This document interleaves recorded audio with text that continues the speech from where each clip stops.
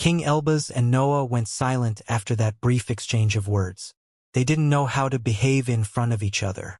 They had been sworn enemies for a while. King Elbaz had killed Chasing Demon, and Noah had banished him in the separate reality with the help of the other powerhouses. The royals' leader had then come back and defeated the whole world before ascending to the immortal lands. King Elbaz could have killed Noah in the lower plane, but he had chosen to let him live alongside the forces of the other organization. The past grudges meant nothing in his mind after he became a god. The same went for Noah. The lower plane's political situation had made them enemies, but he respected the royal as a cultivator. Noah couldn't hate him. They both had damaged each other's organizations multiple times across the millennia spent in the same world. Everything resurfaced now that they were in front of each other again. Countless thoughts and memories filled their minds as they wondered how they had to act after going through so much together. He reached the liquid stage in a few millennia, Noah stated in his mind. That was King Elbaz's most striking feature. Noah had basically cheated to reach the liquid stage, but the royal was at his same level. That confirmed once again how King Elbaz was a true talent. You are in the same situation, am I right? King Elbaz asked. Your companions over there are hybrids, and you are in the magical beast's domain during an invasion. It's not hard to guess that you have made powerful enemies already. How did you handle the oath from the Crystal City? Noah asked. I'm not sure you are the type to accept it silently. It must be the Legion, King Elbaz continued. It's not surprising that you joined them. Still, I didn't expect you to become part of an organization so soon. I imagine you had many offers from the various organizations, Noah continued. The fact that you are here can only mean that you are in trouble. Neither of them replied, but they both understood part of their opponent's life without needing answers. They knew each other well enough to know how they would behave in the political environment of the immortal lands. Shall we drop the facade? King Elbaz asked. Are you worried that I might call the others? Noah asked. I'm not under you anymore. Your only advantage was your age. The whole area is my research lab, King Elbaz replied. I can handle 10 of you here. Shall we try? Noah asked as a cold smile appeared on his face. A tinge of bloodlust leaked into his aura and gave it violent properties. The memories of Chasing Demon's death also resurfaced in his mind as a desire to kill King Elbaz began to fill his thoughts. Why not? King Elbaz replied as small tongues of golden flames began to flicker on his hands. This might be the right time to put an end to our battle. A minute of silence followed that exchange of questions. Neither of them was willing to take a step back and talk without leaving a battle as a possibility. Their personalities were too strong to step down from that stalemate. They didn't want to make the move that could lead to their submission. Jordan and Don began to fly toward Noah at that point. He had been alone for too long with that powerful cultivator, and they wanted to see what was happening. King Elbaz didn't miss that event, but he didn't dare to move with Noah's reptilian eyes studying his every move. Something told him that he would die if he turned his back toward Noah. No number of defenses would protect him at that point. I have turned down every offer from the various large forces, King Elbaz eventually said. It's depressing seeing the level of their expertise. I almost didn't believe that I was in the higher plane at first. The refusals led you here? Noah asked before telling the hybrids to back off. No, King Elbaz replied. Every force would like to have me in their ranks. How so? Noah asked. Because I'm the best, of course. King Elbaz replied without even blinking. Noah wanted to retort, but King Elbaz was right. The royal was a genius when it came to the inscription field. Only a few experts through history had managed to match his talent. I'm here because I want to, King Elbaz continued. The Crystal City didn't like that I broke their oath. And every organization is hunting me to make me join their ranks. What are you doing here then? Escaping? Noah asked. No, I'm only gathering the resources for the auction. Helping at least, King Elbaz revealed. Noah couldn't help but connect everything at that point. King Elbaz was near the Void Zone, so one of the resources he mentioned was the black shards that carried breath of the darkness element. King Elbaz could know how to seize more of that mineral if Noah's guess was on point. That would ease his search and bring him closer to uncovering the secrets behind Chandal's diagram. I'm looking for a special mineral found in the Void Zone, Noah said. Do you know anything about it? I know a bit of everything. Especially that you shouldn't enter the Void Zone unprepared. King Elbaz replied. What about your preparations? Noah asked, and King Elbaz snapped his fingers. The entire area lit up at that point. Countless golden lines appeared on the region and released their light on the sky. Their golden halo almost suppressed the whiteness of the immortal lands. Noah could sense the pressure radiated by those inscriptions. King Elbaz didn't lie when he said that the whole region was his research lab. Noah was right in the middle of his defenses. I also need that mineral, King Elbaz said. My finances are running short. There is too much to build in this vast world. I can never have enough of using these materials. So, do we kill each other? Or do we cooperate? Noah asked without showing the slightest fear even after the golden halo enveloped his figure. His bloodlust was slowly growing. His existence was getting ready for a battle, and part of him desired it. That was the influence of the cursed sword and part of his greed's effects since he also wanted to seize King Elbaz Danteon. 70% to me, King Elbaz said after considering the situation for a few seconds. Don't joke around, Noah replied. The auction only had one shard, so it's clear that you need my help. 50-50. 50-50 it is, King Elbaz said after hearing those words. The royal snapped his fingers again, and the inscriptions went dark. The golden flames under his cauldron also stopped burning as he stood up and tidied his robe. Noah landed near him. The two experts glanced at each other before turning toward the part of the sky that showed signs of instability. They both knew where their target was. They were only waiting to regroup with the two hybrids. How did you even break the oath of the Crystal City? Noah asked without moving his gaze from the sky. Because I'm the best, King Elbaz replied. It took me an entire millennium, but I found myself in the liquid stage afterward. How did you break yours? I didn't. They never had a chance to place it on me, Noah replied, and King Elbaz gave voice to a short laugh that he quickly suppressed. Even if he didn't want to admit it, King Elbaz felt proud that an expert from his same lower world was showing his superiority to the cultivators of the immortal lands.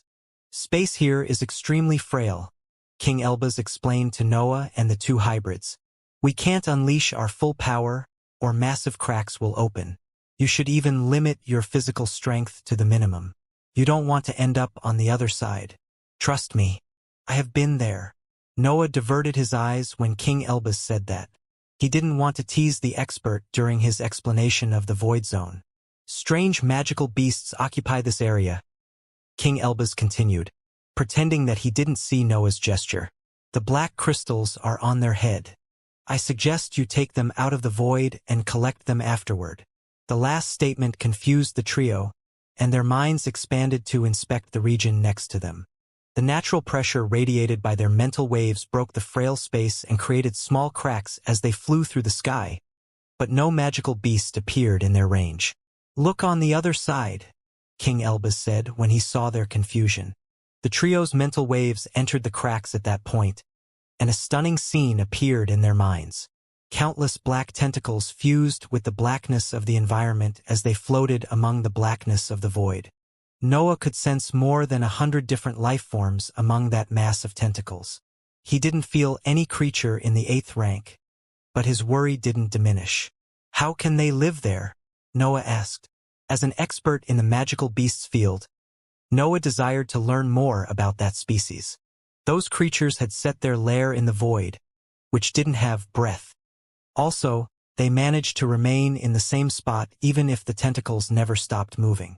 Technically, they don't live there, King Elbaz promptly explained as his curiosity became more intense. They live on the border of the dimensions, opening cracks to seize the breath that they need to live. Their home is between the immortal lands and the void. Can they sense us? Noah asked as his curiosity resonated with King Elbaz. Of course, King Elbaz answered. We will be meat bags stepping into their territory. If the region is so frail, Jordan joined the conversation. Why are we working together? Space won't withstand our pressure if we concentrate it in a small area. We won't be in the same area, King Elbaz replied. We will take different corners of the region and engage in separate hunts. I need you only to lure more magical beasts away. Everything became clear in the trio's minds at that point. King Elbaz didn't actually want help. He needed to divide the attention of the pack to improve his success rate. That discovery didn't make Noah regret his decision to team up with the royal. They would all get a better chance to seize the crystals if they hunted in different areas. Those benefits didn't apply only to King Elbaz. If one ends up on the other side, Don asked, can't we simply create a passage in the void? Those creatures would be our signal. I don't see why everyone is so scared of this place. Are you implying that you can charge at an entire pack of magical beasts with countless limbs in their habitat and win? King Elbaz asked as a tinge of sarcasm leaked into his voice. Try not to survive too much in the void. Those creatures won't come out if they have targets on the other side. Don realized how hard that task was when King Elbaz described it. The frail area contained an entire pack of magical beasts at various levels. Only a rank 8 existence could feel confident about that battle. King Elbaz explained a few more details. He described what he had learnt about those creatures and their various features. He made a list of their strong and weak points and briefly explained his previous hunt. The octopus-like creatures were weak, but they attacked together. Moreover, their tentacles were the toughest part of their bodies, while weak spots were on the other side. Knowing their weaknesses won't help in the fight until they successfully managed to pull those beasts back into the immortal lands. That task would be easy anywhere else, but it was quite challenging in an area with such a frail space. After the explanation ended, the group took 4 different spots around the void zone and used their inscribed notebooks to coordinate the attack. They didn't share their tactics with their companions since they all had different abilities. Noah gazed at the region. It didn't look any different from any other land. A few trees occupied the area, and the sky shone brightly on the azure ground. Yet, on the other side, countless magical beasts remained hidden, waiting for targets to arrive. I'm ready, Jordan said. Me too, Don added. Don't cause a mess, King Elbaz reminded them. Let's go. Noah gave the order, and the 4 entered the region while keeping the auras and minds condensed inside their figures. Noah didn't dare to run there. He could feel the frailty of the fabric of space as he walked on the azure ground.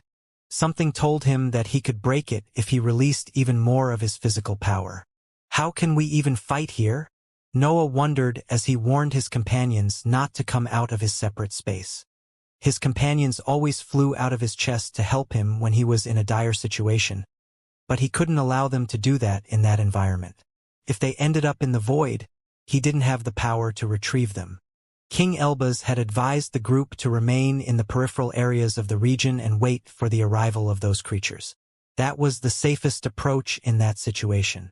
Noah and the others would have a chance to escape without destroying the area in the process. Don, Jordan, and Noah followed his advice and walked for a few hundred meters before stopping. Small bits of their auras leaked into the environment. They seeped on the other side through the cracks that opened due to their pressure. They were acting as baits for the creatures in the void. The inhabitants of the void zone weren't smart, but any magical beast in the divine ranks would have a decent amount of intelligence.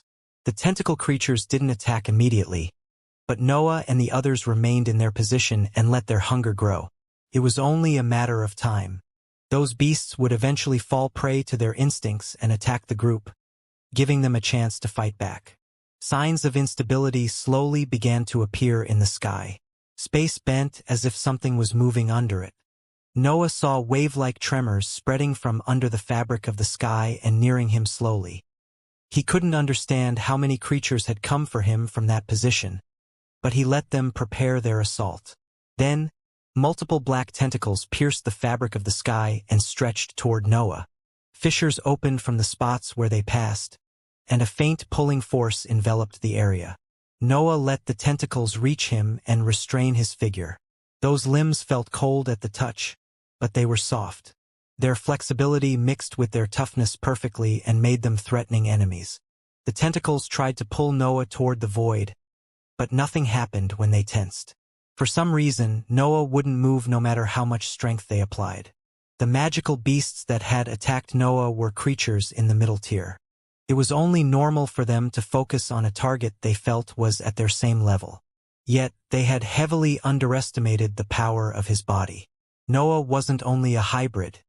His black hole placed him on a superior league, and his body had gone through so many purifications that simple labels couldn't describe its power.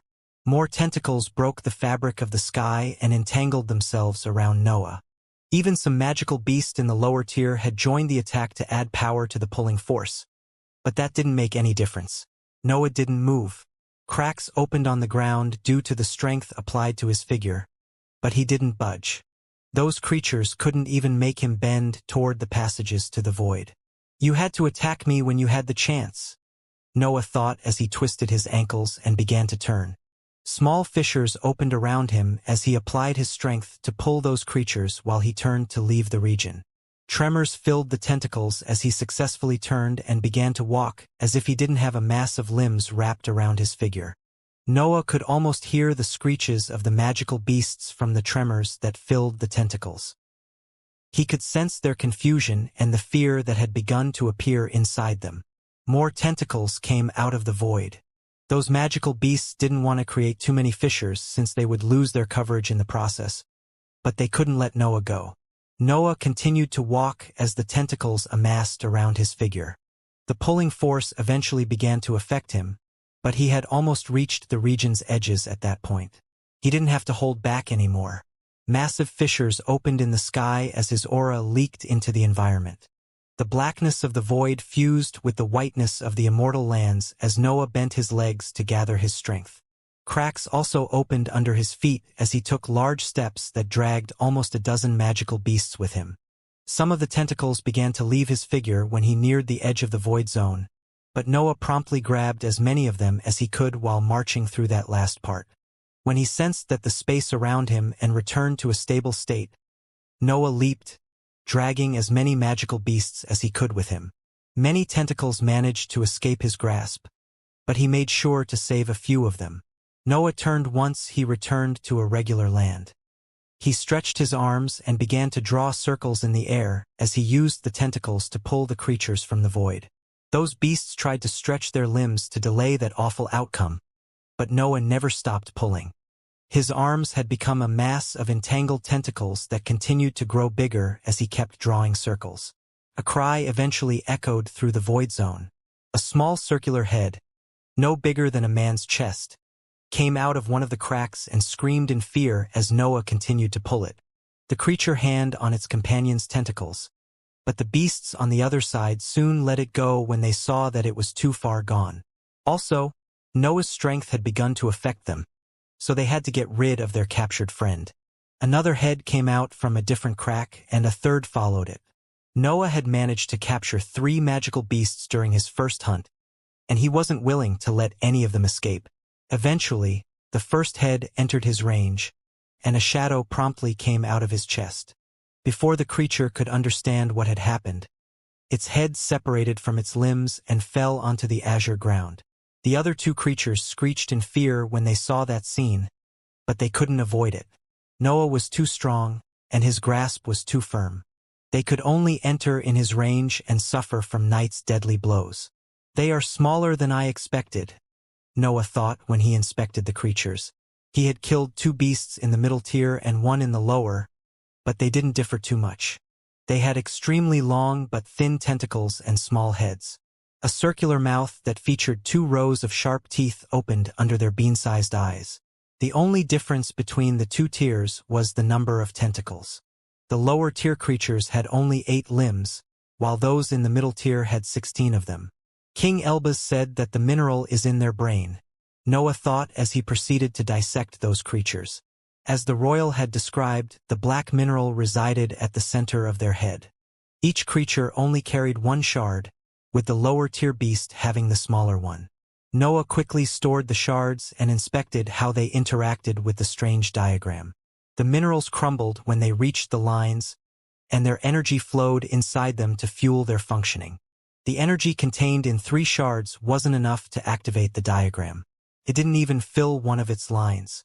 Noah was still far away from knowing what that item did, but he had a path to follow now. Noah stored the corpses and walked back into the void zone. The magical beasts were creatures with a darkness aptitude, so he could use their bodies for more specific creations. They could be quite valuable for him, but he would evaluate how precious they were after he activated the diagram.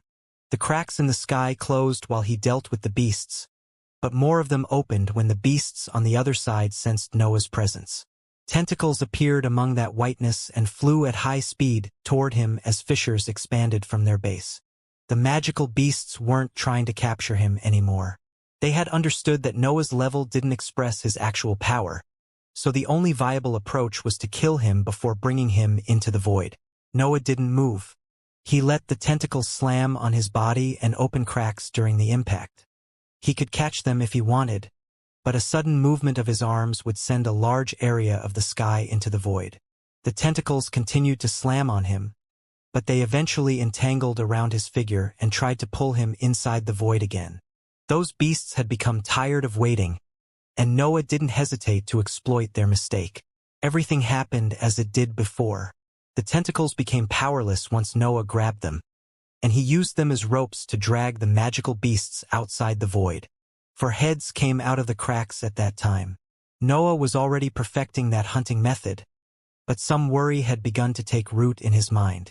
There was a limit to how much he could exploit those creatures' stupidity. They would eventually give up on seizing him until he died, and that would put Noah in an annoying spot. Still, he was already developing a tactic to counter a possible offensive.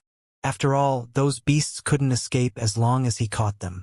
No one could use Noah's hunting method. Even the strongest hybrids at his level couldn't match his physical strength. The sole thought of opposing multiple magical beasts that tried to pull them into the void would make them escape from the region. King Elbaz had developed a refined approach. His body could turn into golden flames at will, so he didn't have to worry about the tentacles. Still, he had to make sure that his fire didn't fall into the void.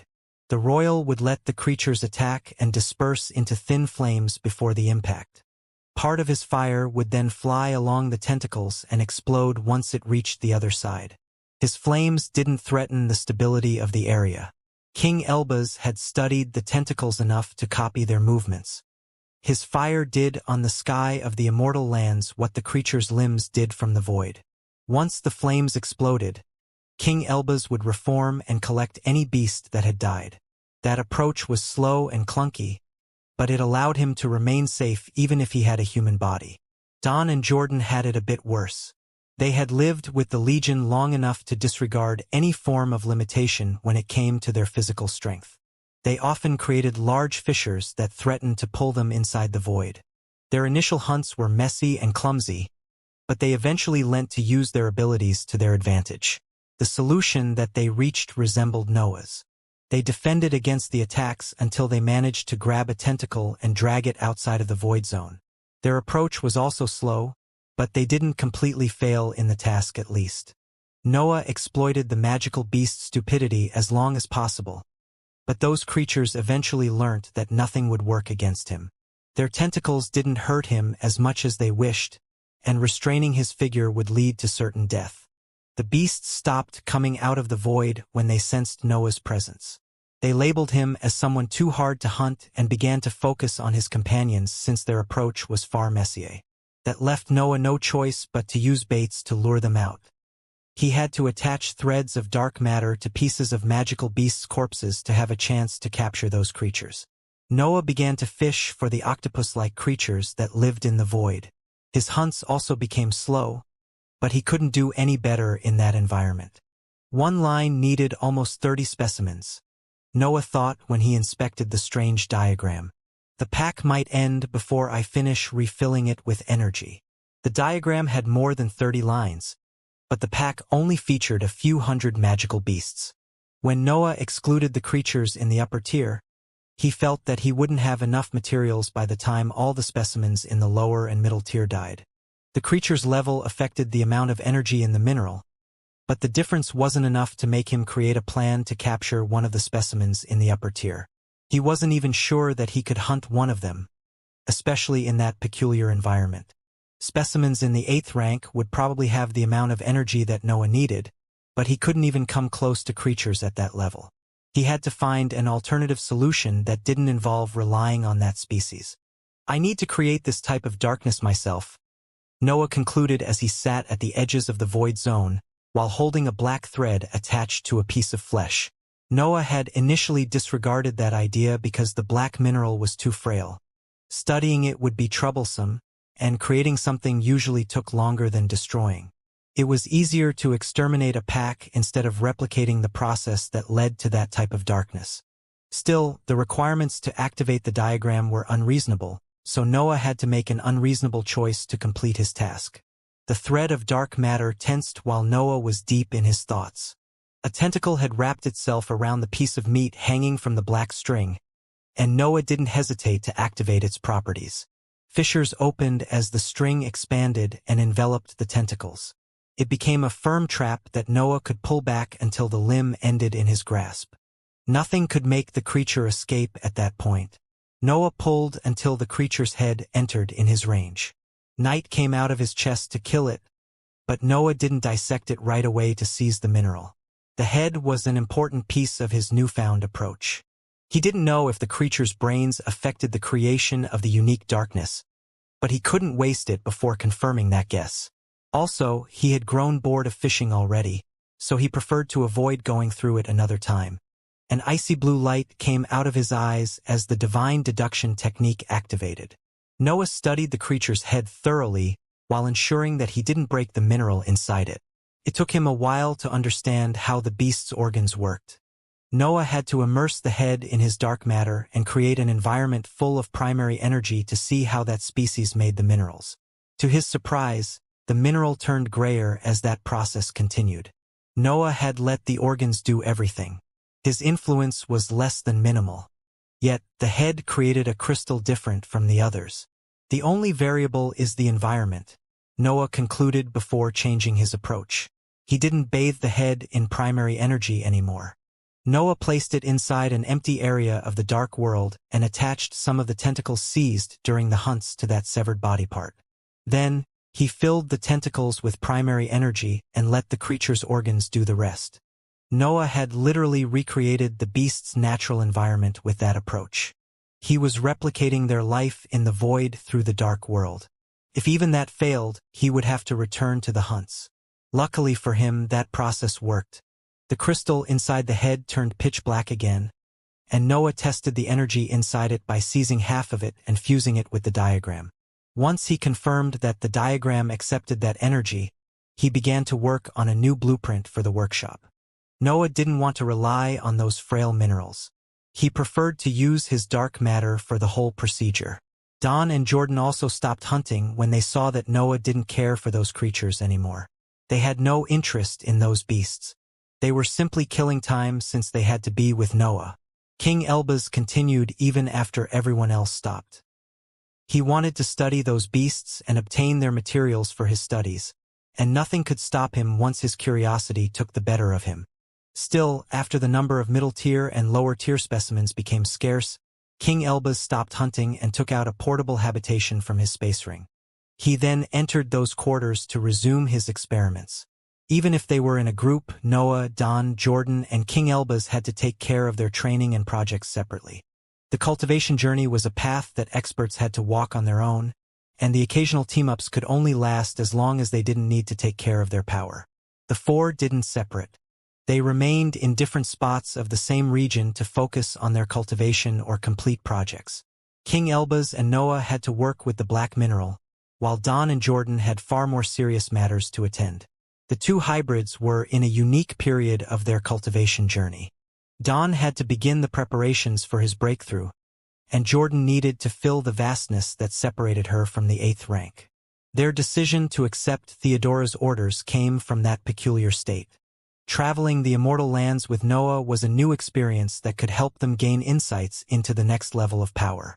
The two hybrids had chosen to leave the Legion to take a break from the stillness of that organization.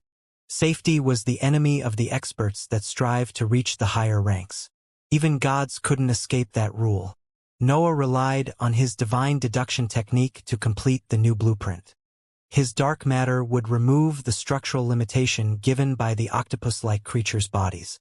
Once he replicated those beasts with his higher energy, he would mass-produce the peculiar darkness that filled their black mineral.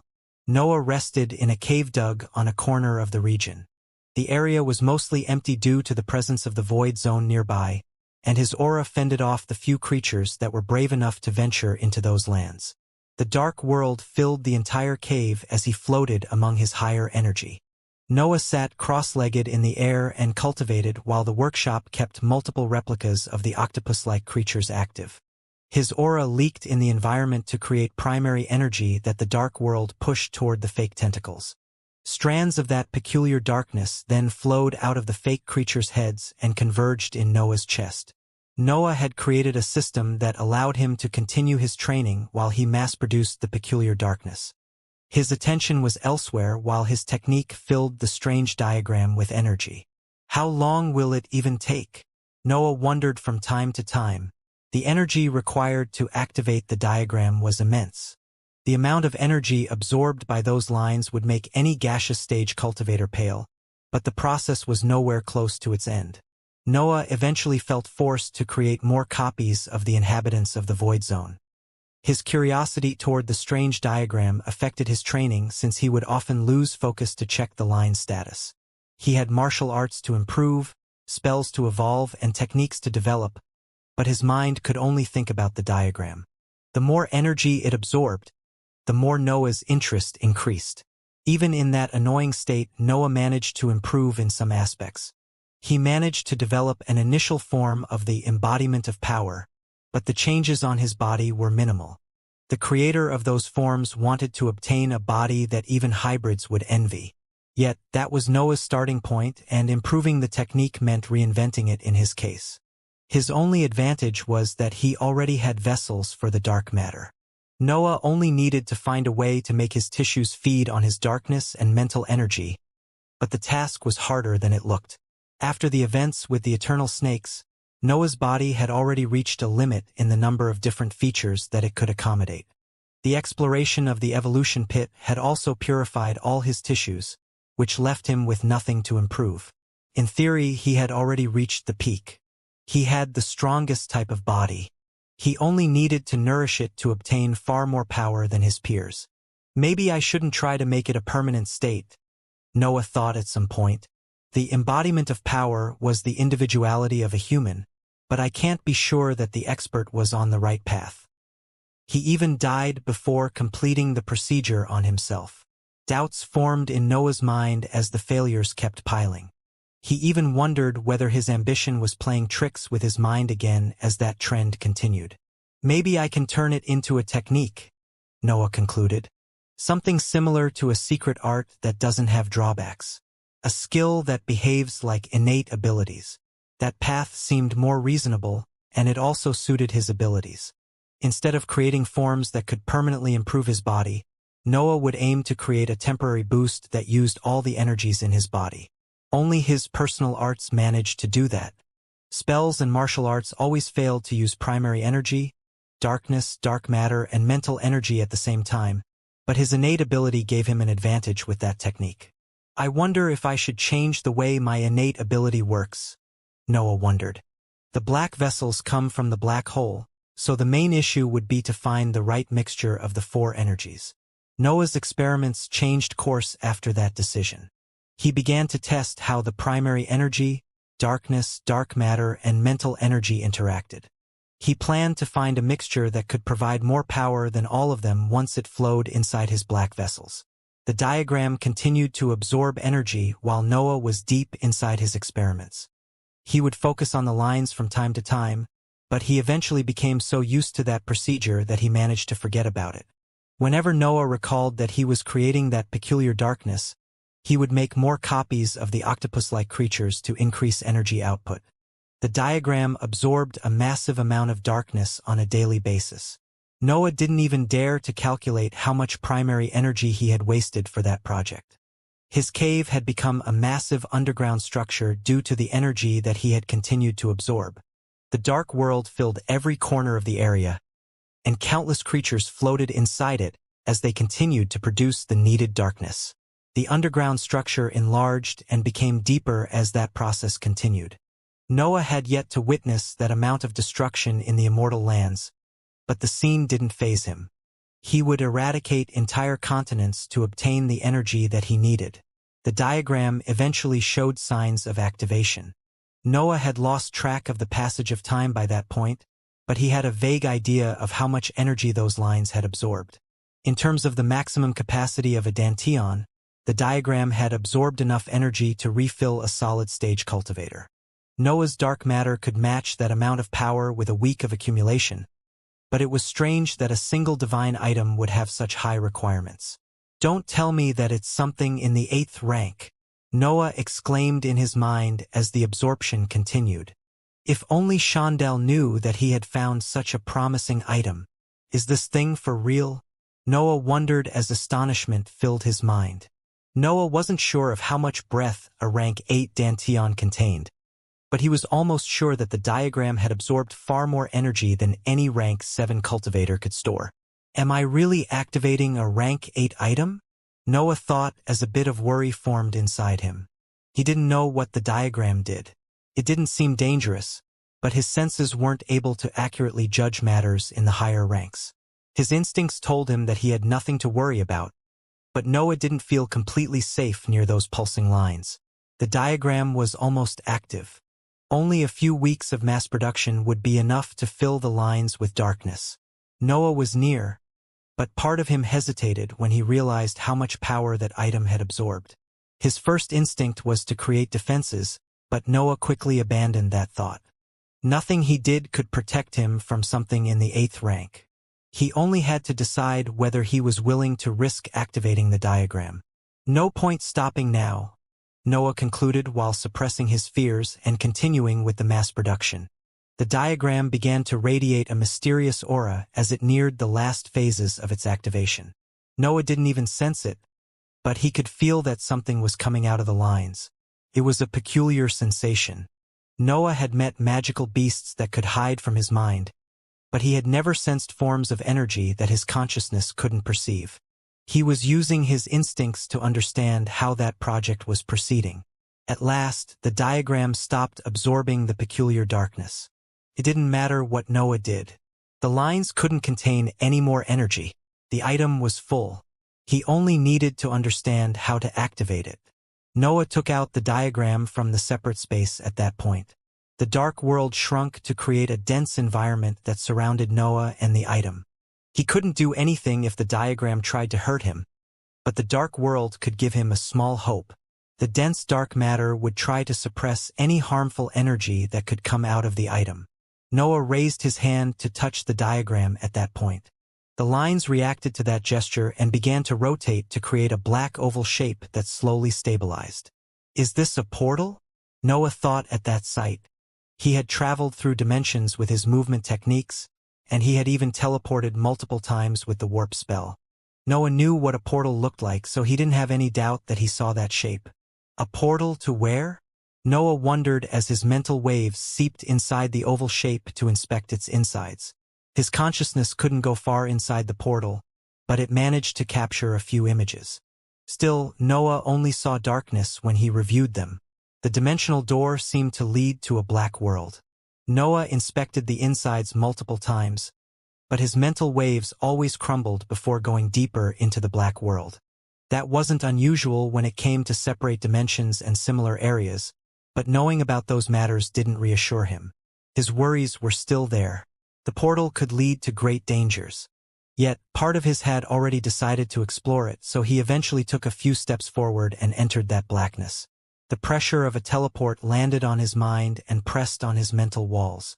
Noah felt nostalgic when that sensation forced him to close his eyes, but he never lost his concentration during the process.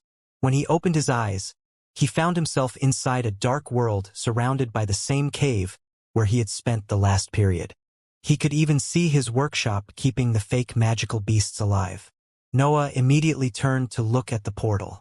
The oval shape was still there, and it didn't show any sign of running out of energy. He had time to explore that area without worrying about remaining stuck in that place. The world outside that dimension moved whenever he took a step forward. It was as if Noah was still in the immortal lands but walked inside a separate dimension that was almost inside the real world.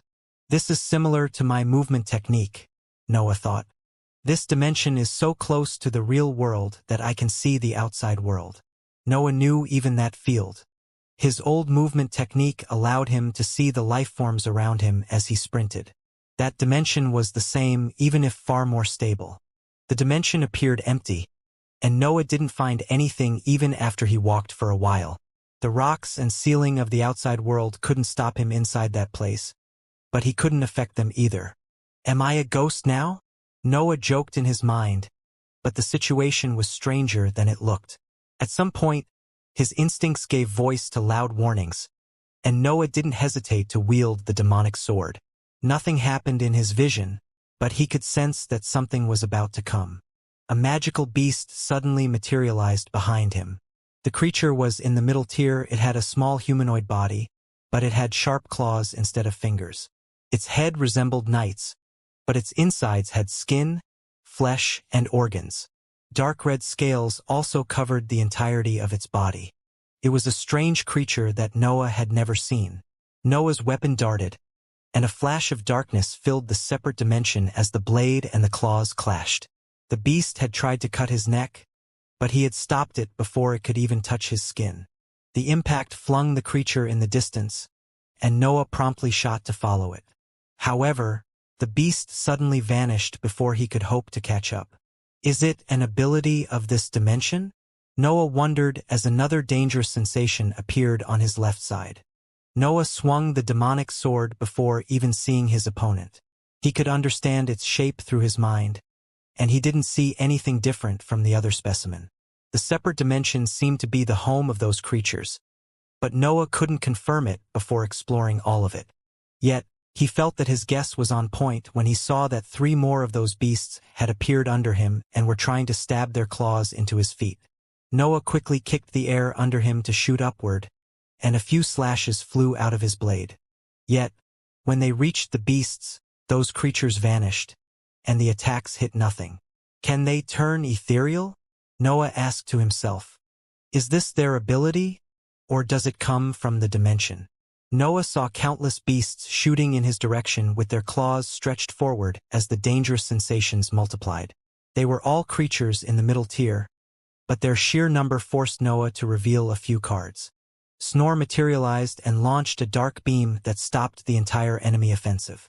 Those creatures immediately vanished when they sensed how much power the blood companion could generate. A cold smile appeared on Noah's face as he planned to chase some of those beasts, but a sudden dangerous sensation spread from his chest and forced him to stop. An opening had appeared on his chest, and blood flowed out of the injury. It was as if one of those creatures had managed to stab him. When did they hit me? Noah wondered as blood accumulated in his mouth.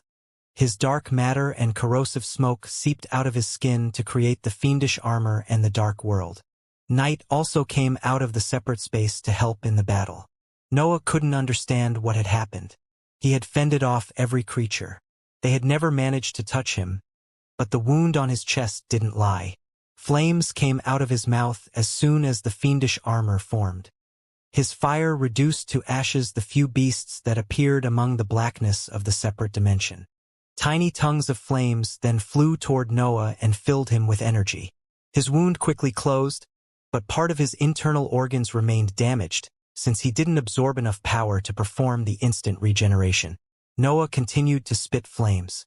He filled the entire environment with his innate ability, and countless magical beasts burned in the process. His wound eventually healed, but his worry didn't diminish. There didn't seem to be an end to those creatures. They appeared out of nowhere and threw themselves at him in a reckless assault. Noah always fended them off, but the same strange event eventually happened again. A large wound suddenly appeared on the side of his neck. His experience in the magical beasts field allowed him to make a connection with the previous injury. He could instantly understand that their shapes matched the claws of those creatures. Is this their innate ability? Noah wondered as flames flew toward him to heal his body. Noah couldn't explain how the beasts did that. He didn't sense any shift in the energy around him, and he was even in the dark world. Nothing could normally pass through it without alerting his senses. However, those creatures often managed to injure him. Cuts appeared on his arms, legs, and torso, but his flames always healed them in no time. Noah began to perform evasive maneuvers as he fought with those creatures. They had never hit his head, but he didn't want to risk that by remaining in the same position. He wasn't sure whether moving helped in the matter, but he couldn't do much about it. Noah had no idea how those creatures managed to hit him. He could only try everything that he could think of. His evasive maneuvers seemed to work for a while, but wounds eventually reappeared on his body. Those beasts had yet to touch him, but he had suffered many injuries already. Noah continued to kill any creature that entered his range, but their number didn't diminish. They didn't slow down their assault either. Those beasts charged through the fire and corrosive smoke even if they had no chance to reach their target. Even if Noah always managed to fix his wounds, that battle had begun to annoy him. It was a pure slaughter when he suffered injuries for no reason. That fight defied logic, and he could only rely on one of his strongest techniques to vent. A surge of dark matter filled the demonic sword as Noah laid it on his forehead. The dark world resonated with his consciousness, and countless blades formed inside the separate dimension. The blades didn't hit anything, but they quickly exploded, releasing Noah's sharpness inside the whole area. The blackness of the dimension shook as countless slashes filled its fabric and continued to cut it even after Noah lowered his sword. The magical beasts that materialized inside the area saw their bodies crumbling under the might of Noah's techniques. The cuts would continue to hurt them even after they became ethereal. Once Noah's sharpness touched them, they would suffer from his endless attack. Noah waited as he inspected the environment. Screams resounded through the separate dimension as countless beasts died around him. "This is effective," Noah exclaimed in his mind when he saw that the peculiar wounds stopped appearing on his body. The technique worked. The endless cuts didn't let those creatures perform their threatening ability, so Noah only had to wait until all of them died now. The screams slowly became rare as countless creatures died due to Noah's sharpness. Eventually, everything became silent inside the separate dimension.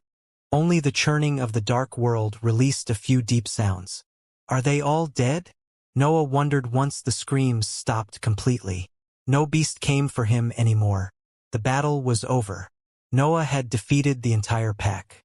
What now? Noah wondered.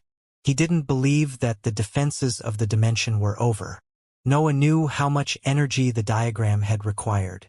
There had to be something else there, and he could only explore to find it. The separate dimension didn't feature anything special. It was nothing more than an empty space now that the magical beasts had died. Noah couldn't see the end of that place, but he wasn't sure that it had one. The outside world moved alongside him, so he guessed that the dimension expanded according to his movements. The strange sensation from before returned at some point. Noah's instincts sensed that something was off, but he couldn't see any change in the area's energy. The sensation became more intense as time passed. Noah was almost sure that something was following him, but nothing he did manage to shake that presence off. Even the evasive maneuvers with his movement technique ended up being useless with that issue. Noah could only decide to retreat. He couldn't defend against that danger. He would return to the separate dimension once he had understood how those creatures managed to hit him. Noah sprinted toward the portal, but the strange sensation suddenly reached its peak. A hand appeared on his path, and a loud slap resounded in the area. The slap didn't hurt, but it made Noah understand that he had to stop. When he turned, he saw that a cultivator had appeared behind him.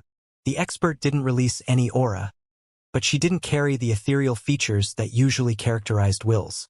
She seemed real, but Noah could sense that something was off. The woman wore a large robe that covered her sleeves but revealed ample cleavage. She was tall, had long black hair and dark eyes, and she wore a broad smile that carried some trace of arrogance. "I would have killed you if this was a blade," the woman said. "I'm truly a genius. I have created the best techniques in the history of the cultivation world. No one can defeat me. Damn it," Noah thought after he heard the woman. Another maniac. Look, look, the woman said before disappearing among the darkness and reappearing quickly after. You couldn't feel my presence for a second, could you? I've never sensed your presence, Noah replied bluntly. Right? The woman said as she revealed a surprised expression. I must have died, and this is my inheritance. Didn't you just say that you were unbeatable? Noah asked, disregarding that she had confirmed that the separate dimension was an inheritance. Well, in theory, the expert replied. I don't doubt that my abilities are the strongest among every cultivator. My level is to blame. I was too weak to use them properly. Noah didn't know what to think. She was the most eccentric expert that he had met in the Immortal lands, but he forced himself to listen to her to understand the contents of her inheritance. The cultivator waved her hand when she recognized Noah's annoyance. A slap landed on Noah's cheek at that point. The woman had performed the same technique as those beasts. Don't underestimate me, the woman shouted. I'm Miss Void. Back at my peak, I was the only cultivator with a darkness aptitude in the 8th rank. My enemies didn't dare to mention my name for fear that I was waiting nearby. Also, you have opened my portable dimension, so you will inherit my techniques now. Appear grateful. Noah couldn't help but remain speechless at Miss Void's statement. He didn't even hear her last line, but the part where she claimed to be a cultivator with a darkness aptitude caused a mess in his mind. The inheritances that he had seized since his arrival in the Immortal lands contained resources and techniques that anyone could learn. The divine cultivators would give more importance to their laws than to their elements. Learning those abilities was only a matter of suitability. Noah was slightly different in that field. His ambition made him desire everything, and his species allowed him to endure almost any technique. He had yet to find something that he couldn't use. His versatility came from his vast accumulation in the lower plane. That accumulation had allowed him to shine where everyone else had failed. The impossible requirements set by some inheritances were only hard challenges when he faced them. Only the evolution pit had been rather easy because his black hole made him meet its requirements. Still, his gains there had consisted in a refinement of his 4th center of power. He couldn't seize the entire inheritance. Yet, everything was different with Miss Void. With his ambition and the same aptitude, Noah could aim to learn her techniques and spells without having to spend years adapting them to his existence. Another slap landed on his cheek while Noah was deep in his thoughts. Miss Void appeared annoyed that he wasn't paying attention to her, but she refused to speak again. She had already asked for his gratitude. Am I even capable of true gratitude toward her? Noah wondered as he performed a deep bow. Noah hoped that his gesture would be enough to satisfy the expert. His ability in those types of social interactions had always been lacking. He wouldn't know what to do if that didn't work. Humph! Miss Void snorted before wearing a cold expression. It seems that you know how to behave when asked politely. Very well. I will tell you the secret of my greatness. Miss Void crossed her arms and remained still. Noah didn't know what she was thinking, but he didn't dare to interrupt her. It was better to play along when it came to eccentric characters. He had learnt that lesson with eccentric thunder. Minutes passed, but nothing happened. Noah was beginning to think that Miss Void was playing with him, but he continued to wait in silence. Well? Miss Void asked. Well, what? Noah shouted in his mind, but he didn't dare to let his annoyance appear on his face. I don't think I understood it, Noah limited himself to reply. Of course you didn't, Miss Void said as a broad smile appeared on her face. That's the whole point of my techniques. They operate inside a separate dimension and manifest only when they reach their target. Noah's mind went wild again. The secret behind her techniques was so simple that he didn't believe it to be real. After all, separate dimensions were rare, but every cultivator knew about them. If it were so easy to create untraceable abilities through them, everyone would have already done it. How can that be possible? Noah asked. Do you use a spell to hide the dimension? Another slap landed on his cheek after his question, and Noah pretended that the gesture managed to tilt his head.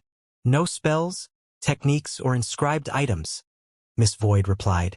The dimension itself is the cloaking ability. How? Noah asked again, and Miss Void nodded when she saw the intense curiosity that had appeared on his face. I'm quite sure that only cultivators with a darkness aptitude can use this, Miss Void explained. Go on. Expand your domain. Noah quickly executed her order. His aura leaked in the environment as his ambition became more intense. The darkness inside the separate dimension began to expand and shrink as its fabric toughened. Even in that barren environment, Noah's ambition managed to have some effects. As long as it touched energy, his law could improve it. This is your world, Miss Void continued as she opened her palms to draw a sphere in the air. Inside it, you can generate attacks from any spot.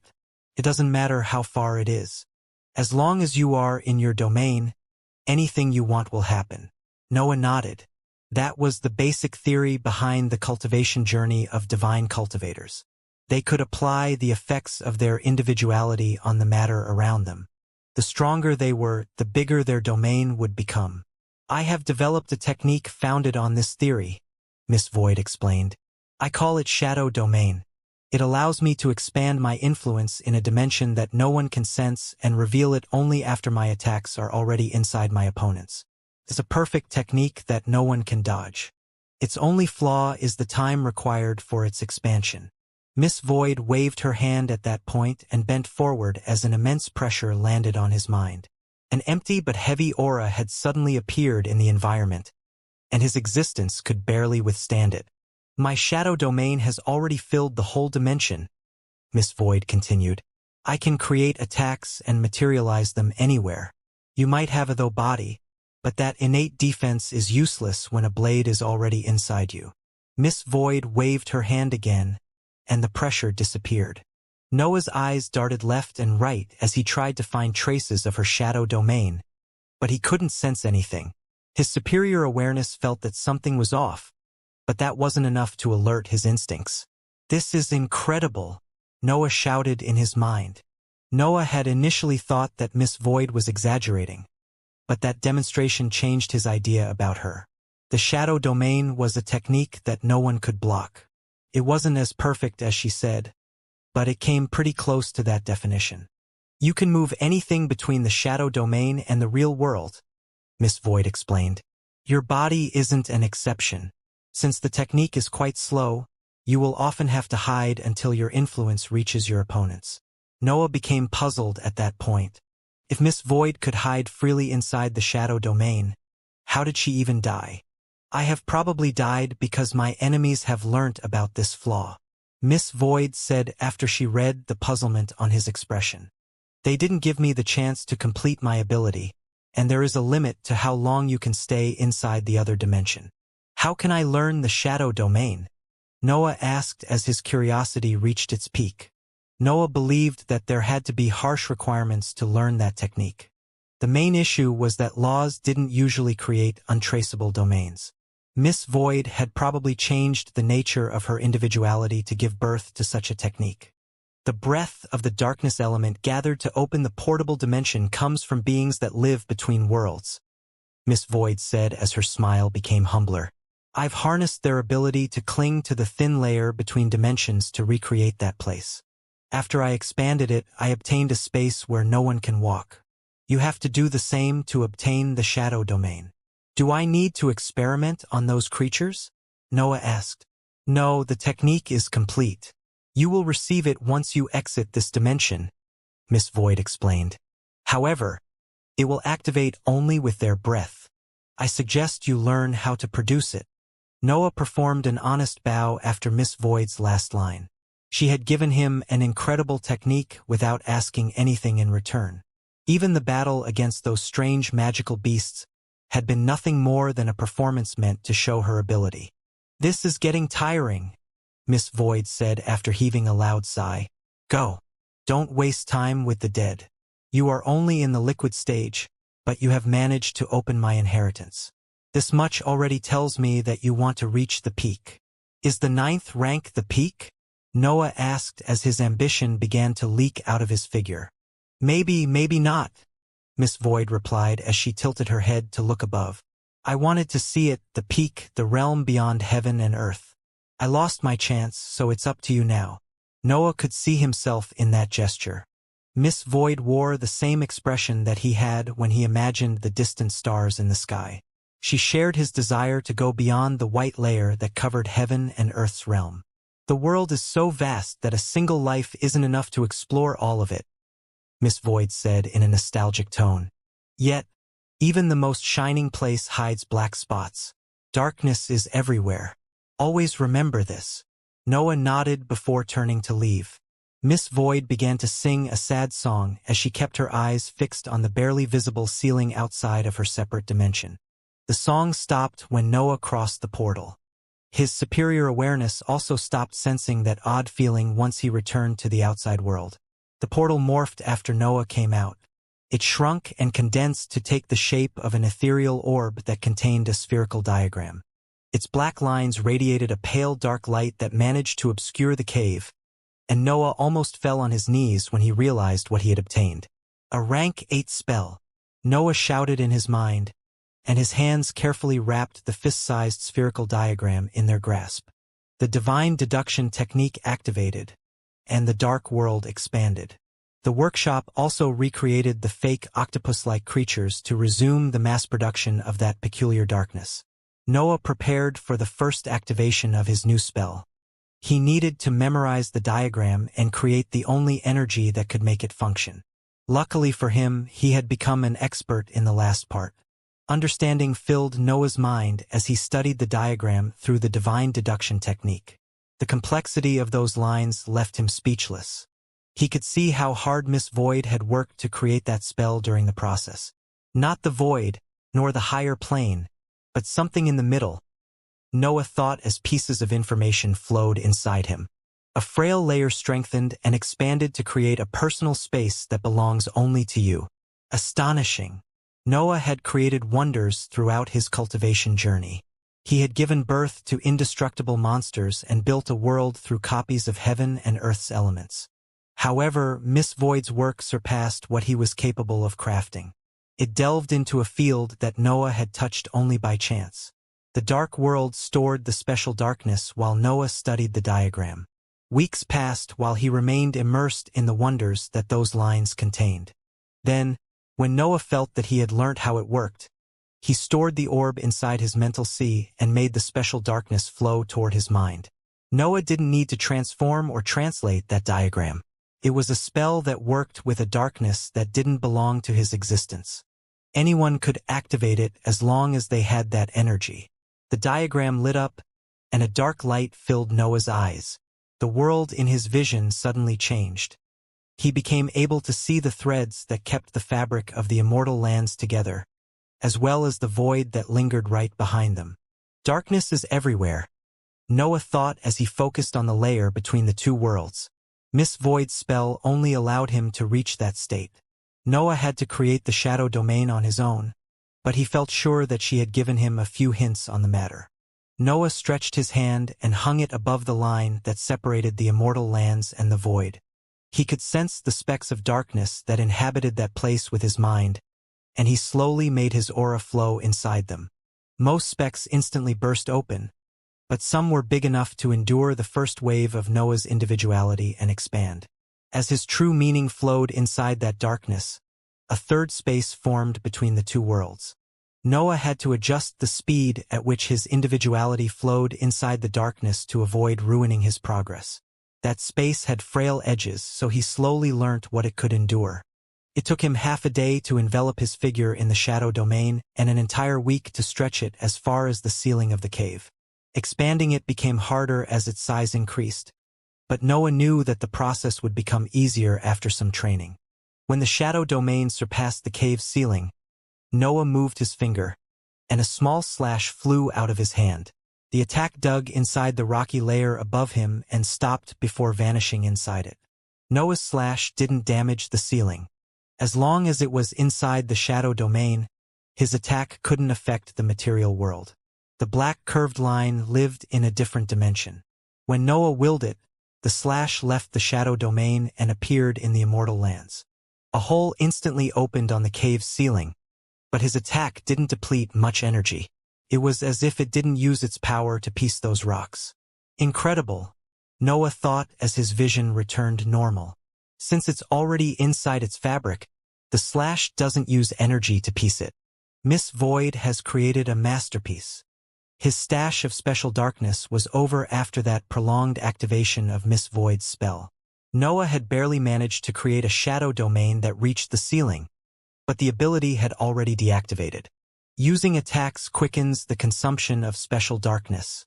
Noah thought. The same must be true for the other abilities, so I need to find a better way to create this energy. The workshop performed well, but Noah couldn't keep it active during a battle, not while it mass-produced special darkness at least. Noah didn't even want to spend long periods of seclusion while he accumulated that energy. He didn't want to rely on a resource that he needed time to gather since his main focus was his battle prowess. It's time to study this transformation thoroughly, Noah concluded. I've already created my darkness from primary energy.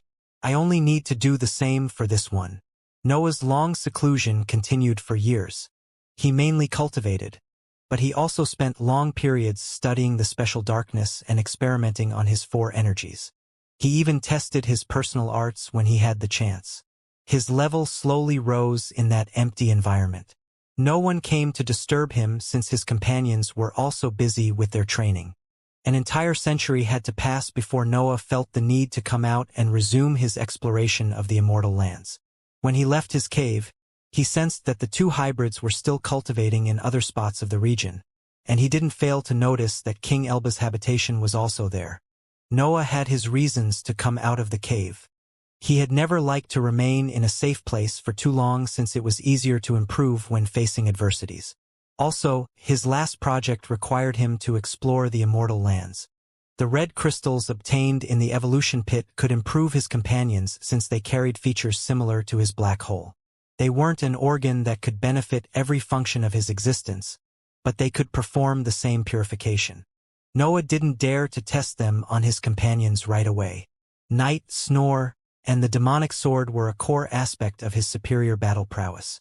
He was already stronger than an average hybrid, but the 3 creatures brought his might far beyond what a single existence at his level could wield. They were one of the main reasons why he could seize benefits where others ran away. Risking their structure with materials that he didn't fully understand was idiotic.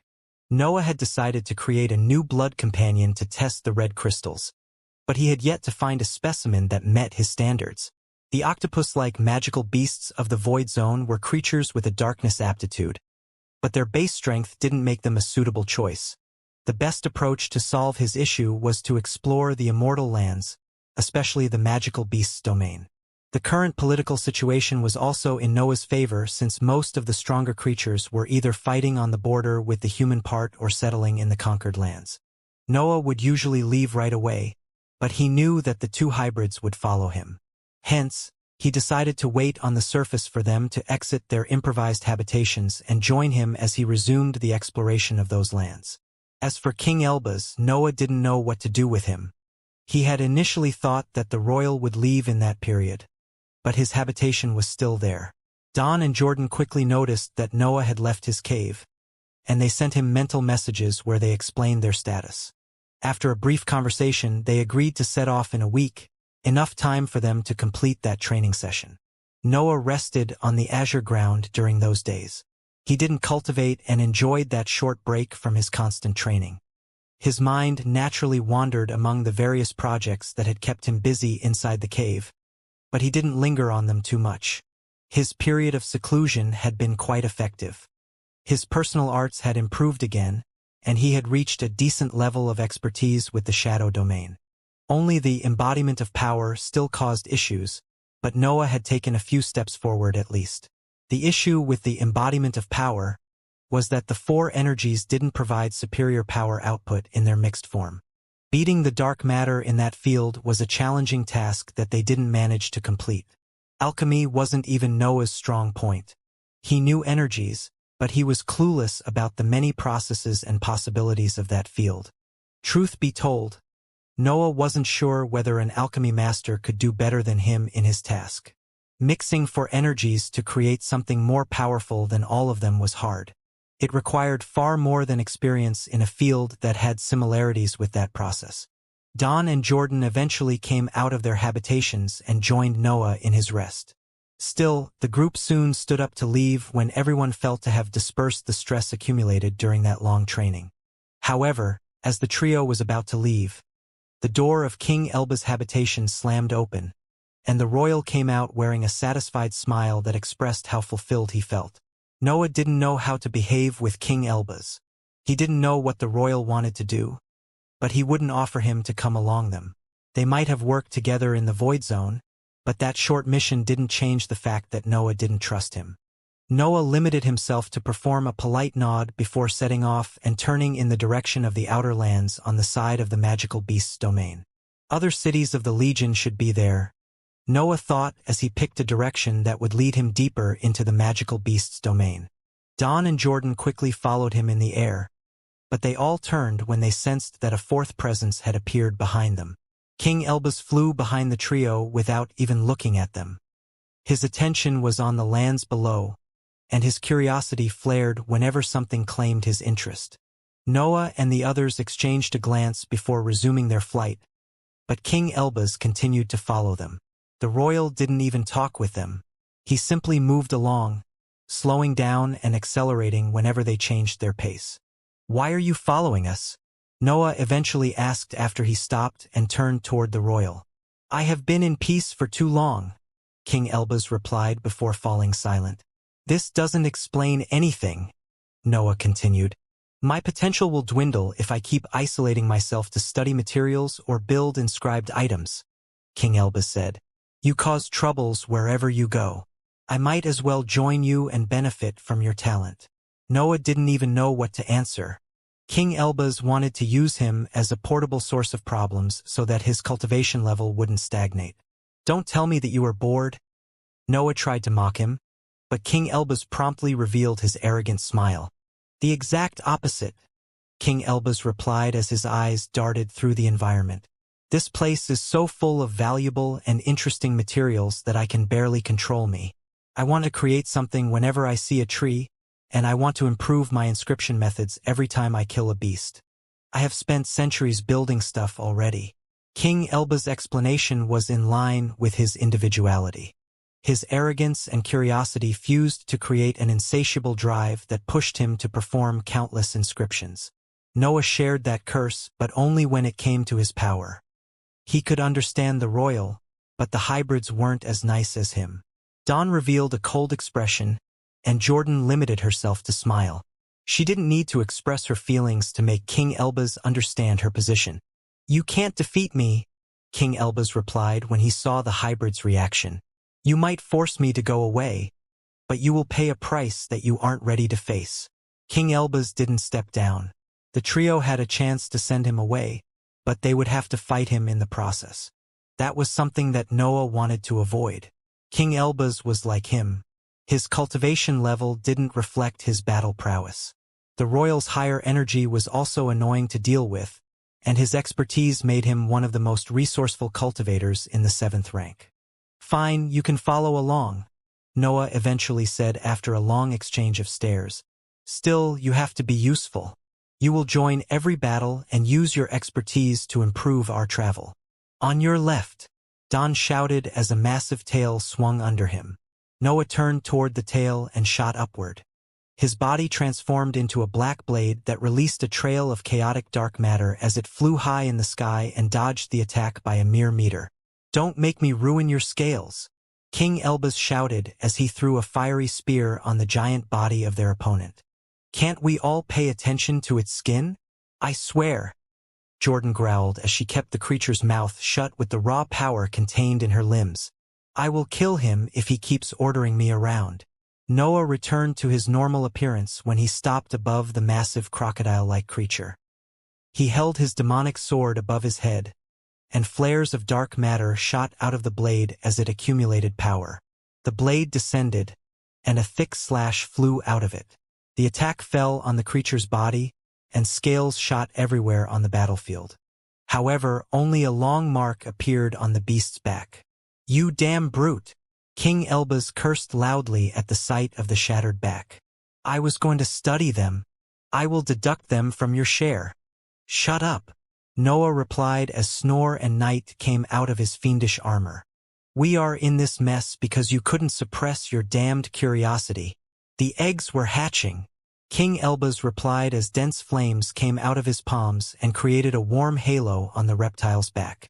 Its scales began to reform under the healing properties of the royal spell. "You maniac!" Don shouted as sharp gibbers accompanied his human voice. "Stop healing our opponent." Pieces of the ground rose in the air and gathered around Don's arm to create a massive hand that he swept toward the beast.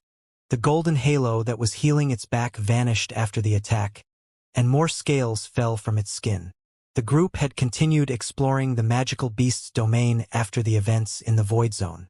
Still, their travel had been quite chaotic due to King Elbaz's unstoppable curiosity. Noah, Don, and Jordan were hybrids. They knew the rules of the magical beast's world and had an innate understanding of those creatures. They could easily exploit their flaws and adapt to any environment. King Elbaz was different. He was a human that would rather change the environment than adapt to it. His individuality also prevented him from holding back whenever he found something interesting, so he often caused a mess in lairs that the group had yet to explore fully. Since the beginning of their travel, King Elbaz had thrown himself into 4 different packs of magical beasts that featured 1 or more upper-tier specimens. Noah and the others could handle threats on that level since Jordan was with them. The trio in the liquid stage had even defeated 1 upper-tier creature by themselves once. Yet, the crocodile-like beast that had attacked them at that time was far tougher than they had predicted. For once, Noah knew the species of that creature. It was a mountain lizard that had grown far beyond his expectations. The beast was 300 meters long, and its size didn't affect its agility. Moreover, the lizard had an incredible defense due to its tough skin.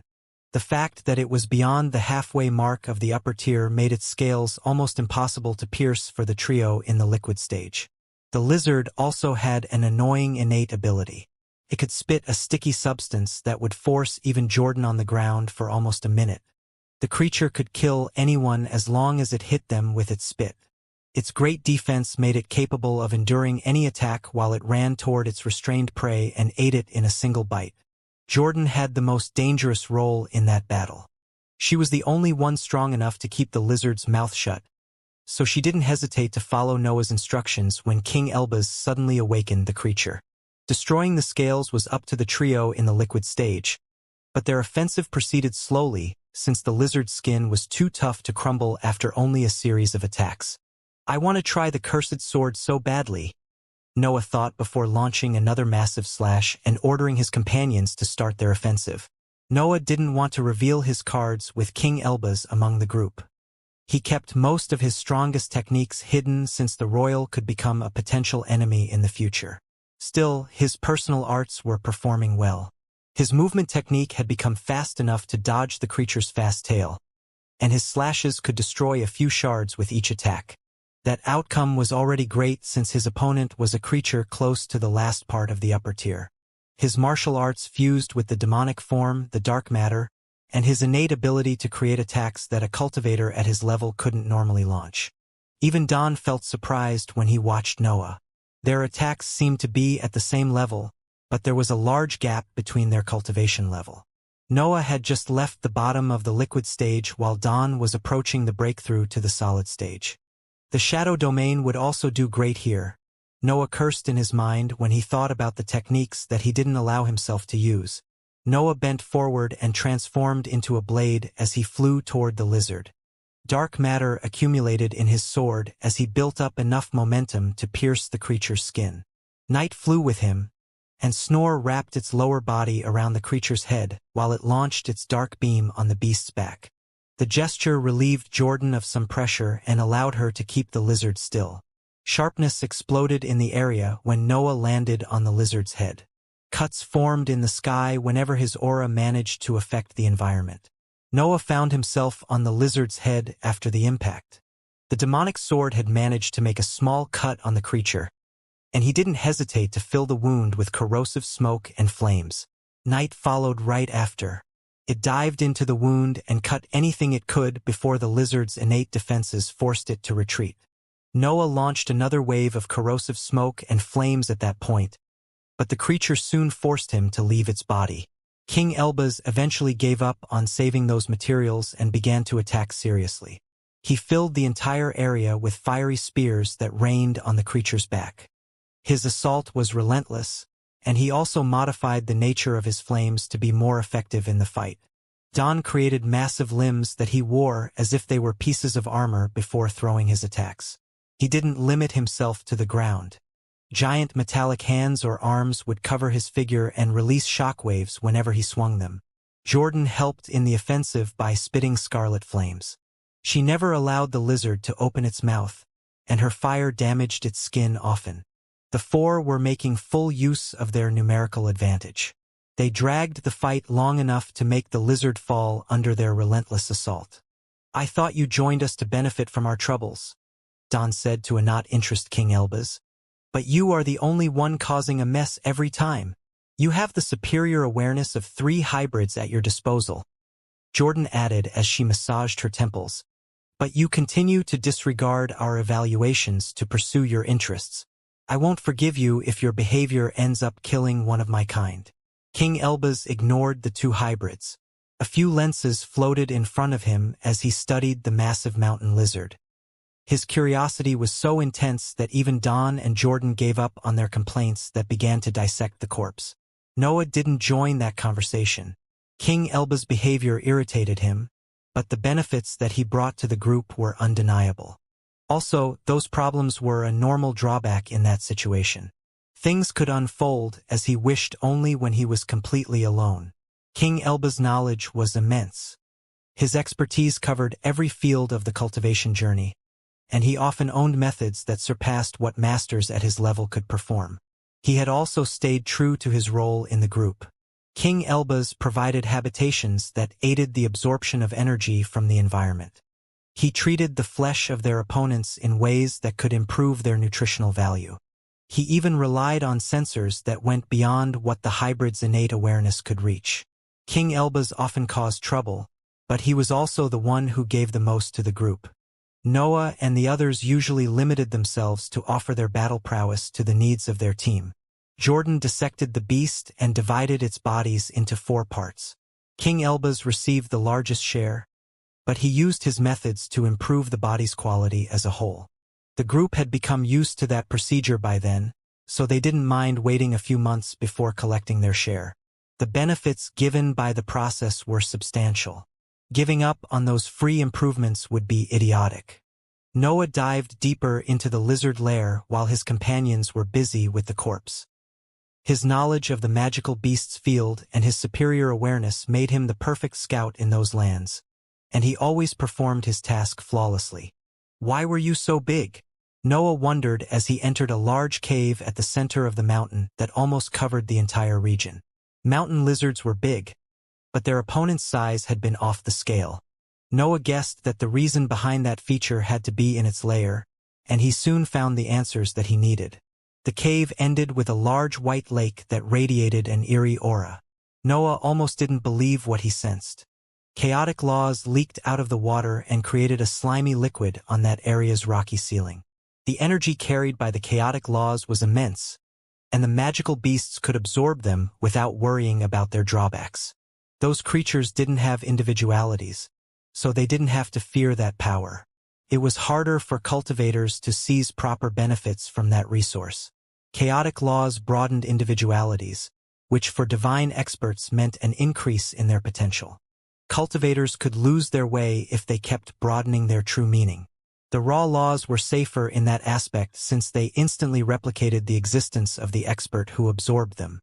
Everyone would cultivate in the windy regions of the outer lands if the chaotic laws were so easy to handle. Still, finding that lake now was something that Noah and the others would definitely exploit. Noah told his companions what he found before diving into the White Lake. His mind instantly entered a peculiar mindset that made him explore all the possible branches where his individuality could expand. His greed, pride, sharpness, destruction, and creation resonated with those laws and expanded. Countless ideas surged in his mind as that chaotic energy flowed inside him. When Noah felt that he was about to lose himself, he leaped out of the lake. He then landed on the ground, where his companions were waiting for him. "You are no different," Don said as a sigh escaped his mouth. "I'm starting to believe that you like to be the scout because it allows you to seize more resources." "Why do you think I'm doing it?" Noah replied before performing a short laugh. His situation was the same as King Elba's. He brought fewer benefits than him to the group, but he was willing to risk his life to explore regions before his companions. The dangerousness of his task made him untouchable in the eyes of his companions. Even if he happened to take more resources than them, they wouldn't complain. "I guess it's time to settle for a while then," Jordan concluded as she threw her robe on the side and bathed naked in the white lake. She didn't glance at anyone, but Noah could sense that her attention was on him. She wanted to see his reaction, but Noah could only think about his recent gains at that time. The same didn't apply to Dawn, who quickly imitated Jordan and threw his robe away before diving into the lake. The gesture didn't seem to irritate Jordan, since she released an honest laugh before focusing on the chaotic laws. King Elba's approach to the White Lake was different. He took a series of containers from his space ring and filled them with chaotic laws before exiting the cave. Once he returned to the bottom of the mountain, he took out 2 portable habitations and entered the most luxurious. Noah had become used to that behavior. He entered the second habitation without even thanking King Elba's and quickly started to cultivate. The walls of the dimension adapted to the type of energy that Noah was absorbing and improved the process by creating pulling forces that targeted any form of breath. Those habitations were far better than the outside world in terms of cultivation speed. They could help anyone training faster, and that was a great feature for someone like Noah. However, even if his cultivation was going smoothly, his body improved far faster than the other centers of power. Its growth had been rapid in the last period since Noah had managed to get his hands on Flu in the upper tier. That speed was still inside the range of talented divine hybrids, but Noah knew that it was already quite remarkable for him. His body was as perfect as it could get, so growing according to normal standards was incredible. The group settled at the base of the mountain for years. It was a waste to leave the White Lake behind, so they decided to remain there until they exhausted the chaotic laws that it had to offer. The process took a while since they had to take long breaks from the lake to stabilize their individualities. It wasn't easy to control the broadening of their existence with such an appealing resource near them. It was better to take the training slowly. Once they drained the lake, Noah and the others resumed their travel. The magical beast's domain was far bigger than the human side, so they had yet to explore countless lands. It was hard to keep track of the passage of time in the immortal lands. The white sky never went dark, and each training session could last for decades. Noah and the others were even fighting powerful creatures that could take weeks to kill, so they never bothered to calculate how many years they had spent together. The travel went smoothly. With Noah as a scout, the group always avoided areas that were too dangerous for their power. Also, most magical beasts were moving toward the regions on the borders, so they rarely met lands occupied by rank 8 creatures. The number of resources accumulated in that period was immense. Each successful hunt provided many corpses and the materials hidden in their lair. King Elba's knowledge also allowed them to recognize valuable things that the hybrids would have otherwise missed. Noah had so many resources that he resumed his mass production of instabilities during his breaks. He even started to invent new disposable weapons that could fit better with the shadow domain. His progress in that period was consistent. His body and Dantian improved steadily, and he continuously increased the amount of dark matter stored inside his spherical rune to keep the expansion of his mind going. The journey was fruitful, with the only flaw that Noah had to hide his most powerful techniques. That period also gave him the time to perfect some of his projects. His martial arts and spells needed constant attention, but he grasped the use of the shadow domain quite well as he kept training. Even his experiments with the embodiment of power began to show real progress after he spent centuries testing various combinations of energies. Only the matter concerning his new blood companion was still at the starting point. Noah had high standards when it came to his blood companions. No magical beast met his requirements since Snore and Night created an almost impossible minimum to overcome. Even if Noah didn't limit his search to creatures with a darkness aptitude, his research was inconclusive. He couldn't find anything worthy of his existence, but his desire to test the red crystals was slowly taking over his need for another strong asset. Noah didn't want to create a second Snore. The innate abilities of certain species could go beyond what his expertise could make from scratch. Night was proof of that. Noah had only improved its skill and removed its biggest flaw, but its power came from its species. The consciousness that the blood companion had to have was also an issue. Noah had picked the albino snake when it came to Snore because he had confirmed that the creature would be a suitable mind for his creation. However, Noah now needed a magical beast in the divine ranks, and the creatures at that level could be tricky to submit. They could also try to deceive or betray him since they didn't rely only on their instincts. Their intelligence went against Noah in that project. It was something that he couldn't avoid when dealing with magical beasts in the divine ranks. It was in their nature to seek freedom, and their level gave them more chances to seize it. The abilities that his creation would carry were another problem. Snore already featured the best that the dark matter could offer, so Noah wouldn't know what to give to a second blood companion made entirely of higher energy. Noah eventually decided to suppress his curiosity for some more time. After all, he was exploring the magical beast's domain. His chances to find a good specimen were high, and he had too few red crystals to waste them in pointless experiments. As they were now, Noah, Don, Jordan, and King Elbaz were running away from a pack of silver rhinos that featured 15 specimens in the upper tier. King Elbaz had caused another mess when he saw their silver horns. He had incurred in the pack's wrath after using a peculiar slim thread to sever multiple horns from weaker specimens. Those creatures could manipulate the ground with their innate ability, and they could perform it at the same time to increase its effects. The group had to run for an entire region before the sky stopped being a mess of large boulders and sharp rocks.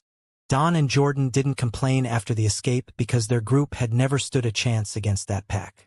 King Elbaz had managed to seize some valuable horns even in that situation, so the others couldn't scold him. Since they didn't fight, the group soon resumed their journey, but a peculiar sight forced them to stop again. The four saw a massive island floating through the sky and moving in the direction of the border between the two domains.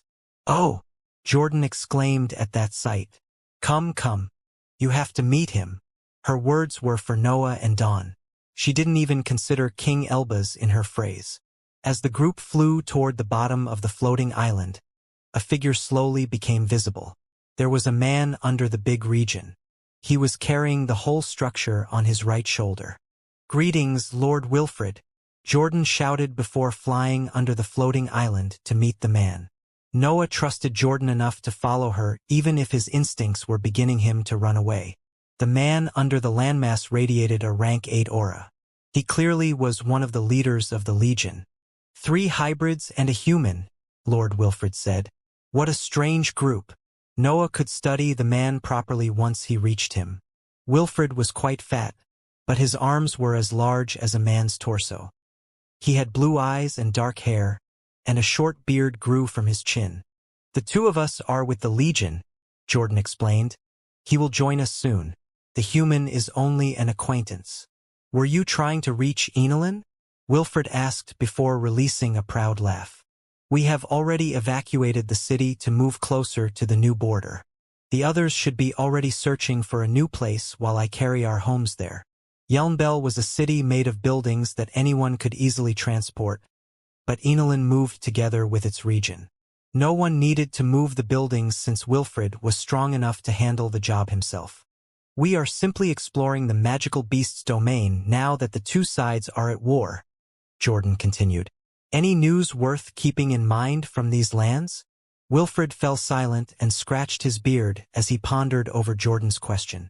Noah's eyes darted between his right shoulder and the island above him. He was afraid that the whole landmass would fall on him if the rank 8 hybrid lost his balance. "There might be something," Wilfred said. "The land of the fallen hidden in the magical beast's domain has changed rulers after the invasion. The old rank 8 beast wanted human meat, so they only left the weakest in their packs behind. You might find something good there." Noah's eyes lit up at that point.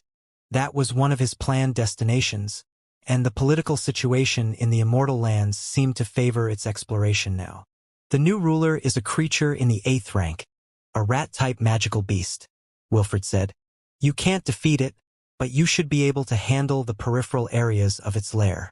The invasion of the magical beasts forced the entire human domain to retreat, but some organizations remained almost unaffected by the event. Those occupying regions far away from the border didn't need to move. The same applied to the forces that could seal pacts with some of the leaders in the army of magical beasts. The Crystal City had worked in close contact with many different powerful creatures during its reign on the border. Its location was past the edge of the human domain, in a secret place among areas ruled by magical beasts. The members of the Crystal City had benefited for a long time from their unique political position. They were the first line of defense in the endless war against the magical beasts, so the other organizations would often turn a blind eye whenever they engaged in nefarious behaviors. The other organizations didn't even question their behavior. The Crystal City could basically act as it wished since it performed the most dangerous role in the entirety of the human domain. That unique position had allowed the Crystal City to avoid losses during the invasion. It had only invested troops on the borders, but the rest of its members had remained in its headquarters, ready to complete other missions that would solidify their status once the two domains stabilized. The missions mainly involved political meetings with rank 8 magical beasts living near the border or specific regions. The Crystal City needed a network to remain informed about the movements of those creatures. The best informants were the magical beasts themselves. Only those creatures could truly understand the changes in their domain. Even if those missions went against their belief, the members of the Crystal City needed them. Apart from the various political missions, the Crystal City also had to handle matters that concerned its reputation. Rebels and enemies had to pay the price for their offense, and Noah had created enough chaos to become one of their most prized targets. A rank 8 cultivator sat on a throne made of purple crystals. She was beautiful, but her cold expression ruined the grace radiated by her figure. Long brown hair fell on her white robe, and her dark eyes shone on the experts kneeled in front of her. "My lord only wants to help, Madame Canson," the cultivator closer to the throne said. "Defying Demon has offended his honor and tainted the great name of the Sailbird family. Lord Ethan knows that he has done the same with the Crystal City. Our visit today is a simple expression of his goodwill." Madame Canson's expression didn't change. Her eyes didn't even fall on the kneeled cultivator. Still, a figure promptly came from behind the throne and addressed the matter. "Does Lord Ethan think that the Crystal City can't handle a single hybrid?" Miss Canson said as she stopped at her mother's side. "Quite the opposite. Lord Ethan has a deep respect for the power that your force wields," the kneeled cultivator replied. "However, you must acknowledge that this defying demon isn't a simple hybrid. Boss Van's entire guild lost to him and his powerful friend." Miss Canson didn't immediately answer that reply. She recalled Noah's cold gaze, and the memory was still able to make a chill run down her spine. The news that he had defeated Boss Van's guild only intensified her fear.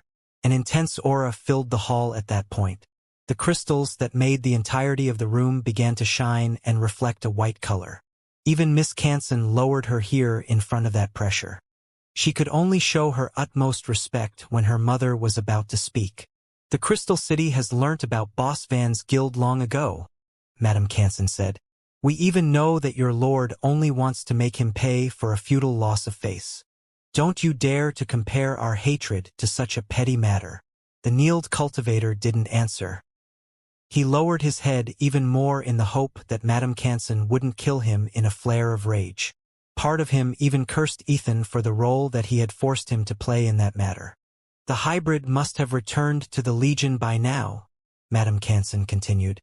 "Finding him is impossible, especially with the border in this state. Even our experts are waiting for him to appear again in the political scene." "I must contradict you, Madame Canson," the kneeled man said as he mustered all the courage that he was capable of. "Lord Ethan is almost certain that Defying Demon has crossed the border and is currently exploring the magical beast's domain. Many witnesses have seen his group leaving Silk Post City in the direction of the battlefields." Madame Canson didn't answer. The Crystal City had an immense influence, but it couldn't gather information about Noah during the auctions since most of its members in that area were fighting on the border. On the other hand, Ethan was free to pay off half of the city to find those clues since he wasn't involved in the battlefields. "What are you asking the Crystal City to do?" Madame Canson eventually asked. "Lord Ethan wishes to remind you that he is making this request with the utmost respect," the kneeled man said. "He wants you to use your connections in the magical beast's domain to find Defying Demon and encircle him. We are simple messengers that he has sent to deliver this request and aid you in every matter that you see fit." Madame Canson's aura became more intense, and the light radiated by the white crystal became brighter. The rank 8 expert seemed angry, but her expression continued to show no emotions. "Do you want the Crystal City to use those filthy beasts?" Madame Canson asked. "The Sailbird family knows how it works," the man said. "We already have enough food to satisfy 10 packs and an extra for the Crystal City. My team is also part of my lord's gift. He wants nothing more than seeing this matter end quickly." Madame Canson fell silent, but she soon nodded toward her daughter. Miss Canson stepped forward at that point, and she gestured at the kneeled experts to stand up. "You will be guests of the Crystal City from now on," Miss Canson said. "We can't reach the deeper regions of the magical beast's domain, but we will spread the word among our informants. If Defying Demon shows his face, we will deploy our hunting team. You will be free to join it when the time comes. We have no words to express our gratitude," the man said before standing up and performing a deep bow toward Madame Canson. "Lord Ethan and the Sailbird family won't forget this favor." The troops soon left, and Miss Canson escorted them toward quarters reserved to the most esteemed guests. That treatment was also part of the Crystal City's political approach. Miss Canson had to ensure that the Sailbird family would remain an ally even after the human domain stabilized. "Charles," Madame Canson said, and a slender rank 7 cultivator in the solid stage with long blonde hair appeared inside the hall. "Yes, Madame Canson," Charles replied as he placed a knee on the ground to perform a polite greeting. "How are our connections with the magical beast's domain?" Madame Canson asked. Charles immediately listed what his leader had requested.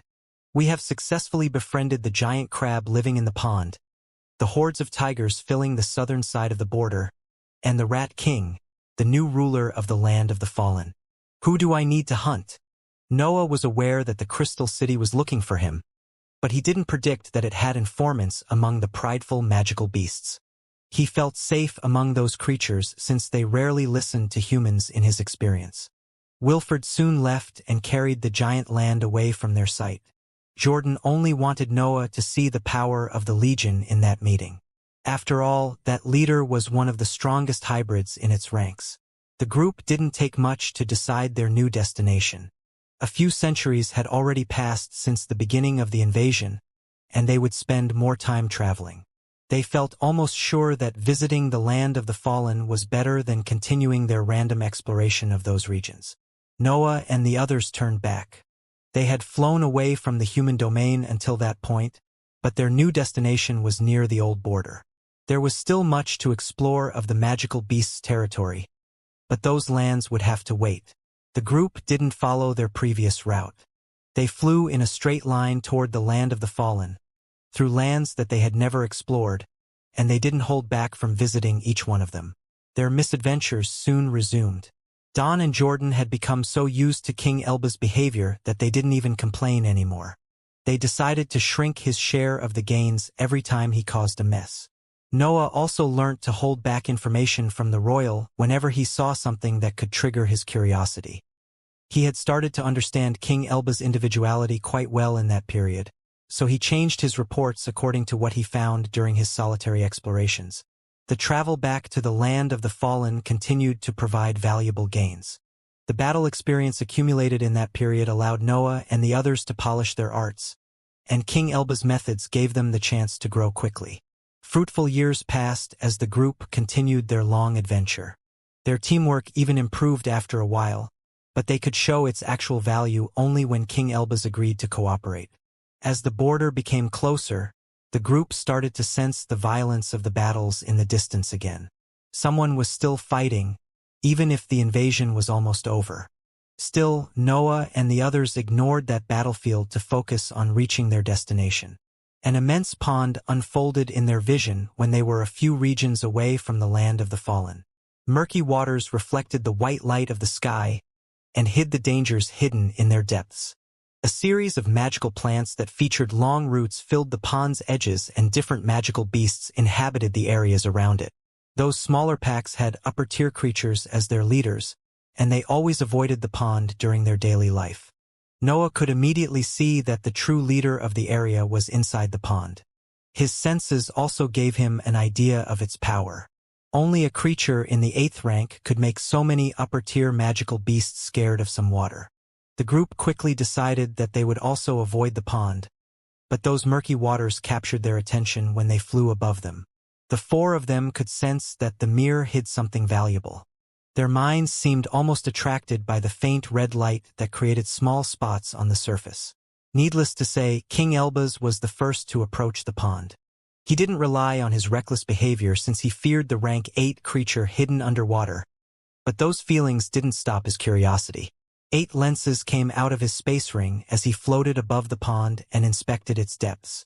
Murmurs flew out of his mouth as various theories formed inside his mind. To the group's surprise, King Elbaz rejoined his companions instead of launching himself into another reckless battle. It seemed that the presence of the rank 8 beast scared him enough to keep him in survival mode. The truth behind his behavior ended up being something else. King Elbaz did fear the rank 8 creature, but he had also seen something valuable that he couldn't seize on his own. "I think the bottom of the pond contains many bloodline inheritances," King Elbaz announced once he rejoined the others. "They seem to be part of the leader's lair. They might even be a crucial feature behind the power of its species." "Did you manage to understand the species of the leader?" Noah asked as his vertical pupils shrunk. His greed had skyrocketed as soon as he heard the words, bloodline inheritances. Noah couldn't help but desire that resource with the entirety of his existence. "No," King Elbaz admitted. "Those waters carry the aura of the rank 8 leader. They are part of its existence, and my lenses can't pierce it. You need to take a look. I might have a plan to seize the bloodline inheritances without alerting the beast." "How can you have something like that?" Jordan asked. "This isn't a matter that your expertise can affect. Rank 8 creatures are worlds apart from those in the 7th rank." Dawn nodded at her words, and Noah also showed a doubtful expression. He trusted King Elbaz's expertise and judgment, but he was talking about stealing from a rank 8 creature. It was only normal to second-guess the royal's proposal. "You hybrids think that your superior senses are unbeatable," King Elbaz said before heaving a loud sigh. "Your mental energy carries specific waves that reflect your existence. The same happens with the magical beasts and their auras, but tricking those creatures is quite easy." Countless ideas surged in Noah's mind, but he couldn't imagine what King Elbaz's plan was. There was a limit to how much one's expertise could do, especially when the difference in power was so significant. "You have cloaking robes capable of hiding your presence," King Elbaz said. "But hiding is different from blending. I can create ropes that can blend with the environment and appear as part of the very matter of this area. The only problem is that I don't know the exact nature of the leader's aura." "Are you sure that you can do this?" Noah asked again. Noah liked the idea of obtaining bloodline's inheritances, but he wouldn't gather information unless King Elbaz felt sure about the mission. One mistake could alert the leader and put them in a fight against a rank 8 creature. That couldn't happen. "Positive," King Elbaz replied. "Still, everything will depend on how detailed your description is. The more features you can find, the more accurate my ropes will be." Noah could only accept the mission at that point. He couldn't give up on a resource that could improve his mind quickly. The bloodline inheritances were so valuable and rare that every cultivator would pay any sum to get their hands on them. Dawn, Jordan, and King Elbaz remained behind as Noah activated his robe and flew above the pond. The royal even lent him his senses after Noah completed his first round of exploration. Through the lenses, Noah could inspect the red marks on the surface better. They came from tiny crystals laying at the bottom of the pond, and his mind could almost sense the different wills contained in their insides. Part of him had almost wished that King Elbaz was mistaken, but he had to admit that his evaluation was on point. The pond contained many bloodline inheritances, and the group had to find a way to steal them now. Noah's knowledge of the magical beast's field fused with his superior awareness as he studied the bottom of the pond through King Elbaz's lenses. The faint red light radiated by the bloodline inheritances distracted him, but he didn't forget about his task. His studies and instincts allowed him to create a few valuable theories about that environment. The environment didn't carry traces of battles, so the bloodline inheritances had to be an inborn feature of that mysterious species. Those creatures had to be very smart and feel intense emotions to give birth to such a spectacle. They also had to die often and control their hunger to preserve the lair. Many names appeared in Noah's mind. Details of species that he had only heard in legends and old reports came out of his mental sea and created a list of possible creatures that could inhabit that environment. The Xianxia apes were the most intelligent species he knew, but those creatures wouldn't live underwater. The answer was somewhere else, inside knowledge that his lower plane had never managed to offer. The faint lights didn't manage to illuminate the pond's bottom, and its murky waters also hindered Noah's inspection. However, the countless clues that he found as he explored that environment eventually led him toward a specific type of creature. Can they be crabs? Noah wondered as the pond filled his vision. Crab-type creatures were the only magical beasts that fit those criteria. They were relatively easy to kill, and innate weaker power prevented the appearance of restrictions on their fertility. The only variable that he couldn't confirm was their intelligence. Noah had eliminated other impossible candidates when he created his hypothesis. Crab-type creatures were quite clever among the marine species. They lacked the innate stupidity that often afflicted other stronger beasts. Once Noah set his mind on a conclusion, he began to memorize the aura radiated by the murky waters. His mind became a vortex that absorbed every sensation released by the pond. King Elbaz needed to adapt his ropes to those creatures' aura, so Noah had to obtain a perfect image to grant him a chance to succeed in the mission. Stealing from rank 8 creatures was something that any rank 7 cultivator would deem as idiotic, but the duo was willing to risk their lives to seize those resources. An intense joy filled Noah's mind. He felt almost high as those feelings fused with his mental sea and went through a thorough series of examinations. Noah had interacted with bloodline inheritances in the past, and he had even felt the strong emotions carried by the magical beasts. They had always been negative sensations. It was simply easier for them to mark the flesh and blood of their specimens. That was his first time seeing bloodline inheritances created from positive emotions, but that discovery fit his hypothesis. It explained how those creatures had created that environment without having been in dire situations for a long time. It feels like a drug, Noah thought. This aura makes me tired but active at the same time.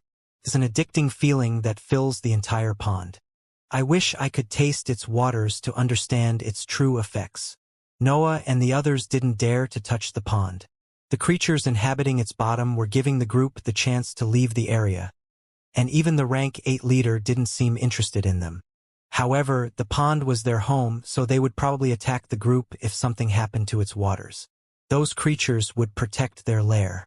Noah remained above the pond until he felt that he couldn't learn anything else. It would soon be up to King Elbaz whether he could seize the crystals hidden at its bottom. Noah returned to his companions and took out a strand of dark brown mental waves that he handed to King Elbaz. Words were useless in that situation. The royal needed to feel what Noah had sensed during his inspection. The royal took out his portable habitation after he received Noah's conclusions.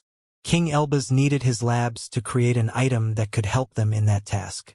Any other place wouldn't give him the same success rate. Noah, Dawn, and Jordan flew toward the other side of the pond while King Elbaz was busy with his inscriptions. They needed to prepare for the worst, which involved creating a series of traps that could slow down an eventual outbreak of the pack leader. The trio didn't even think about killing it. The leader was a rank 8 creature. Their attacks would probably not affect it at all. Creating traps was the only possible plan in that situation. Noah's expertise allowed the trio to create traps that targeted the common flaws of crab-type creatures. They had poor senses and their legs were easy targets. It was only a matter of exploiting those weaknesses without enraging the leader enough to make it pursue the group to the other side of the Immortal lands. Months of preparations went by. Noah and the others dug countless holes in their escape route and filled them with different traps. The holes near the pond featured the sticky saliva of the mountain lizard. Instead, those deeper in lands featured proper disposable weapons that Noah didn't hesitate to place there. The group even eradicated trees to create natural hindrances. They would use everything they could to slow down the possible outbreak of the leader. Even the shortest delay could help them survive. King Elbaz eventually came out of his habitation and joined the rest of the group. He added many layers of inscriptions on top of the traps, and he gave his companions his creations so that they could inspect them. Noah found a long golden rope in his hands. The item didn't seem to have anything peculiar. It didn't even appear as an inscribed item, but he could sense that its toughness was off the scale. Noah placed the rope on the ground, and its color changed. It became azure like the terrain of the Immortal lands. Then, he tested in a green spot in one of the nearby areas, and its color changed again. The ropes did what King Elbaz had promised they would do. They fused with the environment and radiated little to no aura. Only a second inspection would reveal their fundamental nature as inscribed items. After the group completed their defenses, they dug an underground structure to have more chances to escape. Once everything was ready, the four took one rope each and took cover. The ropes will naturally attract the bloodline inheritances, King Elbaz explained. The longer they remain inside the pond, the more crystals we will get. Still, I don't know for how long they can trick the leader. I simply can't evaluate the power wielded by rank 8 creatures. Are we really going to do this? Don asked. I have the best chance to survive anyway, Jordan replied. It was about time we messed with rank 8 creatures, Noah added. I was getting tired of fighting against weak beasts. After the four exchanged a glance, they threw their ropes toward the pond and ducked. The items didn't even cause ripples on the water. They directly fused with the pond when they touched it. The ropes didn't make any sound when they fell into the pond. They fused with the water and reached the lake's bottom, where the various red crystals rested. King Elbaz items released an almost untraceable aura when they touched the azure bottom of the pond. That energy affected the bloodline inheritances near the ropes and created a pulling force that attracted them. Noah and the others could sense what was happening on the other end of their items. They could fill the ropes with their mental energy and gain a vague understanding of the events unfolding at the bottom of the pond. The crystals moved toward the ropes and fused with their golden fabric. The four could already pull them out to seize some resources, but they left them there to attract more bloodline inheritances. They would continue as long as no one noticed what was happening. Something eventually happened inside the pond. Vague figures swam to inspect the strange event that was unfolding in that area of their lair. That was the signal that the group was waiting for. Noah and the others didn't even need to talk to decide to retract their ropes before the inhabitants of the pond discovered them. The ropes left the waters silently and without creating any ripple. Their wet ends returned in the group's grasp in an instant. Noah could barely contain his excitement, for different crystals had fused with his rope. They were nothing more than thumb-sized red minerals, but he knew how valuable they were. They seemed different from normal bloodline inheritances, Noah thought when he inspected the crystals. It wasn't a surprise that the aura radiated by those bloodline inheritances differed from what he had obtained in the Bear Dungeon. Different emotions would give birth to diverse shapes and structures when it came to those resources. The worm in the Bear Dungeon felt an immense hatred while crystals on the rope carried an intense ecstasy. That feeling was so dense that it enveloped the group in an eerie aura. Don almost ate one of those crystals under the effect of that aura. The bloodline inheritances were tempting him. They resembled the most appealing drug of the entire world. Let's store them for now, King Elbaz promptly advised. The leader or one of its underlings will eventually notice what we did. It's better to gather as many crystals as possible for now. The three hybrids agreed with his proposal and suppressed their desire as they stored the bloodline inheritances inside their storage items. The time to enjoy their gains would arrive, but they had to continue fishing now. Their ropes flew toward the pond again, but the group decided to change their spot at that time. They didn't move from behind their defenses, but they threw their items toward another area near the shore. The same thing happened again. The ropes released their auras and attracted bloodline inheritances. When shadows began to appear in the group's senses, Noah and the others pulled back the items and inspected their gains. That process went on for a while. The group had no reason to stop until something bad happened, so they continued to fish bloodline's inheritances for an entire hour. Then ripples filled the surface of the pond, and four ropes hurriedly flew out of it. "Run!" Noah said calmly before turning to escape. His attention remained behind him, but his body quickly transformed into a black blade that released dark matter as it flew through the region. His companions reacted quickly. Jordan leaped backward as a pair of scaled wings came out of her back and made her cut through the entire region in less than an instant. Dawn dived toward the underground structure to escape, and King Elbaz transformed into a sea of flames that covered most of the area. The group didn't need to see the threat to know that it was coming.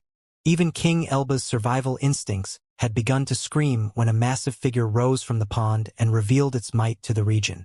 Noah could see how a giant azure crab came out of the pond, unfolded its aura in the environment. An intense ecstasy filled the whole region, and the waters around it reacted to its influence. The leader had eventually appeared. A rank 8 magical beasts had come out of its environment to hunt Noah and the rest of his group. The crab was almost 300 meters long. It had 4 claws that were nearly as big as its body, and 8 massive legs came out of the pond as it moved toward the escaping experts. A series of rotating torrents rose from the pond and crashed on the shore. Golden light immediately filled the environment and tried to blind the creature for an instant. When the brilliance disappeared, the group could see that the first trap had failed. The torrents had destroyed the entire shore and most of the inscriptions placed there. King Elbaz had created more defenses in that area, but the mere attack of a rank 8 creature had blasted them off before they could even activate. The crab saw the golden flames and didn't hesitate to follow them. Its legs pierced the destroyed shore as they dragged its body out of the pond. Waterfalls fell from its claws as the rank 8 creature left the waters to chase the offenders on land. When its legs touched spots more inland, other golden inscriptions activated. The area turned golden for a second, and multiple presences that resembled Noah's group filled the environment and tried to deceive the giant leader. The crab didn't care about that either. King Elbaz was good, but he couldn't deceive a rank 8 creature with his inscriptions. The leader simply walked through them and continued to charge toward the presence of its enemies. The creature could reach the next region with a simple jump, but something exploded when it bent its legs. A storm of black blades engulfed the crab and made it stop for almost a second. The blades moved on their own and carried wills. Noah had developed another type of living weapon in the past years. Those swords had minds on their own, but Noah could control them with his mind. When he set the trap, Noah had commanded those disposable weapons to slow down his opponents as long as possible. The blades carried wills of lower-tier creatures, so they couldn't ignore his orders. The blade assaulted the crab recklessly and even focused its joints. Still, they couldn't even leave marks on that tough exoskeleton. Noah's creations didn't have the power to affect a rank 8 creature, but that applied to all his skills. He was too far away from that level. Even if the blades couldn't hurt the creature, the deep holes created by the explosions made the leader lose its balance for an instant. Also, those detonations triggered a chain reaction that made all the other traps activate. The area between the pond and the next region fell into chaos. Golden light, explosions, black clouds, swords, spikes, shining lines, and much more filled that piece of land and hindered the leader's advance. The four soon couldn't see the giant crab anymore, but they never slowed down. The intense ecstasy that had filled the region was still there, and they had to maintain their complete focus on their mental state to keep escaping at full speed. A deafening clanging noise came out from the mess that had filled the area near the pond. Noah, Dawn, Jordan, and King Elbaz felt hammers slamming on their minds every time that sound echoed through the environment and reached their figures. It didn't matter what techniques they were using. The clanging noise hurt their minds and tried to slow down their escape. However, the four mustered all the power in their consciousness to remain calm and focus on leaving the region. Blood began to flow down Noah's nose.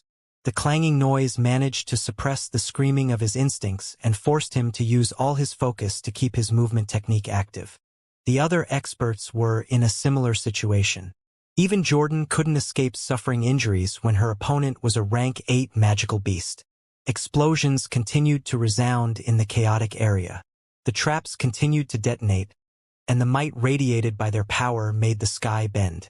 The four experts had amassed so much energy in that place that the Immortal lands were struggling to contain it. Still, even that might couldn't stop the giant crab. Its massive figure eventually walked out of the messy area and revealed the source of the clanging sound that was affecting the experts. The crab's claws slammed on each other and released that deafening noise. They resembled small mountains as they moved left and right to create those intense sound waves. The azure ground began to give in as the sound waves continued to spread through the area. Cracks opened, and weaker magical beasts died under the pressure radiated by that noise. A rank 8 creature was a walking calamity, and the crab expressed its power perfectly. Even if it lacked proper long-range attacks, its sound waves were capable of inflicting immense damage. However, the crab had to accept the reality of the situation when it left the messy aura. Nothing tried to hinder its awareness anymore, but it couldn't sense the auras of its enemies. The many traps had made it lose no more than 3 seconds, but that time had been enough for the group to escape from the range of its senses. Even if the crab wanted to follow them, it didn't know where to go. The crab vented on the ground at that point. It slammed its massive claws on the azure terrain and created as much chaos as it could. Some of the weaker beasts in the nearby areas died when the shockwaves radiated by its attacks reached them. Entire packs even left their lairs to escape from the same fate. Noah felt weak. He had flown for 4 entire days, even if his head felt heavy. A faint crack had also appeared on his mental walls, so he was in deep need of rest. Yet he didn't dare to stop. He had lost track of the rank 8 crab for a few days already, but he didn't know how determined to retrieve the bloodline inheritances that creature was. His mind always prepared him for the worst outcome, so he continued to fly for 2 more weeks before deciding to stop. The crack on his mental walls had slightly enlarged due to his continued struggle, but his condition wasn't as poor as it looked. Noah cleaned the blood that had fallen from his nose before digging a cave where to recover. His black hole had tried to do its best during the flight, but even that incredible organ couldn't start healing him until he stopped. Resisting the sound waves had exhausted Noah. The black hole couldn't heal him until he regained some energy, but Noah could do that only once he rested. Moreover, the clanging noises that had injured him had carried the crab's influence. The ecstasy radiated by that creature filled the damage on his mental walls and made him suffer far more. That aura would also slow down his recovery, but Noah didn't mind spending more time healing. He had obtained what he wanted, and his injuries were only a small price to pay for that. Noah could finally fix his condition once he sealed the cave with his dark matter. His black hole enhanced his mental sphere's properties and helped transform his mental energy into a substance that could fix the crack quickly. No mental messages reached his inscribed notebook in that period. The other experts were also busy healing, and neither would move until they returned to their peak condition. Long months passed, but Noah eventually recovered and began his inspection of the bloodline inheritances. Some of them were still on the golden rope, and he didn't hesitate to pick one of the crystals. "I wonder what you will show me," Noah thought before placing the crystal at the center of his forehead. The bloodline inheritance melted, and its insides fell on Noah's mental sea. Vague memories and feelings filled his mind as images began to appear in his vision. Noah saw the murky waters of the pond. They seemed the clearest liquid in the world from his new eyes, and everything appeared perfect from his point of view. The water gave him life, and a sense of coziness enveloped him. He could feel that someone was protecting him, which made him feel more willing to start living. The ecstasy continued to fill his mind until his external shell broke. The water fell on his face, but it felt dirty, tainted by the outside world. Yet he couldn't live without that sensation anymore. That delight was his everything. Noah turned to see the remains of his red shell fusing with the bottom of the pond. They belonged to the lair now. Desperation filled his mind when he thought that he couldn't satisfy his addiction anymore. But more red shells soon appeared in his view. A wicked idea appeared in his mind at that point. His ecstasy was within claw's reach. He only needed to stretch it to reach the brothers and sisters that had yet to be born. Still, before he could even move, a shadow covered the whiteness that seeped inside the pond and filled the bottom of the pond with the intense ecstasy that all the newborns sought. Noah raised his claws at the sky to worship the shadow. He saw the giant crab spitting countless red shards from its mouth, and he easily caught one of them. When the shard entered his mouth, the ecstasy that he felt became even more intense. He was finally complete. Before he could even think about it, he had already devoted his entire life to the mighty bringer of delight. Noah woke up from the dream at that point. A small smile appeared on his face when he saw that his arms were pointing at the sky. Something similar had happened with his first bloodline inheritance, and thinking about it had made him nostalgic. A species that reproduces through bloodline inheritances, Noah thought as he laid on the ground. What strange creatures. Their crystals don't improve my mind by a lot, but no one would ever refuse this free boost. Noah noted the pond's location in his mind before straightening his position and checking his inscribed notebook. His companions had sent him mental messages where they asked him to wait until they divided the goods before using the crystals.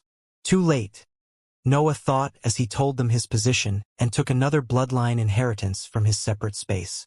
Inside his mind, he was already calculating how many of them he could use before they began to suspect him.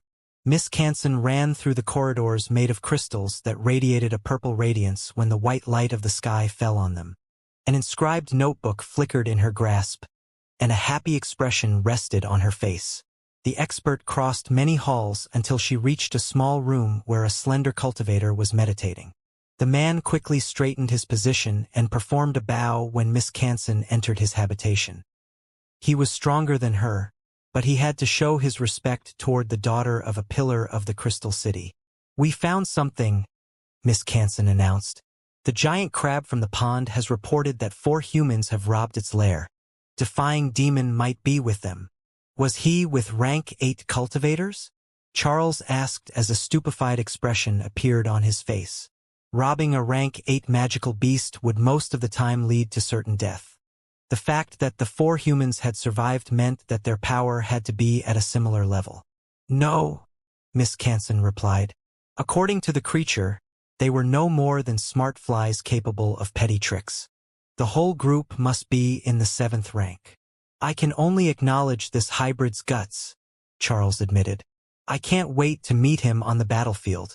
"Did the crab mention where they went?" "Yes," Miss Canson said happily. "The creature wasn't precise with its description, but we are almost certain that they are going toward the land of the fallen. I have already contacted the Rat King. It will notify their precise location once they enter its domain." "Perfect," Charles replied. "I will gather my team. I will also bring Lord Ethan's team with me. Solidifying our friendship with the Sailbird family can only benefit the Crystal City." "Are you sure?" Miss Canson asked. "Bringing Defying Demon's head back to the palace should be enough. We should be careful with outsiders. They don't know how many compromises we have to make regarding the magical beast's domain. They won't understand." "The must," Charles said as a cold smile appeared on his face. "Or we will force them to accept them." Miss Canson nodded and left the room before Charles could perform another polite bow. His cold smile vanished after she left, and an expressionless face replaced it. Charles felt that something was off. Defying Demon had been in the Immortal lands for less than a millennium, but he had already clashed with multiple forces. He had even found powerful and reckless companions, which usually hinted at something that could make his hunts troublesome. A group of rank 7 cultivators that steals from the lair of a rank 8 creature, Charles whispered to himself. The magical beast's domain is losing power. The Crystal City will soon have the strength to reclaim those lands. Charles changed, wearing one of the inscribed white robes of the Crystal City, and left his room. His inscribed notebook appeared in his hands, and multiple mental messages flowed into the item as he walked toward the habitations of Madame Canson's guests. A slightly disgusted expression appeared on his face when he saw the state of Lord Ethan's guards. The Crystal City had provided them with everything they requested, but they had spent all the time inside the palace drinking wine and indulging in despicable behaviors.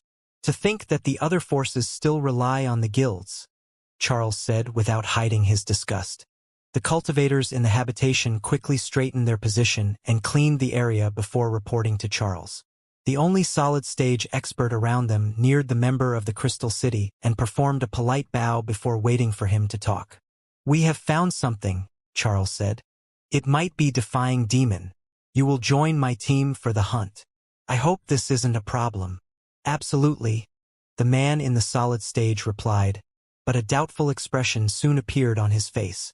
"With all due respect, don't you think that bringing your team along is too much? Defying Demon is only a liquid stage hybrid. I have 8 soldiers who are at the same level." Charles stared deep into the man's brown eyes before heaving a sigh. He could see how lightly the organizations that rarely went to war took those situations. That approach was the main reason behind so many rebels. "Your name?" Charles asked. "Percival," the solid-stage expert replied. "Very well, Percival," Charles said. "Defying Demon and his group have successfully robbed a lair protected by a rank 8 magical beast. You are also aware of what he had done in the past. I believe that experts at the same level won't be enough to kill him. But we are stronger than him," Percival replied. "Strength is relative in some fields," Charles said. "Defying Demon is a hybrid, so we have to consider the magical beasts around him as his allies. He has already used them to his advantage, and he has no fear in summoning rank 8 creatures because he knows that his chances of survival are higher than ours." Percival gulped. He wouldn't summon a rank 8 magical beast even in his wildest dreams. He had seen some of those in action, and the memory would remain in his mind forever. "He also has a strange individuality and unique techniques," Charles continued. "He was in the gaseous stage before entering the hellish landscape, but he came out as an expert in the liquid stage after defeating our troops that featured an expert at that level." Percival could only gulp again. Charles's tone was becoming colder, but his words were on point. Defying Demon had already survived situations when he was at a disadvantage. The best way to ensure the success of their hunt was to bring enough manpower that even the luckiest of the encounters couldn't allow him to escape. "What do you have in mind?" Percival eventually asked. "I will take another solid-stage expert of the Crystal City with us," Charles replied. "Other liquid-stage cultivators will also join. I want this mission to be a crushing success." "It will be," Percival said. "This team will be stronger than most guilds. I don't believe that he can survive this." "Good," Charles replied before leaving the room. The time for words was over. It was time to put an end to the long troubles caused by Defying Demon. While the Crystal City activated its hunting teams, Noah and the others regrouped near the Land of the Fallen. Their destination was on the opposite side of the Land of the Fallen in the Old Human Domain, so they didn't have much information about the area. Still, the main topic of their conversation didn't involve those regions. "Are you sure that you have only taken 11 crystals with your rope?" Don asked. "Why would I even lie?" Noah replied. "I can make a list to answer that," Jordan answered. "I can add things on that list," King Elbaz added. "Look," Noah began to speak. "I might have used 1 or 2 bloodlines inheritances, but you can't blame me. We literally travel with a cultivator that can't hold back his curiosity." "Noah," King Elbaz said before heaving a sigh, "we all have more than 50 crystals, and the ropes are identical." Noah could only show a shameless smile at that line, but his attention went elsewhere when he noticed something peculiar. On a tree near his position, he saw a large rat writing something on a leaf as it glanced toward his group. Initially, Noah thought that his recent abuse of bloodline inheritances had made him hallucinate. His mind had greatly benefited from those crystals, and he had yet to become used to its new size. However, it was almost impossible for his superior awareness to fall prey to such symptoms.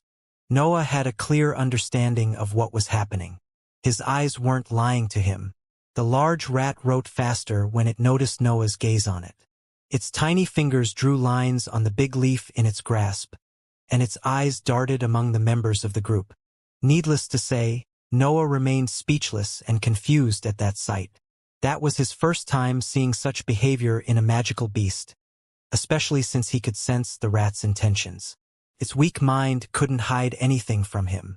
No point in dividing them, Don concluded before noticing that something was off. Jordan and King Elbaz also noticed Noah's odd behavior. They had been together long enough to understand when one of them sensed that something was happening. Their auras instantly expanded as they turned to look in the direction of Noah's gaze. The rat froze when it sensed the 4 pairs of eyes fixing on it. Its nose trembled as it pretended to be a normal animal inspecting the environment, but its leaf fell during its act. The leaf rotated as it fell toward the ground. Its front appeared only for an instant, but the 4 experts didn't fail to memorize the drawing on its surface. The rat had depicted a lifelike picture of their faces. The 4 experts' gazes returned to the rat, who froze again. It initially tried to resume its act, but the mental waves that flew in its direction forced it to give up on that approach. A moment of silence passed before the rat left its branch to dive toward the leaf. Loud squeals came out of its mouth as its short fingers reached for its drawing. Noah was the first to react. His body transformed into a black blade that released dark matter when he shot toward the falling rat. The two met when the beast touched the ground, and Noah's hand shot to seize it. Surprisingly, Noah failed to take the rat. The creature sprinted in the distance as soon as its feet touched the ground, leaving him nothing to catch. The beast had even managed to seize the leaf before running away and continuing to release loud squeals. How fast is it? Noah wondered as he chased the rat. The rat was a simple magical beast in the middle tier. It was 2 meters tall and covered in brown fur. Tiny pink legs came out of its hair, and 2 sharp teeth stuck out of its small mouth. The creature didn't seem special. It even appeared relatively weak due to its small size. Yet its speed was incredible. It was even able to match Noah's movement technique when it came to raw acceleration. Noah continued his chase as he translated the squeals in his mind. He was slowly reaching the rat since he was faster than the creature on the long sprint. Still, its cries didn't make him feel happy about that. The rat was calling for help, but Noah could feel selflessness in its tone. The creature didn't want to save itself. It wanted its companions to take the leaf, and it was willing to give its life to complete that task. It was rare to see that selflessness in the cultivation world, especially when it came to the magical beasts. Those creatures would give their life away only when a leader compelled them to sacrifice for its benefits. But the rat seemed to have a greater purpose in its mind. Noah eventually reached the rat, and his hand didn't fail to seize it at that time. However, a shadow suddenly ran under the creature and took the leaf in its grasp. Another one? Noah shouted in his mind. Once the effects of the acceleration wore off, Noah could see that the shadow consisted of another large rat. The creature had heard its companions squeal and had come in its help to save the leaf. Where did it even come from? Noah wondered as it shot toward the second rat without letting go of the first. Noah wanted to interrogate the creatures. Their behavior was too strange, and their species suited what Wilfred had told them about the land of the fallen. Those beasts had to be part of the pack that inhabited their destination. Just like they wanted to understand who they were, Noah wanted to gather information about the rats. Noah quickly reached the second rat, but the same happened. He caught the creature, but a third rat ran under it and seized the leaf. There didn't seem to be an end to those beasts. Enough with this, Noah thought as Snor's reptilian head came out of his chest and swallowed the 2 rats in his hands. The blood companion didn't kill them. It simply stored them inside its massive body made of dark matter for the time being. The rats were fast, but they didn't have the power to pierce Snor's body. Noah accelerated at that point. Dark matter flowed inside his black vessels and brought his movement technique to its peak. He reached the third rat in an instant, and his hand squeezed its neck before it could even squeal. No shadow appeared. Noah had been too fast. He saw something moving in the distance, but he had arrived before that creature could reach its companion. "Start speaking," Noah said as roar fused with his human voice. The rat released soft squeals as Noah's pressure filled its mind. It could feel his pride and the influence of a creature that it couldn't oppose. If it remained for too long in its grasp, it would spill everything. The creature struggled to release a last squeal, and everything began to tremble at that point. Noah didn't understand what was happening, but he soon saw the ground under him shattering to fall into a vast underground structure crowded with rats. Countless creatures filled the underground structure.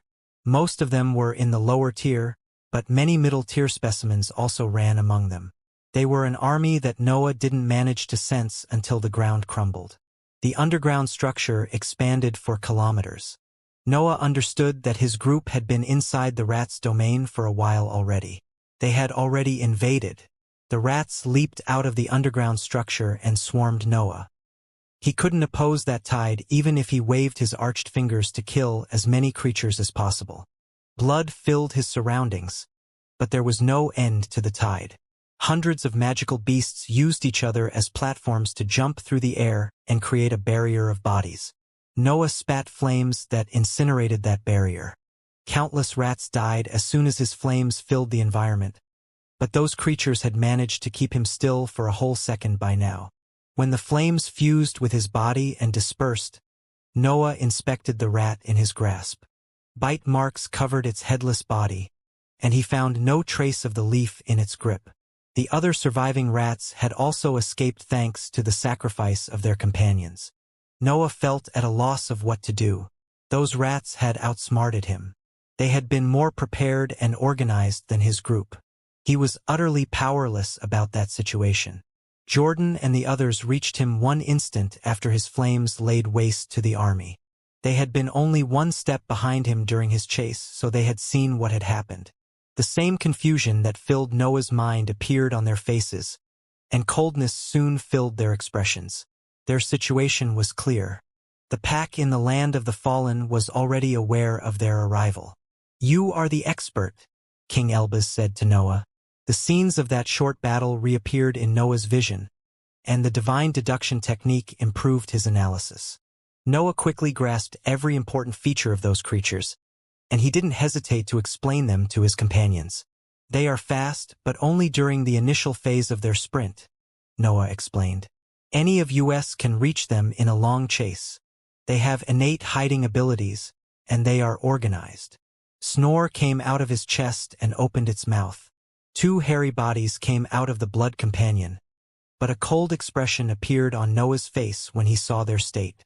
The rats that he had previously captured had bitten each other's neck while Noah was busy with the chase. That was his mistake. He had the chance to separate them with his dark matter, but he didn't expect them to commit suicide. "They are selfless," Noah continued. "They would rather die than fall in enemy hands. We shouldn't consider them as a simple pack. They are a full-fledged army carrying an incredible determination." The trio fell silent at his words. They had initially believed that the land of the fallen would have been easy to explore as long as they avoided its central areas. Still, it seemed that the new ruler of that area was far more troublesome than they expected. "They are still quite weak, right?"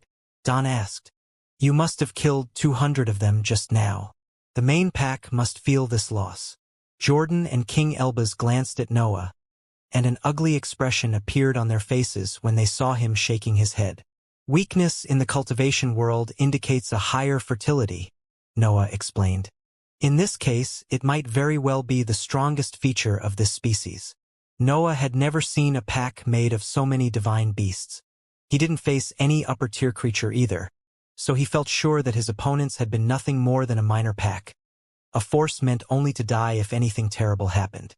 "They were scouts," Noah concluded, "and they have completed their mission." His words stated how serious the situation was. Usually, Noah and the others would have nothing to fear from magical beasts, even if they featured multiple specimens in the upper tier. However, their opponent was a rank 8 creature at that time, and it was now aware of their arrival. An obvious doubt appeared in their minds after that realization. The four of them wondered whether it was wiser to turn back and avoid the land of the fallen. The giant crab was probably looking for them, but that creature didn't have the rat's threatening hiding abilities. The group would sense it from far away, and they would have the time to change direction accordingly. However, they had nowhere else to go. The magical beast's field was still vast and hid countless regions that they had yet to explore, but the group wanted to grow now. It was pointless to have an immense world at their disposal if the experts could only explore its tip. Their power needed to increase if they wanted to make the best out of their journey, and only the land of the fallen could provide quick improvements. Noah was the first to break the silence that had fallen among the group. His knowledge of the magical beast's field had allowed him to assess the nature of the threat faster than the others. He could also evaluate their situation better, so he felt the need to speak before the others made personal decisions. "They only know our faces and level of power," Noah said. "They are unaware of our abilities. On the other hand, we know their species as well as their innate skills. We are at a disadvantage now that they are aware of our arrival, but our situation remains almost the same." Noah's reasoning was on point, but he ignored that the Crystal City had begun to search him. The picture drawn on the leaf wouldn't help the Rat King. It was for the hunting team. "Escaping shouldn't be a problem either," Jordan added. "They can't fly, and any of us can launch attacks powerful enough to open a path among their corpses. Also, they can't control every corner of the land of the fallen." He said that because being in a group increases his chances to survive the exploration, King Elbaz replied. "Those beasts are dangerous only if they can swarm us, which is far more difficult if we are together." Noah revealed a cold smile toward King Elbaz, but he didn't deny his claim. The royal was right. He would never march toward the land of the fallen if he were on his own. "This is the meaning of a team," Don said. "We aren't admirable characters either." His reasons apply to all of us. "Only if we decide to join the exploration," King Elbaz replied. "This side of the land of the fallen features inheritances that the human side can't normally visit," Noah said. "Imagine multiple hellish landscapes waiting for us to arrive. Our power is off the chart, so we stand a good chance to obtain something." "You bastard," King Elbaz whispered as his curiosity intensified. Noah had only needed to describe the details of the land of the fallen to trigger King Elbaz's curiosity. The royal had no choice but to visit that place now. His individuality forced him to explore that place. "You would have come anyway," Noah said. "I'm simply avoiding useless conversations. We might enter an inheritance before the rank 8 leader learns about our existence. If we hurry." "Defying demon is right," Jordan added. "We are faster than those creatures. Setting off now might prevent them from warning the main pack." Don struggled his shoulders. He had already decided to continue the exploration. The sole fact that the land of the fallen featured so many magical beasts was too appealing for him. Jordan felt the same. The rats were weak, but they were divine beasts. Even if they didn't provide the same amount of energy as other creatures, their numbers could make up for that features. The inheritances were only a bonus for the 3 hybrids. Having the chance to kill hundreds of divine beasts was already enough for them. The power of their bodies would skyrocket if they could kill thousands of rats every day. "It's decided then," King Elbaz said before turning in the direction of the land of the fallen. "We better hurry." The 3 hybrids imitated him and prepared for a long sprint, but King Elbaz added something before setting off. "The matter of the bloodline inheritances is also over. We won't divide the crystals since someone has already finished his part." It wasn't hard to understand where the land of the fallen began. The group flew past regions rich in life that forests and packs of magical beasts until they arrived in a vast empty prairie. The prairie was immense. It spanned as far as the group's eyes could see, and it only featured short strands of grass as forms of life. It didn't contain any magical beast according to their senses. Large craters tainted that otherwise flat land. Traces of old battlefields filled the prairie, but the passage of time had almost covered most of them. The terrain of the Immortal lands was so rich that even fights among rank 8 cultivators couldn't turn its regions into wastelands. The emptiness of the prairie was a clue that Noah didn't miss. He had already confirmed the rats' extraordinary hiding abilities, so the lack of magical beasts hinted at the presence of those creatures. No magical beast would give up on inhabiting such a vast region. The area was rich in breadth, and its terrain contained enough power to nurture entire packs for countless years. The energy in the inheritances hidden in the prairie leaked from those structures and flowed into the outside world. The ground benefited from the presence of those structures, especially since they weren't proper areas meant to test cultivators. The inheritances generated by the dying wills of powerful experts were generally messier than the others. The cultivators who had died on those battlefields didn't have the time to create proper trials. The world had simply taken the form that they desired. That made the land of the fallen appealing to most cultivators. The trials there would either be easy or downright impossible. Those inheritances lacked the complex challenges that could appear in structures like the pyramid. Noah and the others didn't speak. They had already decided their approach during their hurried flight.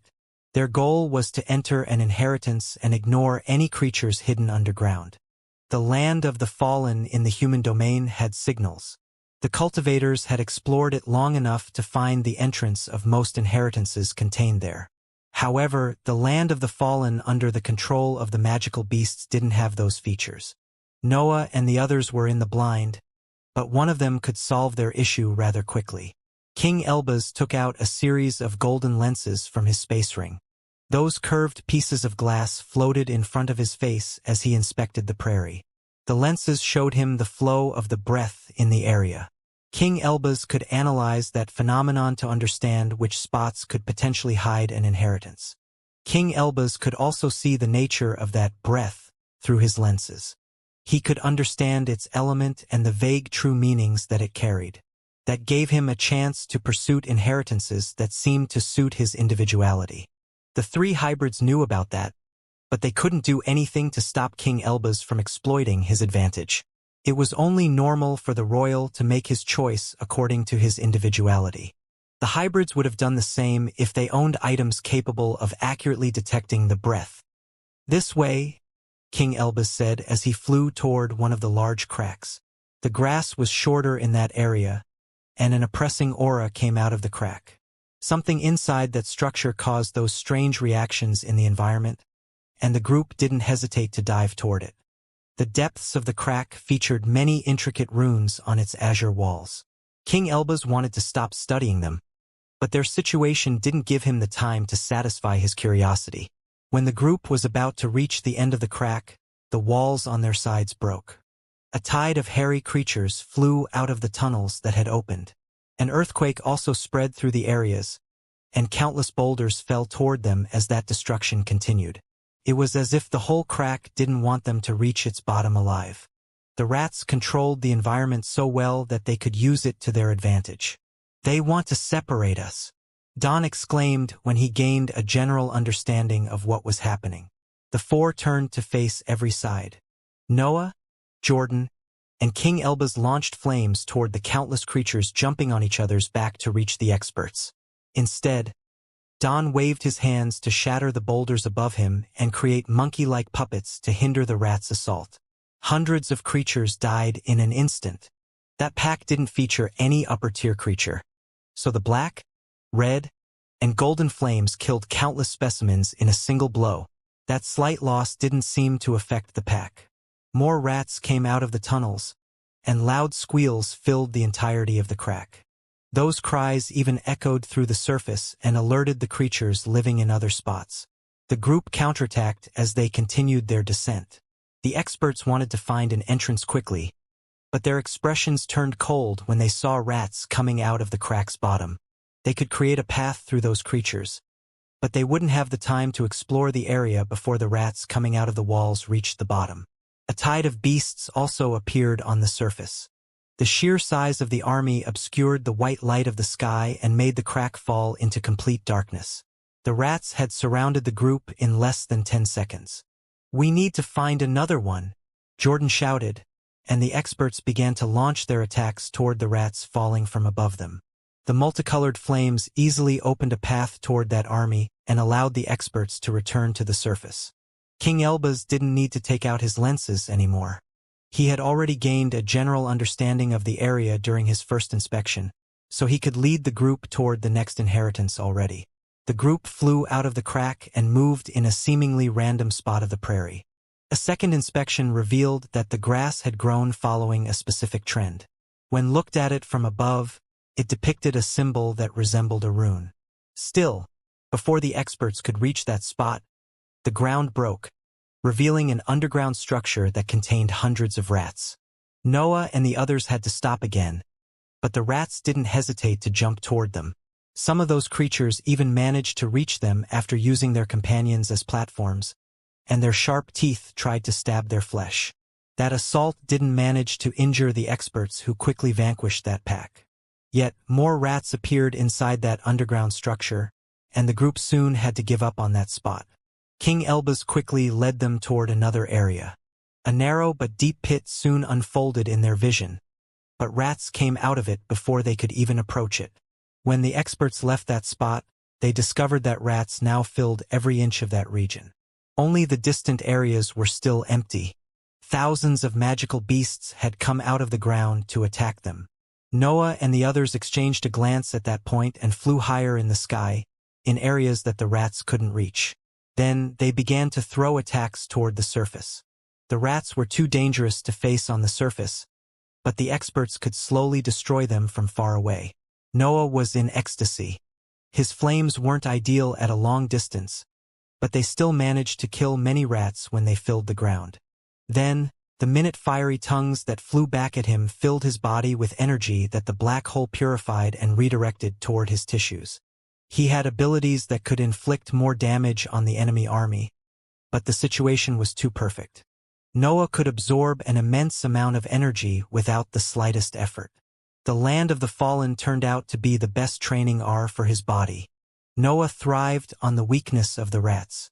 Those creatures didn't give him as much energy as other magical beasts at the same level, but even that lower amount was enough to improve his body by leaps and bounds. Don, Jordan, and King Elbaz noticed that Noah wasn't using his best attacks, and they sensed that he improved as his kill count increased. Still, they didn't say anything about the matter. Their situation was too safe. The rats couldn't reach them, so they could slowly clear the path toward the inheritances without meeting any danger. The experts resembled gods of destruction as they unleashed a relentless offensive toward the prairie. Countless rats died during the assault, but their number didn't diminish. More creatures jumped on each other to create a meat shield that protected the region's underground areas. Noah felt that something was off. He had already confirmed the intelligence of those creatures, so he couldn't understand why they didn't retreat into the ground. The group's offensive couldn't even damage the environment too much. At that distance, rank 7 cultivators couldn't reach the region's deeper parts with their attacks. The ground already stopped a lot of power. Yet, his doubts didn't make him slow down his offensive. The rats were probably planning something, but Noah didn't care as long as he could continue to absorb that immense amount of energy. Eventually, the rats began to retreat. Loud squeals echoed through the entire prairie. The whole army was going back underground, where the enemy attacks wouldn't reach them. Noah spat as many flames as he could before a helpless sigh escaped from his mouth. All the rats had vanished. His undisturbed hunt was over. My body has crossed the halfway mark of the middle tier, Noah thought happily. Typical hunts couldn't even come close to providing such growth. The rats had given Noah so much energy that his body had completed years of training and meals in a few minutes. Noah felt slightly dizzy, but his black hole quickly dispersed that sensation. His body's sudden growth had created an unbalance in his existence, but the fourth center of power took care of harmonizing everything. Power filled every fiber of Noah's body. That sudden change was an unusual feeling for him, since he would rarely get the chance to seize such marvelous benefits. It was almost impossible to find a resource that would give him as much energy without forcing severe drawbacks. I wonder if I can bait them out again, Noah wondered as the divine deduction technique activated. Suddenly, Noah didn't care about the various inheritances anymore. He only wanted to face the army of rats again. Killing them gave him greater benefits than any non-final trial. Maybe they will leave a few paths open now, Don said. I hope they keep struggling till the end. Noah replied as he turned toward his companion to show his broad smile. Still, when Noah looked toward Don, he noticed that a massive shadow had appeared in the distance. That silhouette reached heights that his eyes couldn't see. It resembled a mountain that was quickly moving toward them. Don, Jordan, and King Elbaz noticed the shock on Noah's expression and turned. The same astonishment and confusion appeared on their face as their consciousness expanded toward the shadow to understand its nature. The group couldn't initially make out the true nature of the shadow, but everything became clear when it was about to reach them. The mountain was nothing more than a tide of rats piled on each other. Forward! A rat in the upper tier shouted from the top of the massive wave. Its voice was a mixture of a long squeal and a human word that carried an immense pride. The upper-tier creature announced itself as the leader of that army, and it didn't mind speaking in a language that even cultivators could understand. Everything connected inside Noah's mind after he saw the wave. That attack was the reason behind his odd sensation. The rats didn't stay on the surface to protect the underground areas. They needed to perform a specific movement to create that offensive. The rats on the prairie had acted as if they were a sea. Their movements had given birth to a wave on the other side of the region. As the attack continued to move through the sea of creatures, its size increased, eventually leading to that current shape. The 4 experts had vast battle experience. That unusual sight didn't manage to freeze them. Their instincts took charge of their movements, and they quickly turned to escape from the wave. The group initially tried to fly upward, but their minds soon warned them that they would fail in that task. The wave was too tall for them to fly above it. The best approach was to fly away in a straight horizontal line until the attack lost its momentum and the massive wave crumbled. There was a limit to how long the rats could remain in that position. The experts had to last until that point. Piercing it wasn't an option either. The wave was too thick. It would overwhelm the group after they killed the beasts in its external layers. Scaled wings came out of Jordan's back. King Elbaz transformed into dense flames. Don covered his body with a metallic material that made his momentum increase. Noah transformed into a black blade that released dark matter. The 4 experts deployed their movement techniques to escape from the wave. A long chase began. The group ran away from the wave that kept moving faster. Other rats also came out of the ground to join the massive attack and preserve its momentum. The rats' efforts allowed the wave to reach the group. Countless creatures fell on the experts and forced them to interrupt their movement techniques to defend themselves from those beasts' sharp teeth. Noah had to rely on Snor's dark beam since his flames couldn't burn the rats quickly enough. He still used his black fire, but the blood companion helped him in that struggle. A single rat couldn't hurt him, but the thousands of them could pierce his body. Noah had to suppress his greed to preserve his life. Those beasts had the chance to kill him before the flames could save him. The wave dragged the group away until it crashed on the ground in an area outside the prairie. Noah managed to stop himself in time to see the many creatures around him sprinting away to return to the prairie. His companions soon became visible among that escaping tide. They were mostly fine. Don had suffered little to no injuries, and King Elbaz had relied on his inscribed items to defend from the assault. Jordan had been the only one at ease inside the wave, but she didn't like the recent event. She was a mighty hybrid on the path to becoming a rank 8 existence. Those rats had humiliated her, and she decided to make them pay. However, a series of presences suddenly appeared behind them. A group of cultivators flew down the mountain nearby to inspect them. Many of those experts wore the Crystal City's iconic robes, and 3 of them were in the solid stage.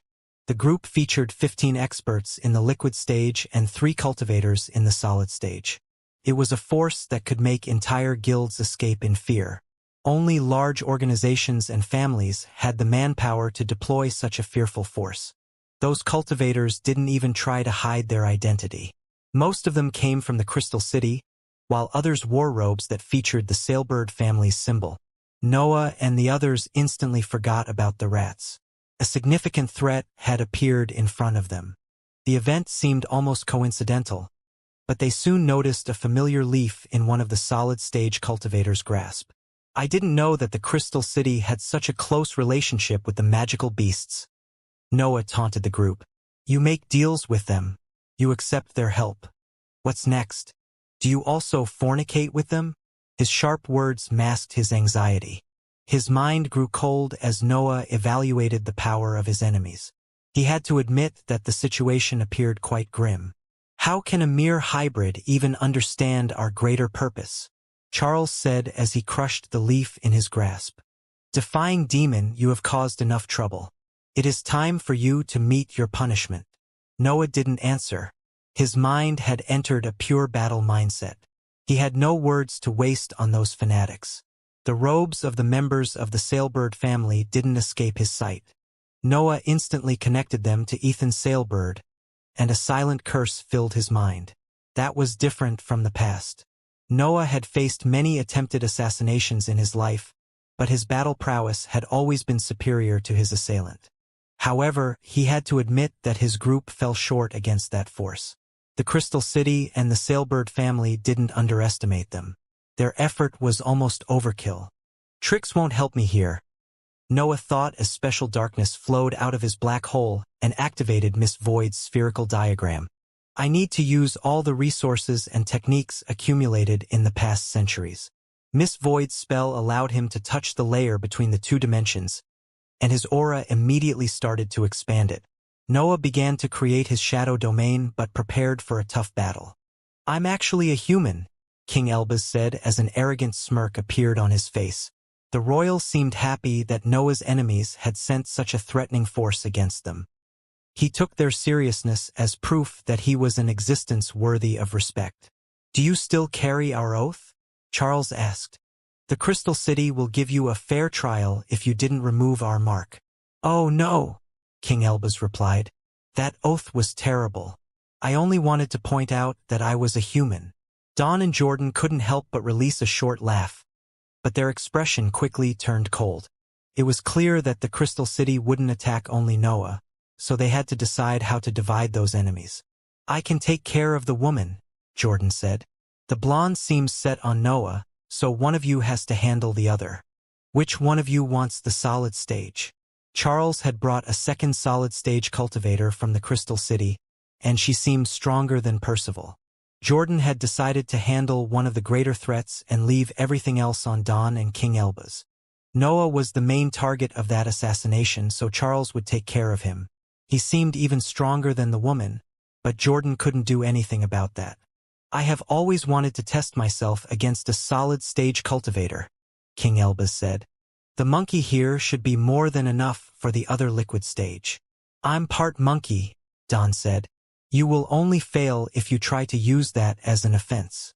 Every hybrid in the Legion takes pride in their origin. If only I could dissect all of you, King Elbaz replied as he shook his head.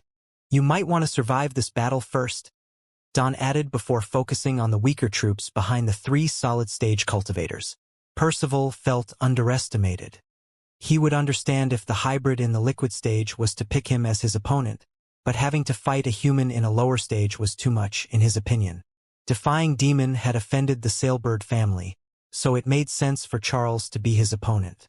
Cassandra was stronger than him, so Jordan was a perfect match for her.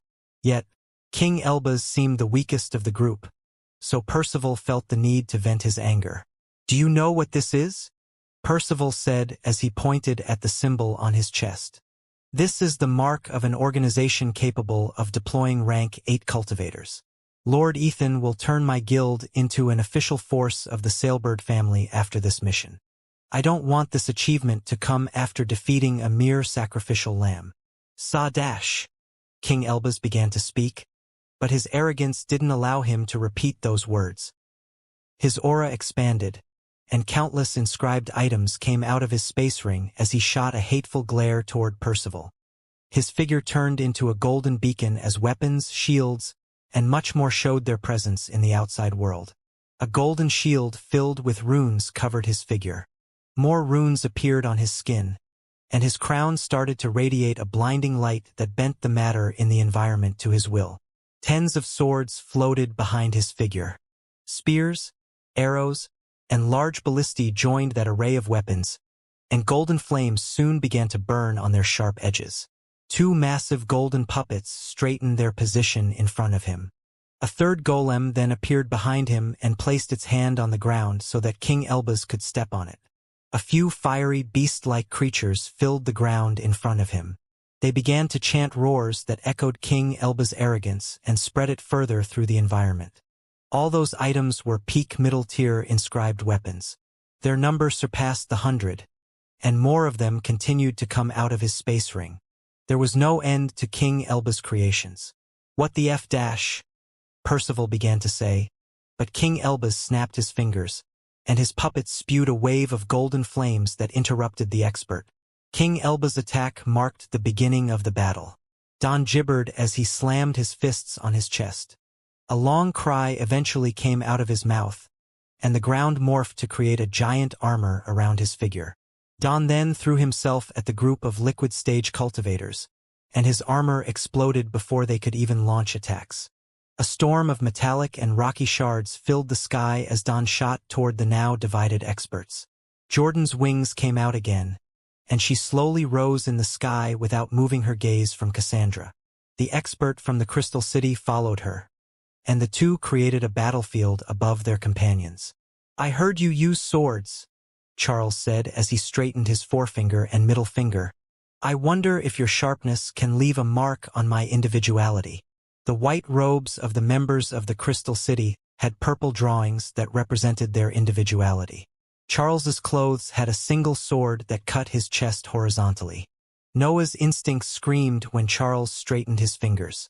He knew that something dangerous was about to arrive, and he quickly deployed his movement technique to dodge the attack. Noah had trained in all his new techniques during the past centuries, especially on the shadow domain.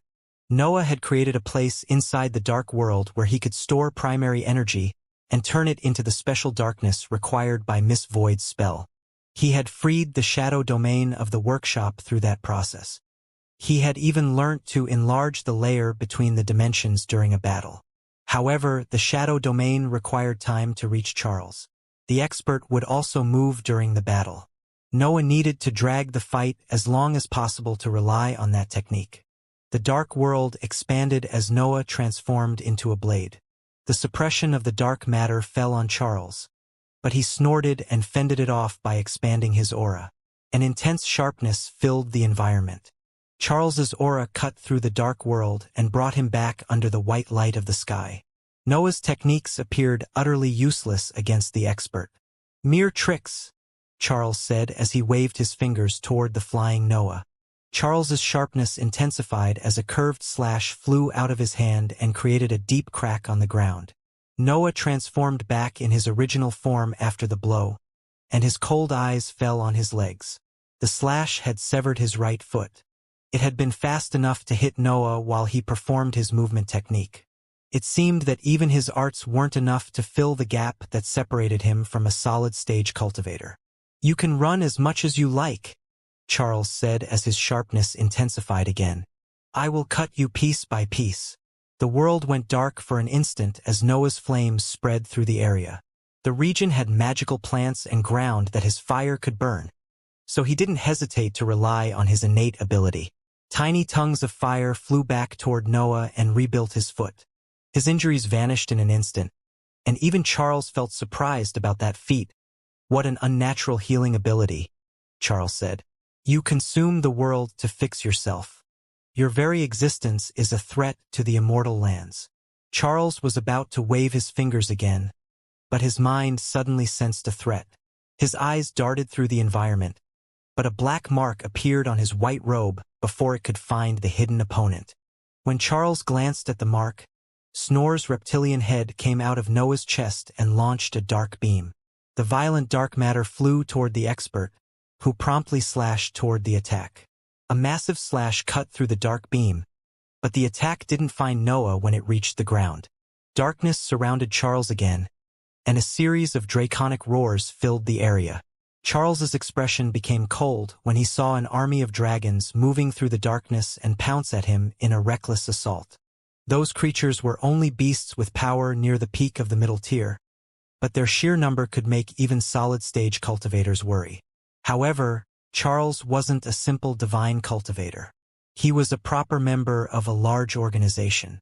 He was different from the experts that Noah had faced during his previous battles in the Immortal lands. Charles lifted his fingers to his forehead and expanded his consciousness. As he closed his eyes, countless slashes came out of his figure and cut the dragons into multiple pieces. Many fake cores broke and fell outside of the dark world after the attack. The expert had defeated the army in a single blow. Noah's eyes widened when he saw that slash. Charles was using Sword Saint's techniques. The expert had probably found another piece of his inheritance during his life. I also have them, Noah thought as the demonic sword came out of the separate space and landed in his grasp. The workshop continued to create dragons, and countless fake cores flew out of Noah's chest to fuse with those creatures. A small golem also came out of the separate space. Noah didn't hesitate to activate his middle-tier disposable puppet in that battle. The small puppet entered one of the dragons as the tide of beasts shot once again toward Charles. The expert waved his finger to destroy the dark matter around him, but he soon found an army of middle-tier creatures jumping toward him. Charles snorted and clapped his hands.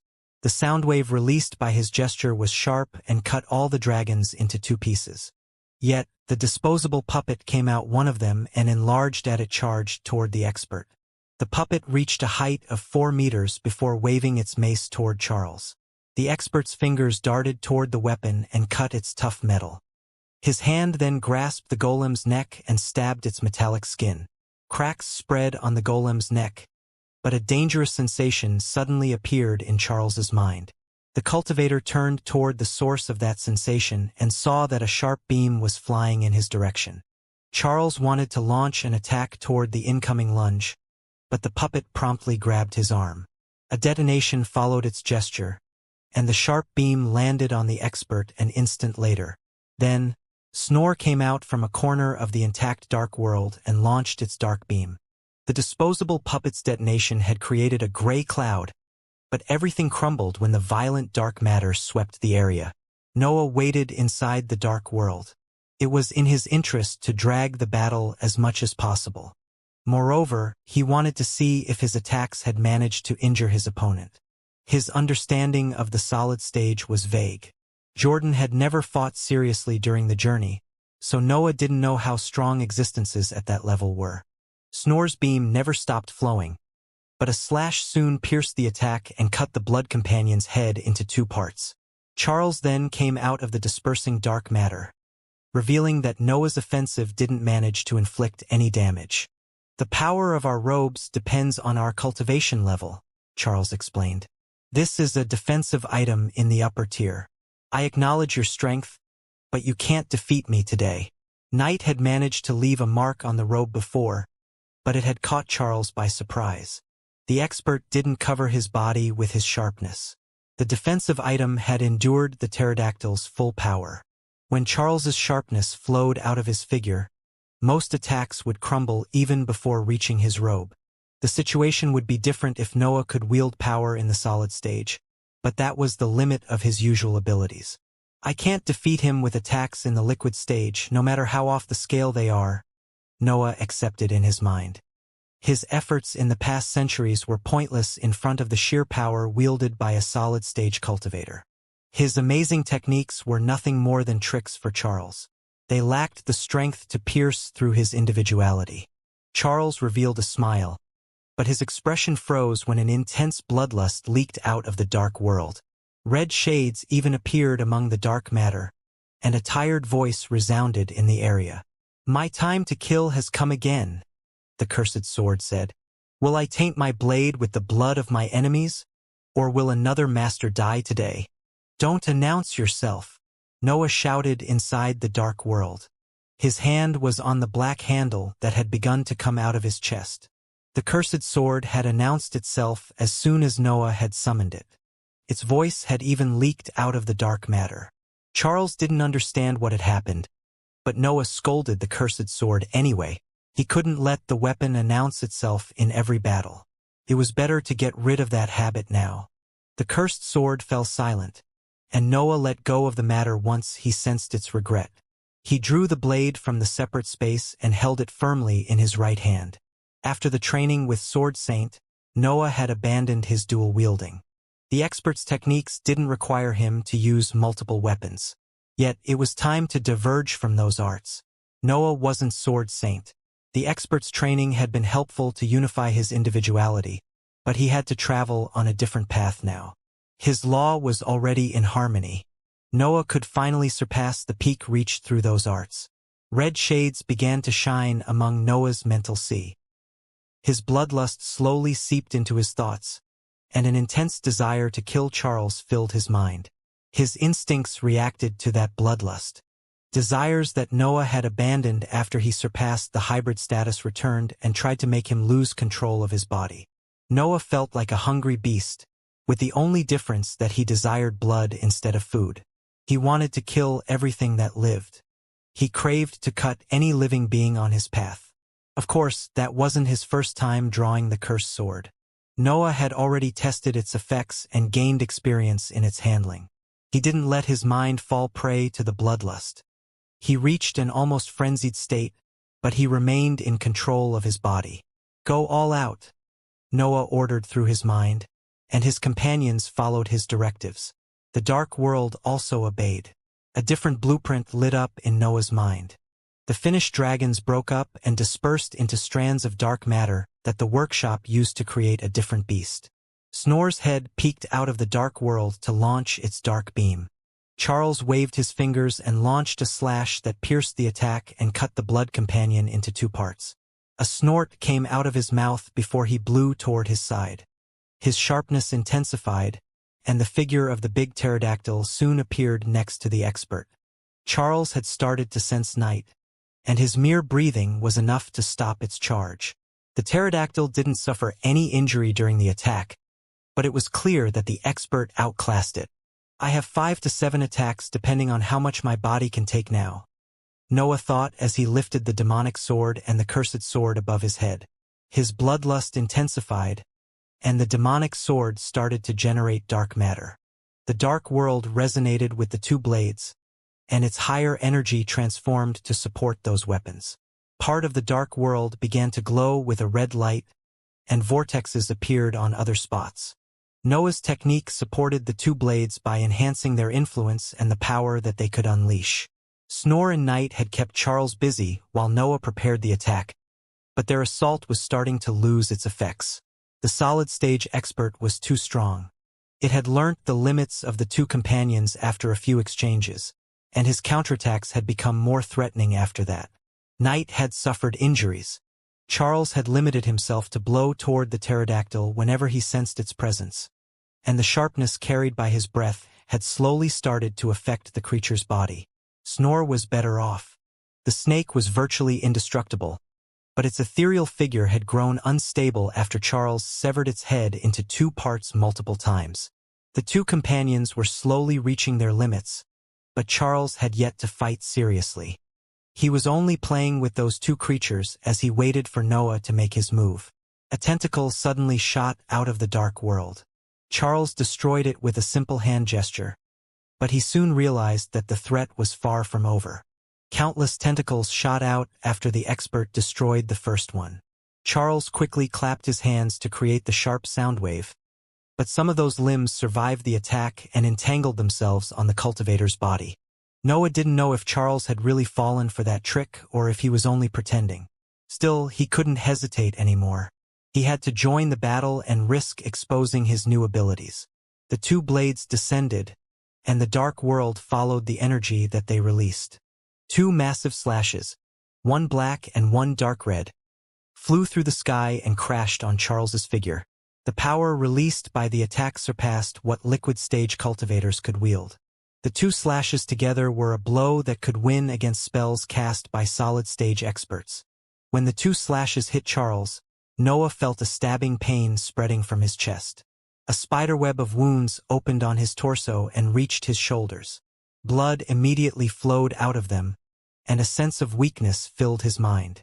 Noah roared as a wave of flames came out of his mouth and spread in the environment. His fire burned magical plants and weak spots of terrain to bring energy back to his body and heal his injuries. The many wounds closed in an instant, but a cross-shaped slash suddenly cut through the two clouds that had formed in Charles's position and forced Noah to focus on his opponent again. The demonic sword liquefied and covered the cursed sword. It acted as an armor that protected the blade and enhanced its power.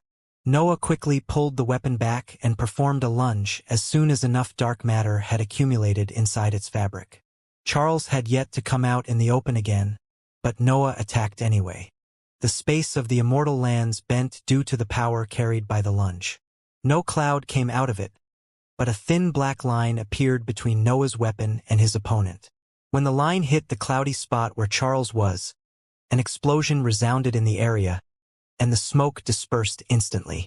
The expert became visible again, and his fingers were trying to fend Noah's attack off. Charles couldn't believe his eyes when the black line cut the upper part of his forefinger and middle finger to land on his flat belly. His robe dispersed the energy that remained in the attack, but that sight didn't make the expert any happier. Even if Charles wasn't fighting seriously, Noah had still managed to win in a direct clash between their sharpness. Noah's superior power came from an inscribed item and multiple techniques, but Charles couldn't accept that defeat. His law wasn't so special if any inscribed item could defeat it. The expert behind that victory was even weaker than him. Charles began to have doubts about his true meaning after that exchange. Noah spat flames again to heal himself. He had almost lost his entire arm after that lunge, but his fire restored his body to its peak. He was ready to fight again. "You aren't simple," Charles said. "You are worthy of seeing my blade." A white sword with two sharp sides appeared in Charles's hand. His sharpness flowed inside the weapon, and a series of purple marks became visible on its structure. When the sharpness expanded through the environment, Noah saw how a series of cuts suddenly appeared on his body. Charles didn't even attack him, but he had suffered injuries anyway. Noah transformed into a black blade that launched dark matter to perform an evasive maneuver. Black flames also filled the environment as he flew to escape Charles's sight. The flames healed his body, but the sense of weakness that had begun to permeate his mind became more intense. His bloodlust also intensified. His consciousness was slowly slipping away due to the drawbacks of the cursed sword. "Disappointing," Charles said as he waved his sword toward the escaping Noah. A wave of sharpness flew through the environment. The attack destroyed every plant on its path and turned into ash the superficial part of the ground as it reached Noah. Noah felt forced to stop and slash toward the wall of sharpness that was about to fall on him. His demonic sword left the cursed sword and reformed in his left hand before the two blades released a thick dark red slash. The slash pierced the wall of sharpness and allowed Noah to pass through the attack. Yet, a deep cut opened on his chest and forced him to rely on his flames to heal his injuries. Charles had stopped playing around. His blade danced in the air and launched a series of small curved slashes that flew on different trajectories as they converged toward Noah. Noah couldn't avoid that attack. He lifted his blades above his head and slashed toward the curved blows when they were about to converge. The two abilities gave birth to an explosion when they clashed, and tiny shards of chaotic sharpness flew through the environment after the impact. A vertical wound appeared on Noah's torso. The weakness that had filled his mind intensified even if he spat more flames to heal his injuries. Noah felt that his mind was slipping away. The bloodlust was taking over his thoughts. A part of him already desired to charge recklessly toward Charles. Noah had launched only 4 attacks with the cursed sword, but his condition had already deteriorated. His new blade's drawbacks were too severe, but that weapon was the only reason he was still alive. Charles's attacks were too powerful. Noah could block them only when he used the cursed sword, but that brought him closer to an insane state. Even his body had begun to show signs of instability. Healing it wasn't enough to disperse the drawbacks of the bloodlust. Noah took the pills gained in Supreme Thief's inheritance and stuffed them in his mouth. One of them wasn't enough for his body. He had to eat all of them to feel their effects. His body regained some stability after the dark world purified those drugs and redirected their energy toward his tissues. Noah even regained some clarity, But Charles didn't give him time to recover. Charles slashed again and forced Noah to answer with another attack. Two huge black and dark red lines flew toward the incoming white curved cut and created another explosion. Noah fended off Charles's blow, but his body paid the price for that feat. A large wound opened on his chest and spread until it reached his right foot. A waterfall of blood flowed out of the injury, and Noah spat flames to heal it. However, the fire didn't return to him. There was nothing left to burn in the area. "It's over," Charles said as he raised his sword. But Noah quickly placed both blades on his forehead. His consciousness expanded and carried his bloodlust in the environment. Noah's sharpness intensified, and massive cuts began to open in the whole area. Each cut gave birth to more slashes. That piece of the sky fell into chaos as Noah's sharpness created an endless stream of attacks that forced Charles into a defensive position. Charles waved his sword madly. He wore a stern expression as he replied to every slash that flew in his direction.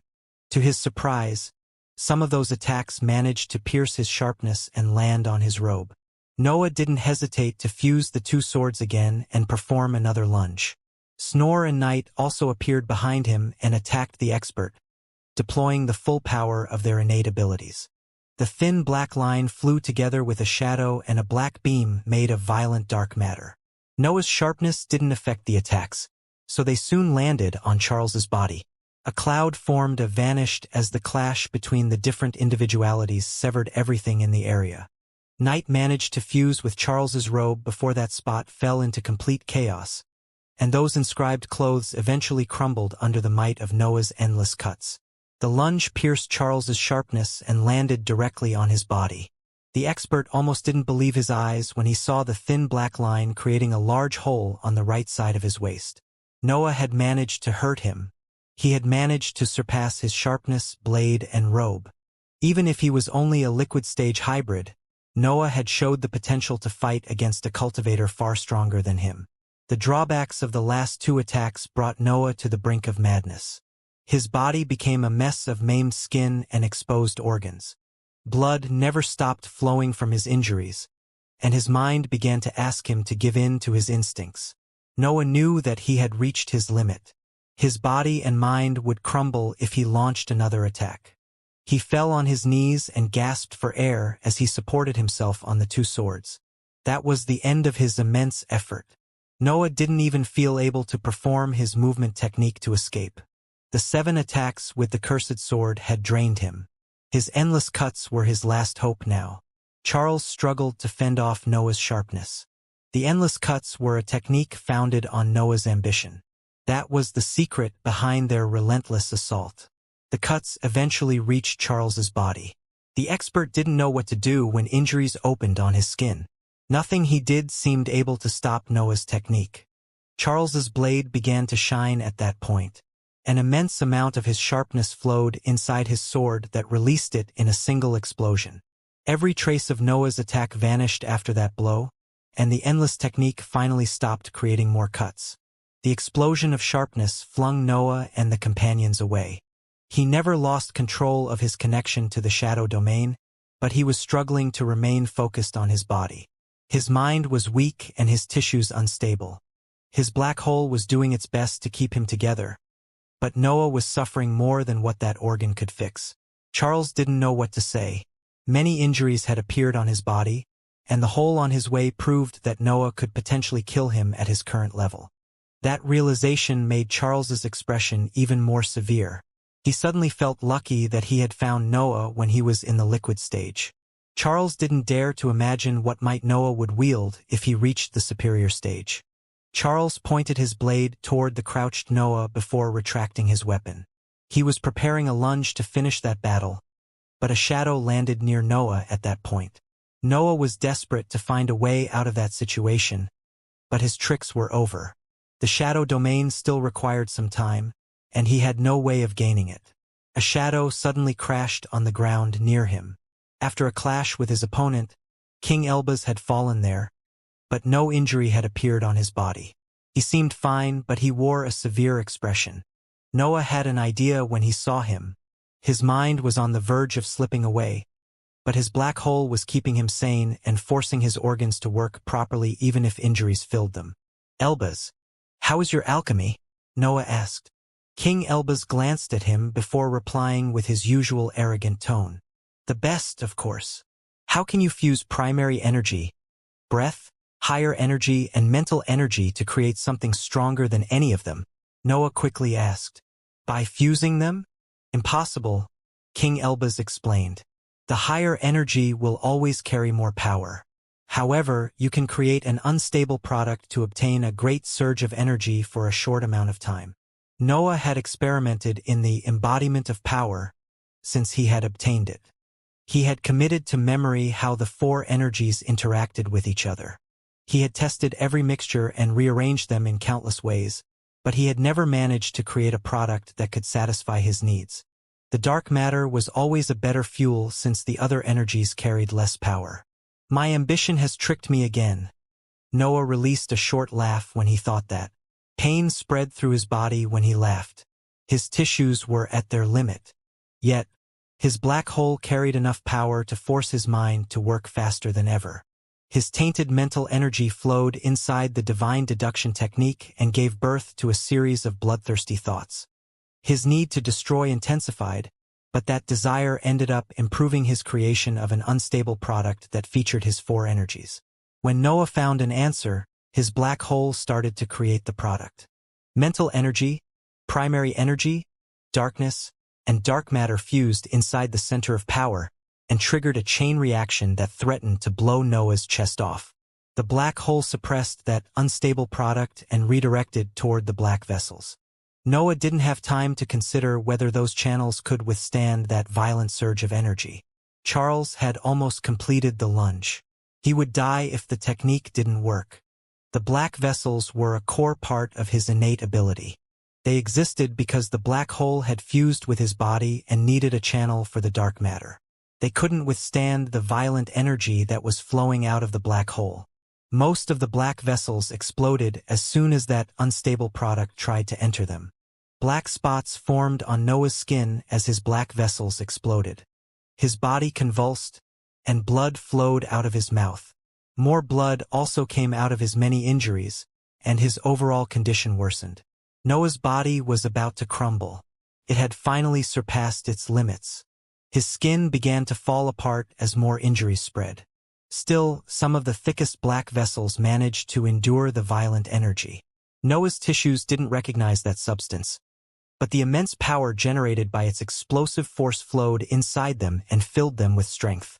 Noah slowly straightened his back and roared at the sky when he sensed that surge of energy pervading his tissues and spreading through every inch of his body.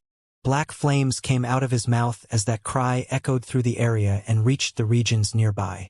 Noah's cry didn't carry any human meaning. It was a simple roar, a gesture meant to vent part of the power that was filling every fiber of his body. His skin began to heal only to break again when that violent energy seeped inside it. The process was excruciating, but Noah could only endure it as he prevented his mind from falling prey to his bloodlust. Charles didn't stop his attack even when he saw that something had happened inside Noah. He thrust his blade forward, and a white beam made of sharpness flew at high speed toward his kneeled opponent. No sharpness leaked into the environment. The lunge had condensed Charles's energy, giving it the best piercing properties in his arsenal. That attack could even piece the wave of rats. The lunge crashed on the ground and dug a deep diagonal hole. Charles's sharpness then seeped into the terrain and opened cracks in the superficial layers of the region. A faint earthquake also spread, but a confused expression appeared on his face. Charles suddenly turned when he saw that a shadow had appeared next to him. His eyes widened at the sight of a bloodied Noah waving his hand at him. Noah was a mess of blood and injuries. His dirty long hair covered most of his face, and his swords had also disappeared. However, Charles could see the intense icy blue light radiated from his cold eyes. Even when his body was shattering, Noah was calm. His mind was on the verge of falling prey to his instincts, and pain spread from all his tissues. However, he remained in control of himself. Charles promptly waved his blade, and a slash shot toward Noah. The attack would reach his head before Noah's fingers could touch the expert. A deafening roar came out of Noah's mouth as he headbutted the slash. The attack crumbled under his physical might, and shock filled Charles's mind. Charles knew that hybrids could reach incredible levels in terms of physical might, but he had never heard of someone as strong as Noah. The latter's body was in the middle tier, but its sheer power could withstand attacks launched by cultivators in the solid stage. Charles instinctively started to retreat, but Noah's hand reached his chest before the expert could escape from his range. His fingers stabbed his skin and tore away his entire rib cage with a single movement. Noah chased after the expert. His mouth never stopped spitting flames, and his speed reached levels that would render even solid-stage cultivators speechless. Charles found himself unable to escape from Noah's chase. He could only continue to launch attacks and hope that his opponent died before it was too late. A series of slashes flew out of the expert's sword and crashed on Noah. Marks appeared on his broken skin and muscles, but that offensive didn't manage to slow him down. Noah continued to fly, uncaring of the attacks that converged toward him. His body was so in pain that he didn't feel anything when those slashes landed on him. Charles didn't let Noah catch him. Noah had surprised him the first time, but he wouldn't commit the same mistake again. His figure performed short sprints that used his sharpness to cut through the air at an unbelievable speed. Noah could only spit flames that managed to envelop his opponent from time to time. Part of the energy that they managed to seize returned toward Noah, but he barely felt anything during the process. His mind was continuing to slip away even in that condition. He was even struggling to maintain his trump card active now. Eventually, the energy obtained through the violent product ended. Noah felt weaker than he had ever felt in his life as he descended toward the ground and crouched. Charles heaved a sigh when he saw that scene. His consciousness swept Noah, and another sight came out of his mouth when he confirmed that his body was falling apart. The sole fact that Noah had been able to fight in that condition was incredible. Part of him acknowledged the hybrid's superior strength after that battle, but his belief remained firm. "This has been incredible," Charles said. "You are only a hybrid in the liquid stage, but you can already injure cultivators in the solid stage. I can't let you leave any longer. Your future potential is too scary." Charles pointed his sword at Noah. Blood flowed from his open chest on the remains of his white clothes, but his appearance remained noble. "I recognized Sword Saint's techniques in your sword arts," Charles said. "I will kill you with my blade out of respect for your expertise. Goodbye, defying demon." Noah spat flames, but the silver radiance that surrounded them didn't spread in the environment. Charles also noticed that something was off. He had seen Noah's fire, but that ability had suddenly disappeared somewhere. "What is happening?" Charles thought before something appeared inside his body. Charles lowered his head and peeked at his insides from his open chest. Countless spiked spheres had filled his body. They were inside his blood vessels, muscles, and organs. Moreover, black flames surrounded those disposable weapons. Before he could utter any other sound, the instabilities detonated, and his body vanished into a cloud of corrosive smoke and black flames. A surge of energy flew inside Noah's shattered body as he crouched on the ground. The flames had burned anything that the instabilities didn't manage to destroy. That power had then converged toward Noah to restore his condition. Charles didn't expect that sudden attack, and even his incredible individuality couldn't help him once Noah placed attacks inside his organs through the shadow domain. Miss Void was right. Her technique was unbeatable once it showed its true power. The black hole was aware of Noah's poor condition. The organ skipped many rounds of purification to provide energy to his tissues and start the healing process. The fourth center of power knew that Noah didn't need purity now. His body was falling apart. The black hole had to keep him alive before focusing on anything else. Charles was a human, so his dantian contained most of his energy. The instabilities had destroyed that organ during the explosion, but the black flames had burnt the breath inside it. That energy resembled a tide that pressed on Noah's tissues and forced them to heal. Skin, organs, muscles, and bones grew and stabilized under the strict attention of the black hole. Noah's body was too far gone to heal instantly. His tissues continued to fall apart during the process, so they required far more energy than usual to return to a normal state. Pain filled Noah's mind as his skin shattered and regrew. The process continued for a while until his body found some stability again and started to heal properly. His black hole had depleted most of Charles's energy by that time. Saving Noah had taken almost every grain of the solid-stage breath contained in his dantian. As Noah began to heal properly, some clarity returned to his mind. The bloodlust retreated as his condition improved, and he suddenly realized what he had achieved.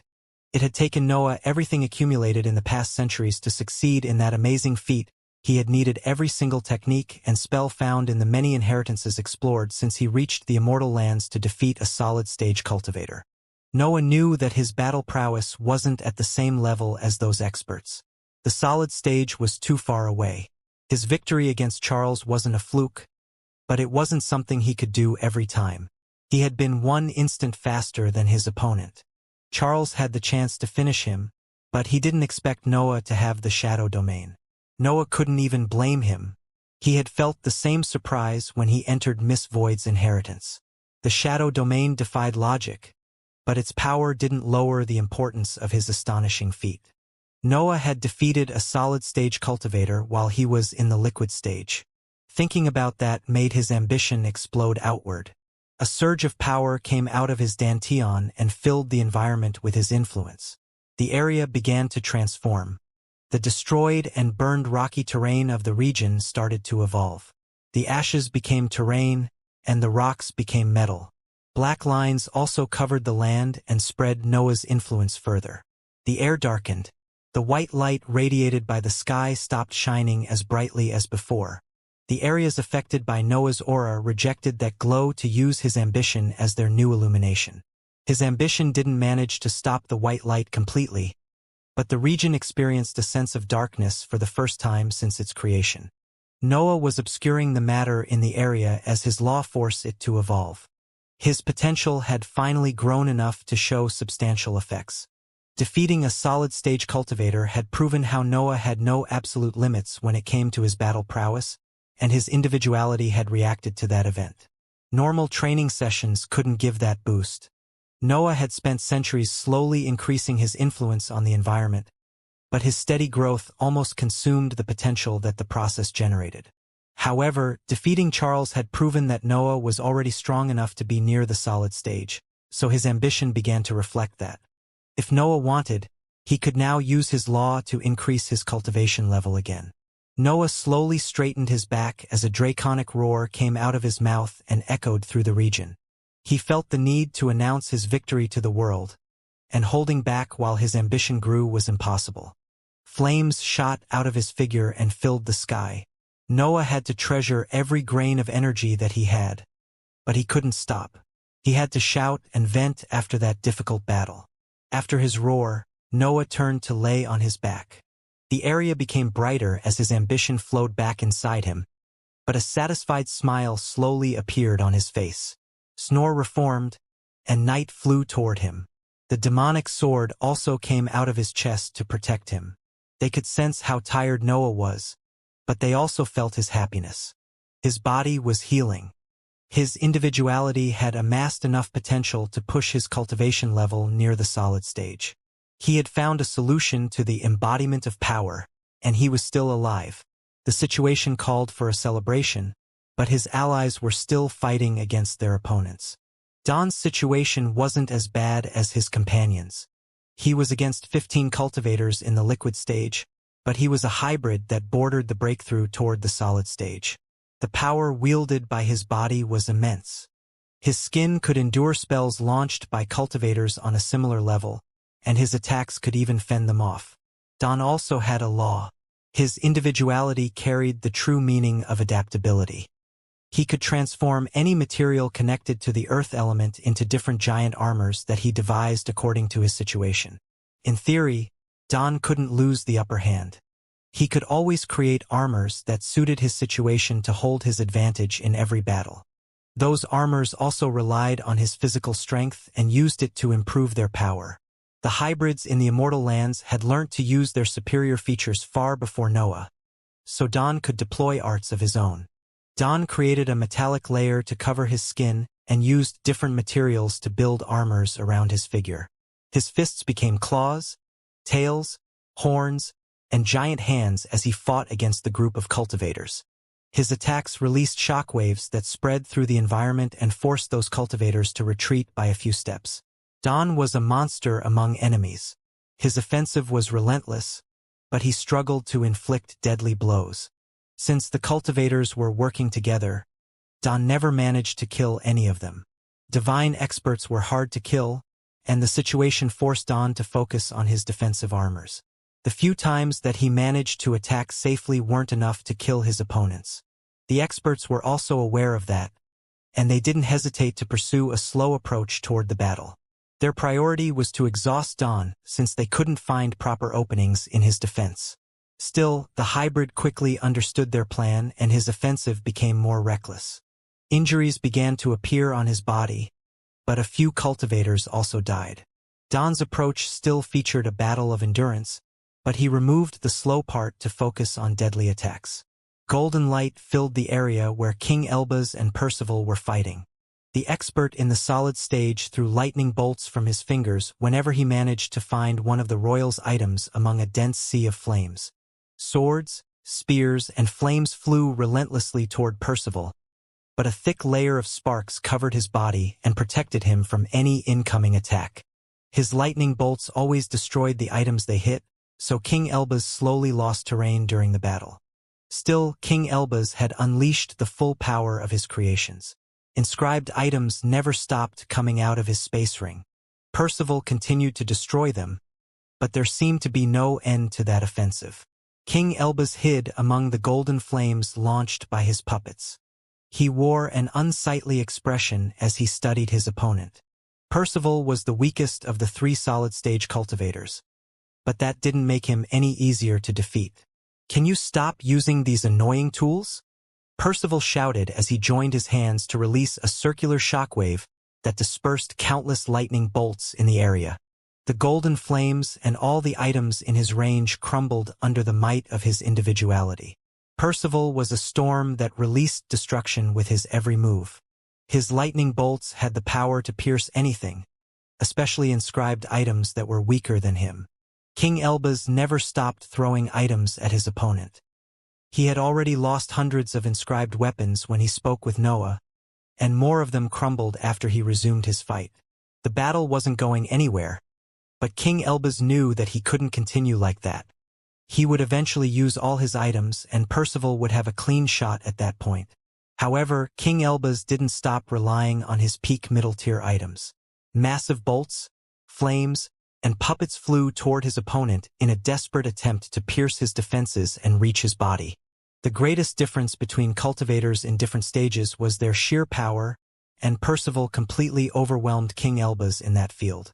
The royal couldn't defeat his shield with those peak middle-tier items. King Elbaz didn't have techniques that could make him ignore that difference in power. Even Noah had to rely on an item to express solid-stage battle prowess. The royal had to do the same if he wanted to win. Still, King Elbaz had other plans. His space ring hid many secrets, but he didn't want to reveal them yet. His curiosity had to complete one step before he could fight for real. Percival released another spherical shockwave, and raging lightning bolts began to linger on his figure and destroy anything that entered his range. The expert shot toward the sea of flames at that point, and countless inscribed items fell prey to his destructiveness. The cultivator couldn't sense King Elbaz among the golden flames, but he didn't care about that. The royal had to come out after he destroyed everything. Percival wasn't even worried about his reserve of breath. He was in the solid stage, so he obviously had more energy than King Elbaz. It didn't matter that the royal was mainly relying on inscribed items. Percival wouldn't exhaust himself before his opponent. King Elbaz flew through his sea of flames as he escaped from the lightning bolts that surrounded Percival. The number of inscribed items in the area fell rapidly, but no worry appeared on his face. A peculiar aura came out of King Elbaz. His figure radiated intense but tiny radiations that seeped inside the lightning bolts and studied their nature. Information about Percival's individuality quickly filled King Elbaz's mind. His consciousness also memorized features that only experts in multiple fields of the cultivation journey could list. The royal was using his inscribed items to escape long enough to learn everything about Percival's law. When Percival flew toward the last area of the Sea of Flames that he had yet to destroy, King Elbaz came out of his cover and retreated through the sky. The cultivator destroyed the golden flames before chasing after King Elbaz. Percival had grown so annoyed by that golden color that he sought to destroy anything that carried those shades. Percival was faster than King Elbaz, so he quickly reached the royal and prepared himself to launch the long-awaited final attack. He had already hit his opponent once before, but the golden defenses had stopped his techniques. Yet, King Elbaz was almost defenseless now, so Percival felt sure that it was time to land a finishing blow. King Elbaz turned when Percival was about to attack. A massive lightning bolt flew toward him, but the royal didn't attempt to dodge it.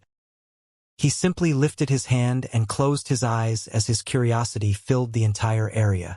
The lightning bolt suddenly vanished right before touching King Elbaz's fingers. Its energy dispersed into the environment and disappeared in the white sky. "What?" Percival exclaimed. King Elbaz had only lifted his hand. He didn't use any unique item or technique. His individuality had surged for a second, and the lightning bolt had vanished under its influence. "What did you do to my attack?" Percival asked. "Those who reach the solid stage should be talents among talents," King Elbaz said as he shook his head. "Look at you. You have so much power, but you barely separate yourself from things that already exist in the world. There is nothing to fear from the storm if you know what it carries." "What are you even saying?" Percival asked again. "I am the storm. Heaven tribulations shy away in fear of my lightning. I can turn everything you have into ashes and pierce the toughest metal. I am true, unstoppable power.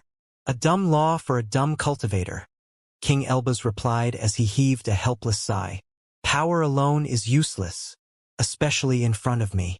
"Such gall," Percival said as the crackling noise that surrounded his figure became more intense.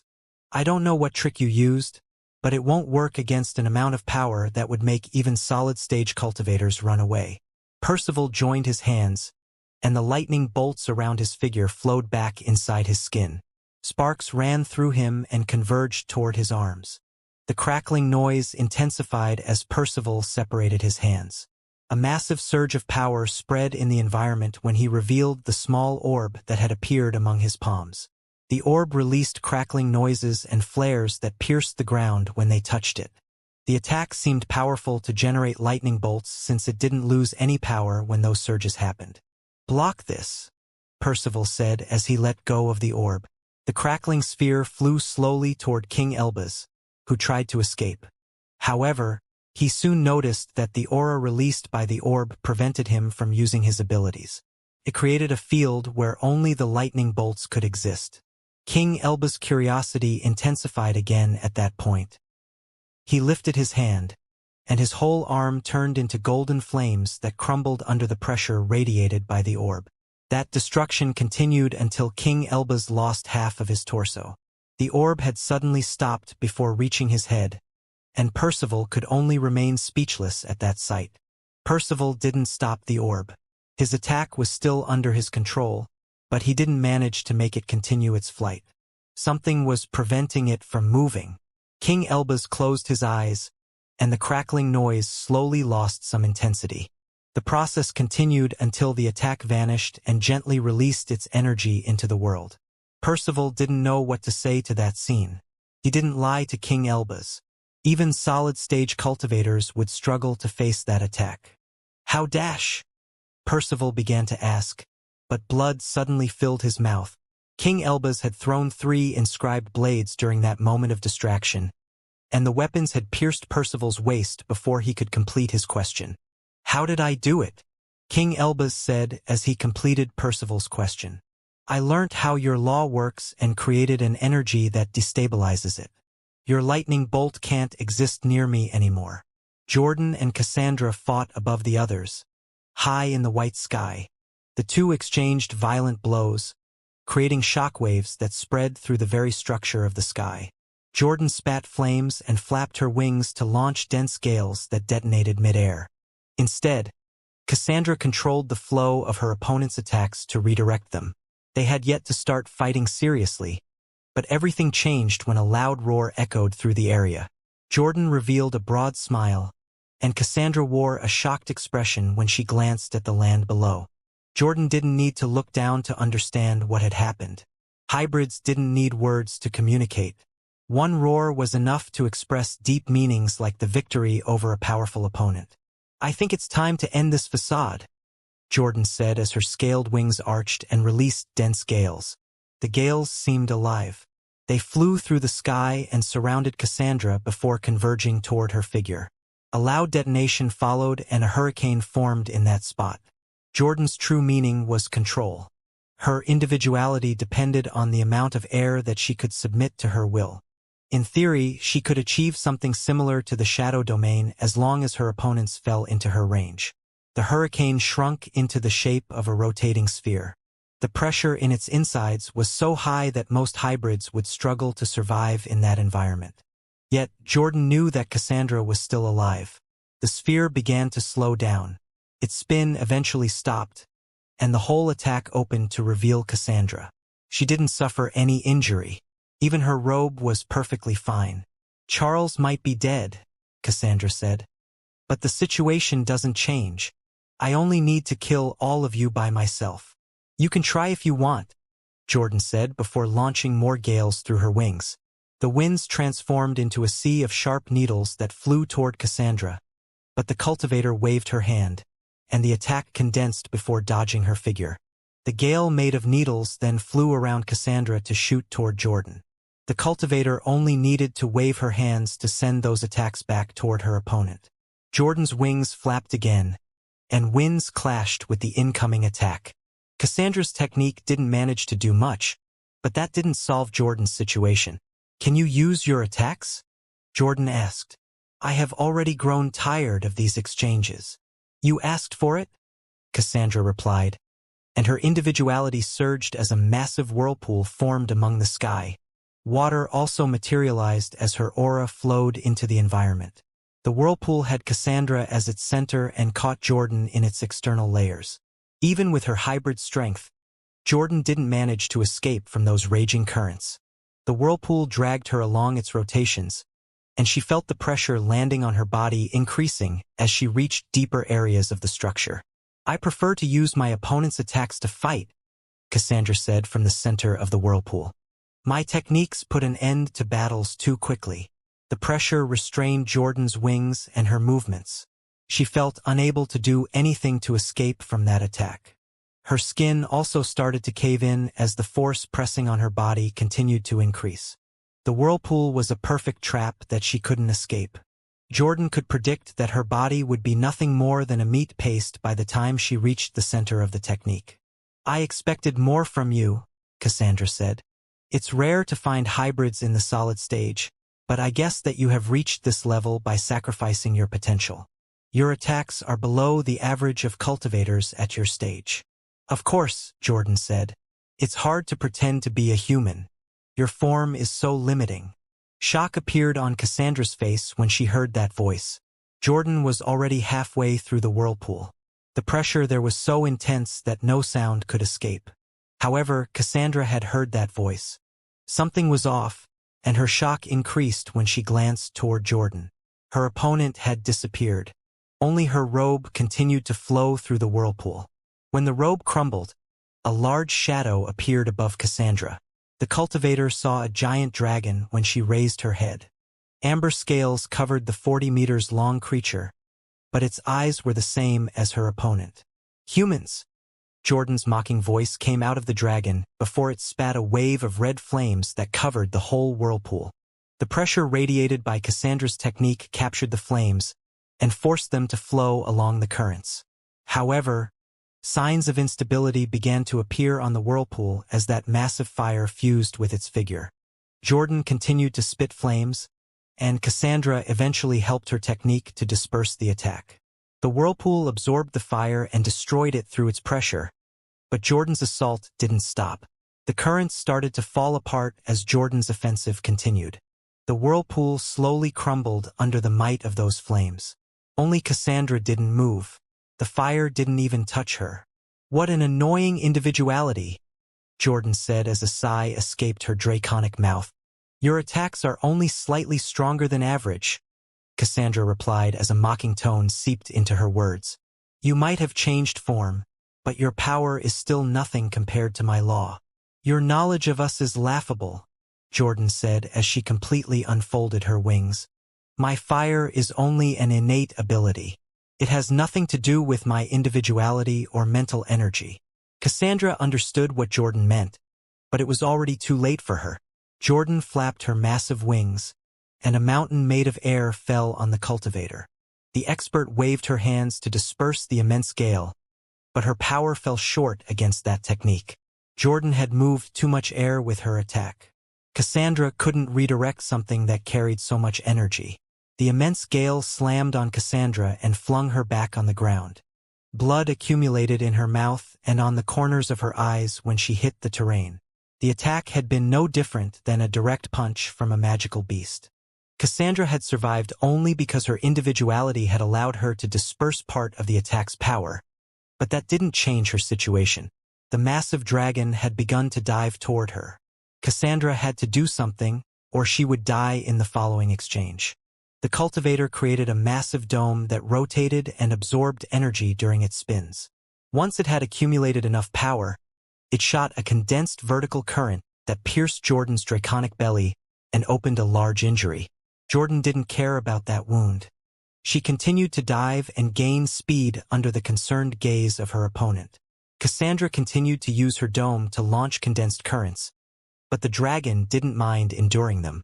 Once Jordan was about to reach the ground, she unfolded her wings to stop and gather violent winds. Then, she threw those gales toward the ground, unleashing a shockwave that affected even the battlefields close to her. The dome tried to fend off that attack, but the wall of wind was too dense for the technique. Cassandra could only watch as currents fell from her spell, and an immense pressure landed on her body. Before she could do anything, the pressure turned Cassandra into a bloody pulp. Jordan had only needed to hit her once to kill her. King Elbaz didn't get the chance to kill his opponent. Percival began to escape after his lightning bolts became useless against the royal, and his speed wasn't something that King Elbaz could match. Still, Jordan chased Percival and finished him off with a massive gale. King Elbaz had already injured him, so she didn't need to start another fight. Jordan also flew in Don's aid. The hybrid had suffered many injuries during his unfavorable battle, but his superior resilience allowed him to continue to fight. Yet, his opponents were too many, so he didn't manage to deal finishing blows after defeating a few of them. Jordan in her dragon form took care of those liquid stage cultivators and made sure that no one escaped. The less the Crystal City knew about them, the higher their chances of surviving future attacks. Noah had watched the various battles through his consciousness. He had seen Don's violent fight against that group of liquid stage cultivators. He had witnessed the power of King Elbaz's individuality. He had felt in awe in front of Jordan's dragon form. His companions were monsters just like him. Don was the expert who wasn't entirely off the scale, but his law allowed him to enhance his already superior features. The hybrid was also on his path to becoming an existence that normal labels couldn't describe. To think that she could transform into a dragon, Noah thought as he watched the massive beast shrinking and regaining a human form. Jordan winked toward Noah when she sensed his gaze on her naked body. His stare carried no lust. Noah only wanted to see if he could understand the secret behind her transformation.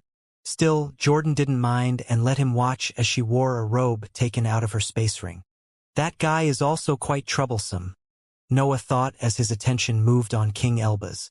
I guess he really is the best at what he does. King Elbaz's abilities seemed the best among the members of the group. The royal could become immune to laws as long as he managed to develop a substance that countered their true meanings. Noah could force his cultivation level to grow and skip entire stages as long as his potential reflected those improvements. Yet, King Elbaz could render individualities useless. His expertise could also make him the most troublesome of the opponents.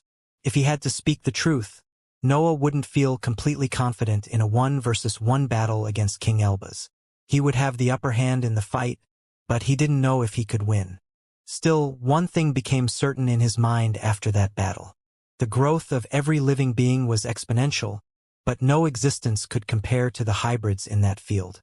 The strength that they could wield once they reached the solid stage was immense, and Jordan was a living example of that fact. Noah began to wonder about the power wielded by the leaders of the Legion. Jordan appeared far stronger than any other solid-stage cultivator, so the rank 8 existences inside her organization had to feature a larger difference of power against humans at a similar level. That difference will be greater with me, Noah concluded as he closed his eyes to assess the damage on his body. I will surpass even the monsters sitting on the 8th rank. My potential is so high that even solid-stage breath can't satisfy me. Noah's body still featured many injuries even if the effects of the flames had run out. Spiderwebs of cracks covered his whole skin, and internal wounds still leaked blood through the body. His flames had only managed to stabilize his body at that time.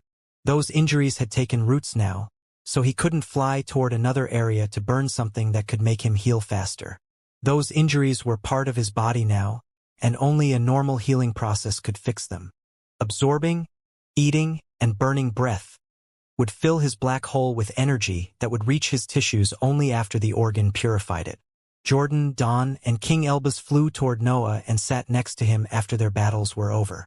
Only Jordan didn't suffer any injury. The others were far from their peak condition.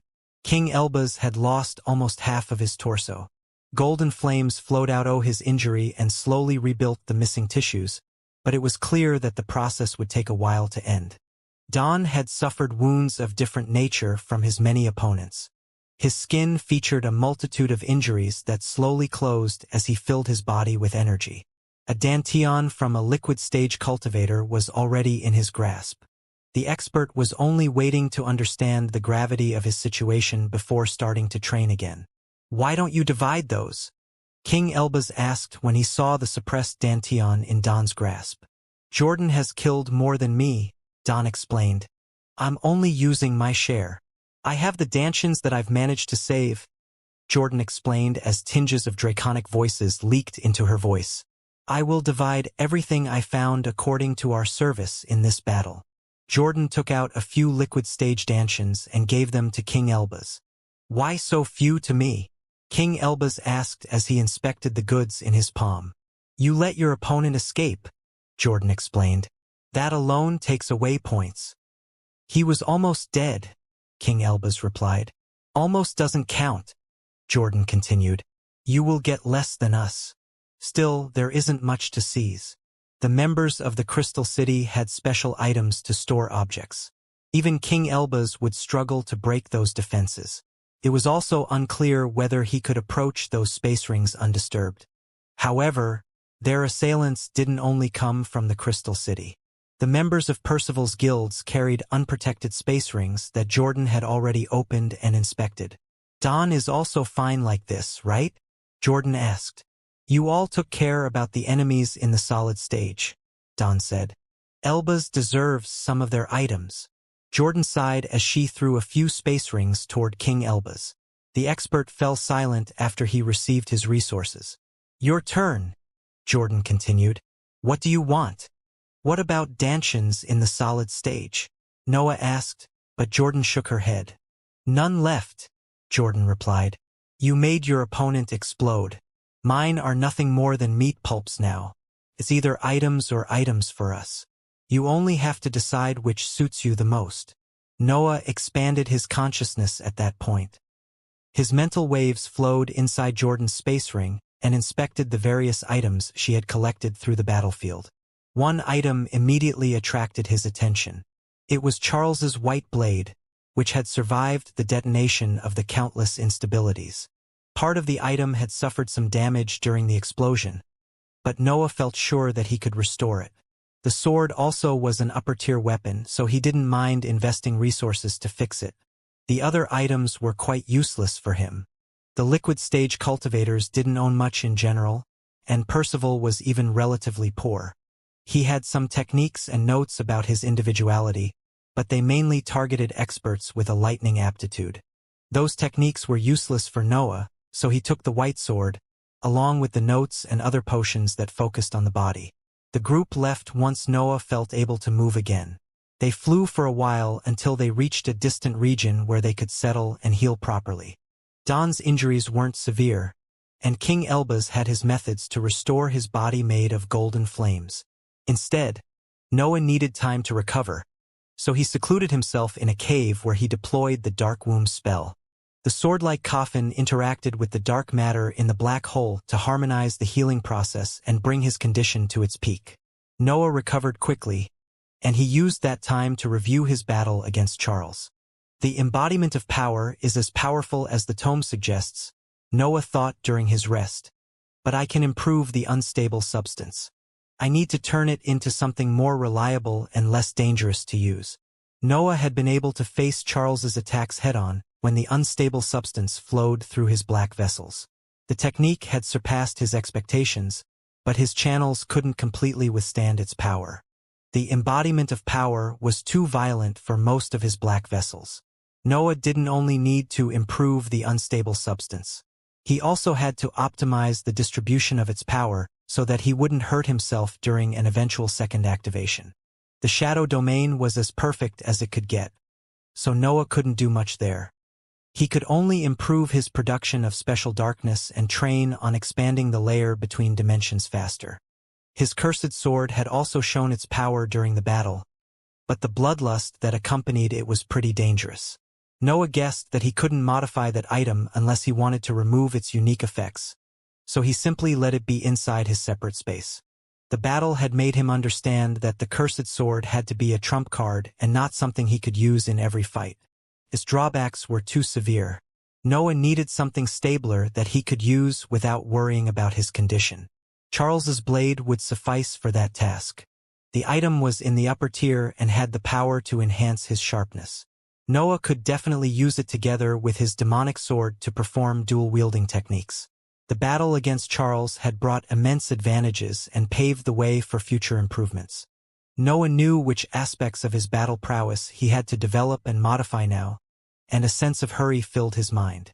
The Crystal City had shown the group that it could find them even when they were in the magical beast's domain.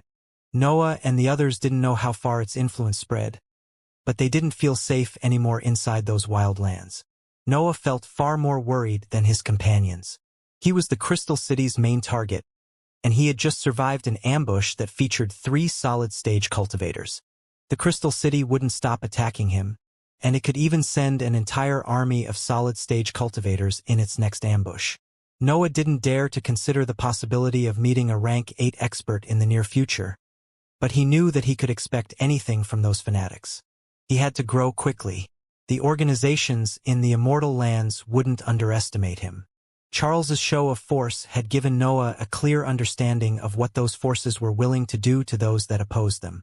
Ambition, personal arts, improved martial arts, and a better unstable substance.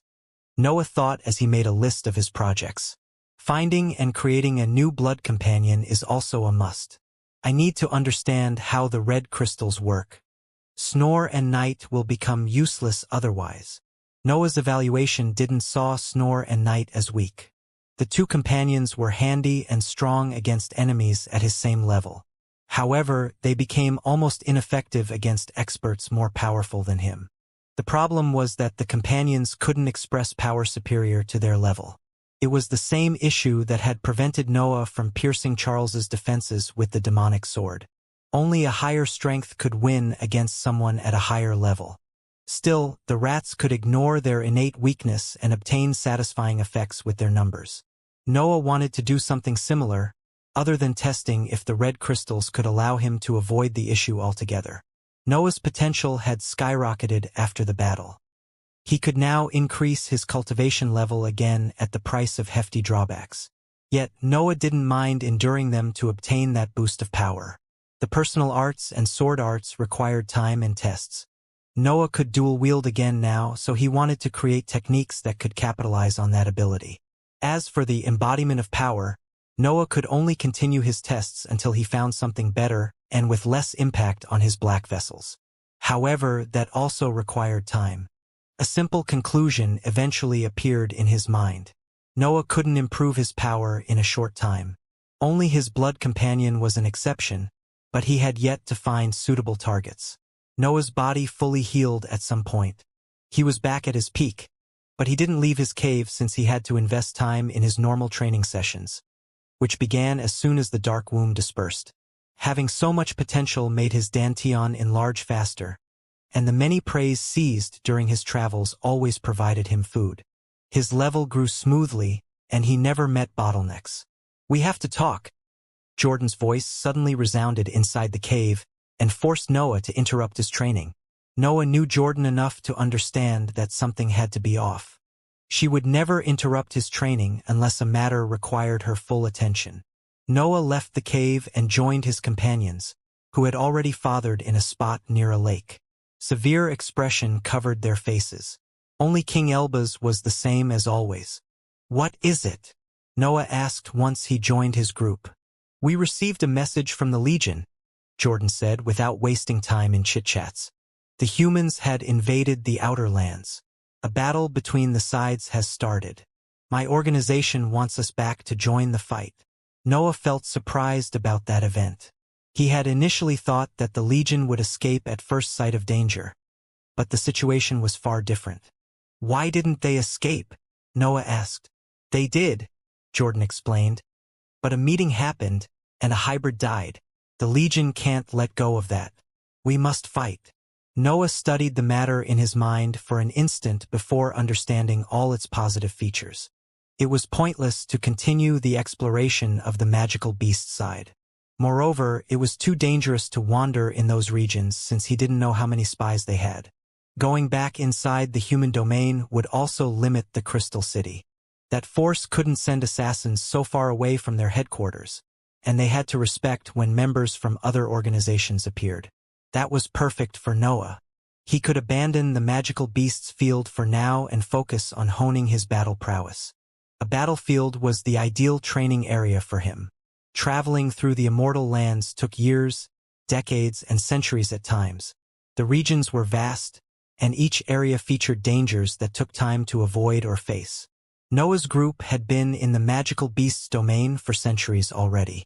They had traveled as far as the beginning of the Outer Lands in that side of the Immortal lands, but they had to go back now.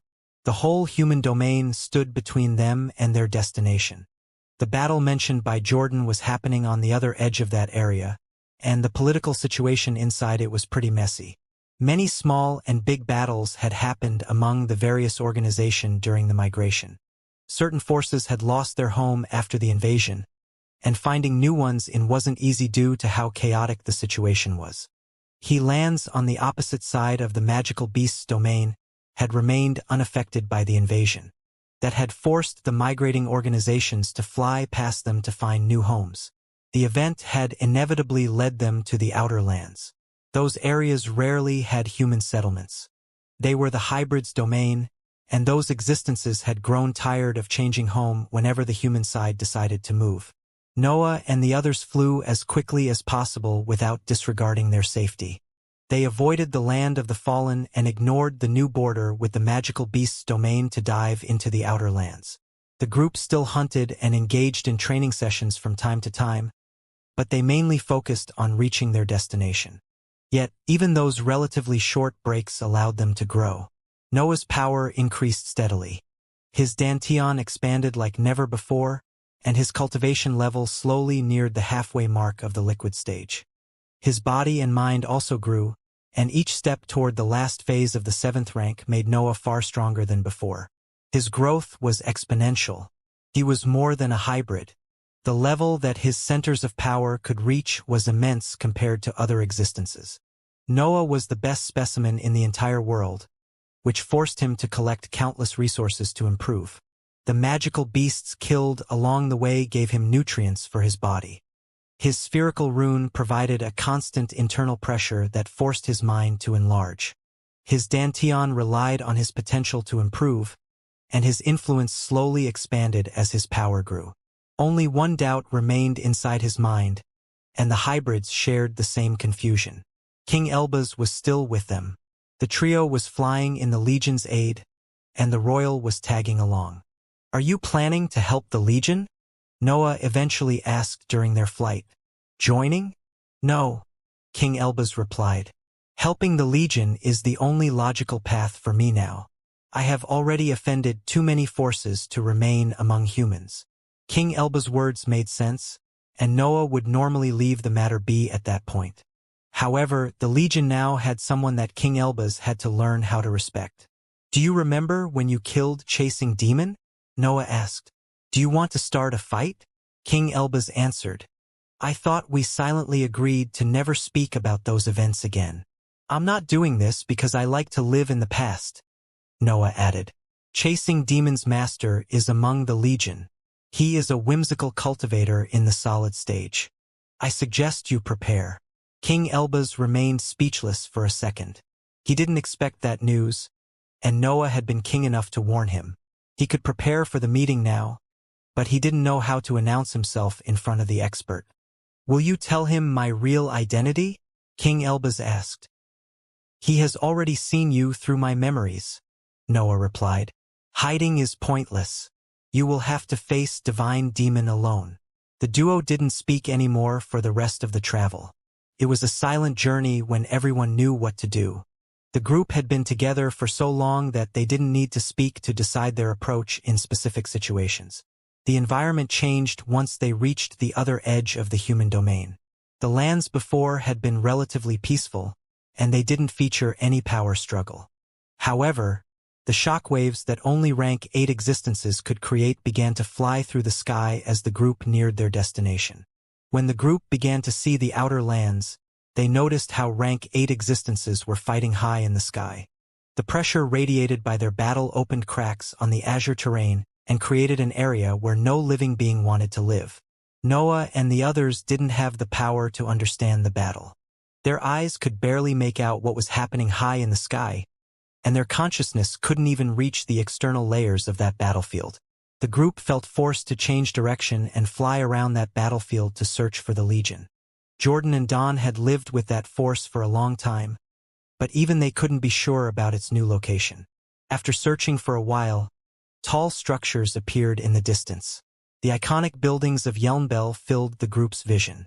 The 4 had done it. They had completed one of the longest possible travels in the Immortal lands. Their arrival to Yelnbel wasn't as warm as they expected. The hybrids in the city didn't bother to look at the group. The battlefield was forcing them to leave, but they had another battle to fight. While the rank 8 cultivators fought on the border, the weaker troops had to join the offensive against the weaker cultivators. The group dived into the city and quickly found a familiar face among its citizens. Ian greeted the group and launched a surprised glance toward King Elbaz. She didn't expect Noah to bring another human toward the Legion. "You are late to the party," Ian said as a faint smile appeared on his face. "We have been fighting for years already. Come, I will show you the battlefield." Noah and the others were quite tired from the long travel, but they didn't hesitate to follow Ian. They didn't need to start fighting right away, so they didn't mind prolonging their journey by a bit. Ian led the group deeper into the outer lands, in an area that featured a large 6-story pagoda. A series of troops wearing robes that featured the symbol of the Money family encircled the building, and multiple guilds supported them from the side. The area was a mess. Large patches of ground were still burning. Intense winds blew through the area, and destroyed golems stood on the surface. It was clear that a battle had happened not long ago. No corpse occupied the ground. Noah didn't understand how the battles there went, but he could guess that the Legion had to destroy that structure. Either that or killing all the troops that defended it. A platoon of hybrids rested at some distance from the pagoda. They gazed at the building while wearing an annoyed face, and they quickly turned toward Ian and the others when they sensed their arrival. A human suddenly stood up among that platoon. Noah recognized Divine Demon, but the expert didn't even look at him. His eyes had fallen on King Elbaz, and they had no intention to move. Noah didn't want to see a fight between Divine Demon and King Elbaz, but he had no say on the matter. The Royal had killed one of Divine Demon's disciples. Noah had no right to interrupt or try to divide the two experts. Truth be told, Noah liked having King Elbaz around. The two of them had similar mindsets, and they shared a deep respect for each other. Moreover, the royal was extremely useful, especially when it came to situations that Noah didn't know how to approach. Yet, Divine Demon was a fated ally. Noah owed him since he found his inheritance under the Great Whirlpool. The expert was even an asset in the solid stage. Noah would obviously side with him if the situation forced him to choose between the two experts. Divine Demon left the platoon of hybrids and flew toward Noah's group. The air became tense as his influence spread through the environment. The world reflected the expert's mood and made everyone expect a violent move. "Why is he with you?" Divine Demon asked once he stopped in front of Noah's group. "He is useful," Noah replied honestly. "Did you forgive him for what he did to my disciple?" Divine Demon continued. "We have fought, won, and lost," Noah replied. "Our enmity has never come from our characters. Our circumstances have turned us into opponents, but we have never shared any deep grudge. Will you help him if I were to attack him?" Divine Demon asked without moving his gaze from King Elbaz. "No. He is all yours," Noah replied. "I will be the one drinking wine in the backlands this time." Noah raised his palm, and Divine Demon smirked at that sight. 2 jugs full of wine came out of his space ring and landed on Noah's hand. "Go get him," Noah said in a mocking tone before flying toward the ground and turning toward Divine Demon. Don, Jordan, and Ian followed him and waited for the 2 experts to settle their matters. Ian tried to seize that chance to explain how that battlefield worked, but Noah quickly silenced him. "That can wait," Noah said as he pointed toward the 2 experts in the sky. "You don't want to miss this." Divine Demon inspected King Elbaz from head to toe. His eyes carried a piercing force that tried to reach the royal's insides, but an ethereal barrier always prevented them from studying the expert's core. King Elbaz was calm. He could sense that Divine Demon was far more dangerous than Percival, but he couldn't avoid that clash. Going back to the human side would only turn him into a target. The Legion was the only organization that could accept his presence and temporarily shield him from his enemies. "You do seem strong," Divine Demon eventually said. "You must be to fly with my air. How does it make you feel that the less talented of my disciples have defeated you?" "Chasing Demon died to gain mere years," King Elbaz replied. "I defeated the whole world when I escaped my banishment. Divine entities had to stay true to their character." King Elbaz couldn't pretend to be humble even if Divine Demon was ready to attack him at the first sign of hostility. "Mere years, you say?" Divine Demon replied. "Gaining mere years against the strongest existence of a lower plane. I call it a miracle." "Miracles aren't real," King Elbaz added. "Chasing Demon had a divine puppet and the determination to consume his life. Anyone else would have died against that opponent." "I see," Divine Demon said as a broad smirk appeared on his face. "Why don't we test that? I challenge you, Elbaz. If I win, I want the chance to take your life." "Why would I even accept?" King Elbaz asked, but a heavy pressure suddenly fell on the entire region. The air became hard to breathe. The light radiated by the sky became heavier. Divine Demon was showing that he could kill King Elbaz on the spot. The royal couldn't refuse his challenge. "What type of challenge?" King Elbaz asked after he gave up on dodging that troublesome matter. "I will leave the choice to you," Divine Demon replied. "I can't lose anyway." King Elbaz's arrogance intensified. Even if Divine Demon was a solid-stage cultivator, the royal couldn't allow him to be so arrogant in his presence. "I choose the inscription field," King Elbaz replied. "Any type of inscription is fine for me. I can't lose either since I'm the best." "Name 3 areas," Divine Demon said. "I don't think I remember 3 of them." Divine Demon exploded into a loud laugh. His words had left King Elbaz speechless. The demon wanted to challenge him when he didn't even know the names of 3 areas of the inscription fields. "Formations, puppets, weapons," King Elbaz eventually said. "The best creations earn a point. The level of the products won't affect the final evaluation." "Of course," Divine Demon replied. You won't accept the loss if I relied only on my cultivation level. I will choose your same reward, King Elbaz concluded.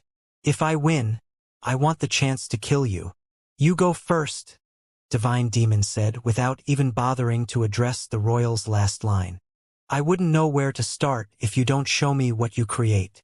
King Elbaz felt the need to curse, but he suppressed his emotions. Divine Demon wasn't taking the challenge seriously. He was acting as if he had already won in areas unknown to his expertise. King Elbaz snorted and took a few steps back. Countless materials came out of his space ring, and mental waves fused with them to create golden lines that hovered around him. Initially, the lines created a simple oval shape, but the figure became messier as King Elbaz added materials to the formation. His product even showed signs of instability as its size increased. When King Elbaz stopped sending meanings and materials inside his creation, the formation shrunk before expanding again. Its lines stretched until they covered a large area of the sky, and the white light suddenly became unable to cross them. Golden drops fell from the lines of the formation. They contained so much energy that most of the hybrids in the distance gulped at their sight. King Elbaz had created something capable of condensing the energy carried by the white light in a few seconds. I never understood why the inscription masters here don't exploit the white sky, King Elbaz said. It releases pressure, so it has an energy that formations can seize. King Elbaz then stored his formation inside his space ring and shot an arrogant glance toward Divine Demon. The expert was scratching his head, but he soon recalled that he had to create something better than that. I have it, Divine Demon said before exploding into a loud laugh. His hands went toward the sky, and his aura expanded. His consciousness seeped into the fabric of the world, and his individuality forced the matter to work for him. The world seemed to understand what Divine Demon needed. Dense currents formed in the sky around him and flowed above his head, where they gave birth to a small whirlpool. The whirlpool attracted the white light and made it converge toward its center. A large area of the sky darkened as its radiance flowed inside the rotating structure and came out as a white river. The river radiated intense energy that made the hybrids directly salivate. Some of them even opened their mouths as their desire intensified. King Elbaz formations could turn the white light into golden drops, but Divine Demon had transformed it into a proper stream. How is that even a formation? King Elbaz complained. That's a spell fueled by your cultivation level. It doesn't even count as an inscription. Are you questioning my methods? Divine Demon replied as an arrogant expression appeared on his face. I didn't use my breath. My consciousness has transformed the matter of the world and has given it the shape that I desired. It's exactly what you did. I only wasted fewer materials. I have used countless minute meanings and fused hundreds of materials. King Elbaz complained again. How can you even compare my creation to this? You have so much to learn in this area. Divine Demon replied as he looked toward a random spot in the distance. The world must be your canvas if you want to use its true potential. You don't even know the name of this area. King Elbaz complained one last time before giving up on the matter. Even if Divine Demon had basically cheated, King Elbaz couldn't argue against his creation. The whirlpool performed better than his formation, so he had to admit defeat in the first round of their challenge. It's time for the puppets, King Elbaz said. Your spells won't help you now. The whirlpool disappeared before countless materials came out of King Elbaz's space ring. Various metals with different properties melted and fused under the royal's strict control. His golden flames leaked out of his body to surround the materials with a scorching membrane that altered their nature. The metals transformed during that process, and a tall figure soon came out of the fiery shell. The figure depicted a tall version of Divine Demon. It was incredibly lifelike, and it even imitated his expressions. The puppet then bowed toward his creator. King Elbaz stepped on its back and used it as a platform to stand higher than his opponent. He even jumped a few times to show its sturdiness. Divine Demon supported his jaw as he studied the item. He didn't care that King Elbaz had intentionally tried to mock him. The light radiated by his red eyes intensified as he tried to find a way to win that challenge. His influence spread again into the environment when Divine Demon found a solution to his problem. His aura covered the ground and the sky, transforming the matter into particles of breath of the water element. Those particles began to flow and converge near Divine Demon. A massive figure slowly formed, and the hybrids in the distance couldn't help but laugh when they saw its odd shape. Divine Demon had also created a taller version of King Elbaz, but his puppet's proportions were completely off. Its head was as big as the rest of its body, but its crown was so small that its hair hid most of it. The puppet performed a bow toward Divine Demon before it raised one of its legs and started to spin on itself. Divine Demon patted its head after it completed a few rotations, and a happy expression appeared on its face. King Elbaz didn't know what to say. Divine Demon had cheated again, in his opinion. He didn't use any actual material to build that puppet. The world had given him special water and rearranged it to create something slightly better than his opponent's product. Divine Demon wasn't even doing much. He only expanded his aura, and the world did everything else. King Elbaz didn't know how he could beat that. There didn't seem to be a limit to the demon's individuality. "I have already won, don't I?" Divine Demon said as his puppet broke and fell toward the ground. "I can give you the chance to win if you want. Let's say that the winner of the last round will win the entire challenge." King Elbaz snorted, but he didn't dare to refuse. He stored the puppet as golden flames flowed out of his body and fused with his mental energy to create a large vortex. Materials came out of his space ring and fell into that spinning structure. Their bodies melted as King Elbaz raised his hand and tightened his fist. The vortex began to shrink. Its flames condensed into a fist-sized sphere that radiated immense energy. Its power seemed to surpass the limits of middle-tier items. It went beyond that stage into the realm of the upper tier. The sphere slowly morphed. A sharp tip and a handle came out from its edges. King Elbaz' flames took the shape of a golden sword in the upper tier, and the expert didn't hesitate to wield it. King Elbaz waved the sword toward the sky, and a massive fiery slash came out of its tip. Noah couldn't hide his surprise at that sight. The royal had created a weapon in the upper tier in less than 10 seconds. As the blade crumbled, King Elbaz' curiosity skyrocketed. His mind temporarily forgot about the challenge and focused on his creation. His eyes inspected the shards that fell from the swords and continued to watch that spot even after his hand became empty. King Elbaz had surpassed himself in that challenge. Creating something at that level in such a short time wasn't normal, especially for an expert in the liquid stage. Even with his expertise, King Elbaz needed a long time to create powerful items. Yet, he had managed to build a disposable inscribed weapon in a few seconds during the challenge. Winning or losing suddenly didn't matter anymore. King Elbaz only felt the bliss coming from his success in that procedure. It didn't matter if Divine Demon created something better again. The royal had already obtained what he wanted. Divine Demon also had to make his individuality improve. His law required victories, so he couldn't stop even if King Elbaz had started to ignore him. His aura expanded again.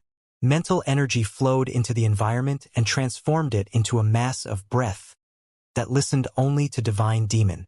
The expert stretched his arm, and the breath gathered toward his palm. The various particles of breath of the water element morphed to take the shape of a blade that shone with an azure glow. The glow slowly changed color. It became white as more energy accumulated into the blade. It seemed that Divine Demon's individuality was making him obtain the same higher energy that the expert had used against Boss Van. King Elbaz glanced at Divine Demon when he sensed the energy radiated by the blade. The royal had been the first to create the higher energy in his lower plane, so he couldn't fail to recognize it. A short sigh came out of his mouth. Divine Demon had won again, and King Elbaz couldn't even understand how he had lost. The demon's individuality defied reason. It was what the royal's curiosity hated the most. "Come," King Elbaz said. "Take my life. Avenge your disciple." Divine Demon tightened his grasp on the white sword and neared King Elbaz. The tip of his blade landed at the center of the royal's forehead, and King Elbaz didn't even try to avoid it. A drop of fiery blood flowed out of King Elba's forehead when the blade pierced his skin. Still, Divine Demon didn't push it deeper into his skull. "You let my heir live," Divine Demon said. "I won't call you ally, but you aren't my enemy." The white sword crumbled after those words. Divine Demon looked deep into King Elba's eyes before heaving a deep sigh. A tinge of melancholy appeared on his expression, but a broad smile soon hid it. "Besides," Divine Demon said as he turned to fly toward Noah's group, "you are already my heir's subordinate. Why would I even hurt his power?" King Elbas felt glad that Divine Demon didn't kill him, but anger quickly replaced that feeling. "I'm no one's subordinate," King Elbas shouted, but Divine Demon had already stopped listening to him. Ian could finally explain how the battlefield worked after the chaos created by King Elbas and Divine Demon's face-off quieted down. "This building is the core item to a massive formation," Ian explained to Noah and the others as he pointed toward the pagoda. "The forces of the human side know that they can't travel here separately, so they want to build a giant diagram to teleport entire cities in these regions." King Elbas showed a surprised expression at that statement, and his reaction gave Noah an idea of how hard that task was. The royal was the real expert in that field. The project of the human side had to be incredibly ambitious to leave him speechless. "The humans need 3 pagodas to complete the formation," Ian said. "We managed to stop these troops before they went too far in the outer lands, but they won't be satisfied with only this region. They are too close to the edges of the human domains, so they won't gain much terrain if they remain here." The political situation of the Immortal lands was quite hopeless. The storms of chaotic laws surrounded the higher plane, limiting the territories that weaker divine existence could inhabit. The Immortal lands never stopped expanding, but the same went for the magical beasts. Those creatures continued to conquer territories and forced the human side to migrate after every invasion. The cultivators lacked space where to thrive, and they could only look at the outer lands to find new inhabitable areas. The outer lands were vaster than the human domain, but their environment was harsher than the central territories. The storms were close there, so they weren't ideal in terms of habitability. Still, as the Immortal lands expanded, the storms would withdraw, creating new ideal areas that the cultivators couldn't wait to conquer. Those regions were one of the most precious resources in the higher plane, since the magical beasts would take hundreds of thousands of years to reach them. Any force with the power to defend their domain would want those regions. In theory, the magical beasts were their only real opponents, and conquering those lands would make them ignore that issue for a long time. Yet, the Legion had grown tired of migrating every time the humans wanted more lands. Its leaders also felt that their organization had become strong enough to fend the cultivators off, so they decided to fight at that time. "In short," Noah said, "we only need to destroy the pagoda." "I wish it were so easy," Ian replied. "You can't feel it from here, but the pagoda is a rank 8 item. It has a barrier that can stop most attacks and many troops that protect it. Also, the building already works as a teleportation matrix, so the human side can send reinforcements whenever we kill too many of them." The situation seemed hopeless. Only the rank 8 leaders of the Legion could destroy that item, but they were busy with the experts of the human organizations. "What's your plan?" Noah asked. "We keep killing them until they don't need these lands anymore," Ian explained. "We might be too few to stop their plans completely, but we can make them pay a hefty price." Noah didn't know how to answer that. He understood that the Legion lacked the manpower to create a better strategy, but it wasn't trying to win with that approach. Killing hundreds of rank 7 cultivators wouldn't stop the organizations from claiming those lands. The Legion would eventually lose those regions if the situation continued like that. "I already told him that this strategy sucks," Divine Demon said when he noticed Noah's expression.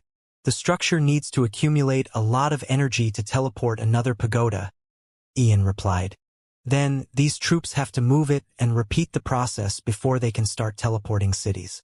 Forcing them to send reinforcements consumes some energy, so we are slowing them down. You hope that one of your leaders wins and comes here to destroy the buildings," Divine Demon said. "How many rank 8 cultivators does the Legion even have? Can they win against the joint force of many organizations?" Ian didn't answer, but his expression was enough to understand how he felt about the matter. Hybrids had steeper requirements compared to the other species. It was harder for them to reach the 8th rank, and their lower number didn't help in the matter. It was only normal for the human side to have more rank 8 existences.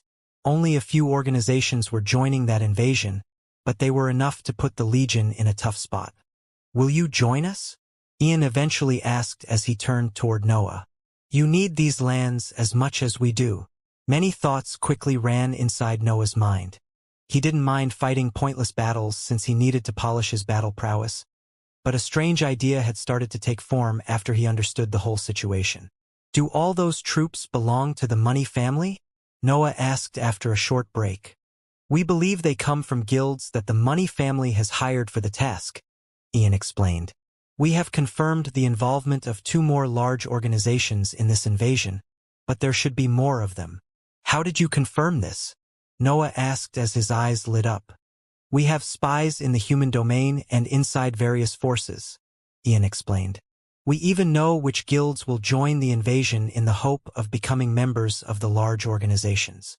A cold smile slowly appeared on Noah's face.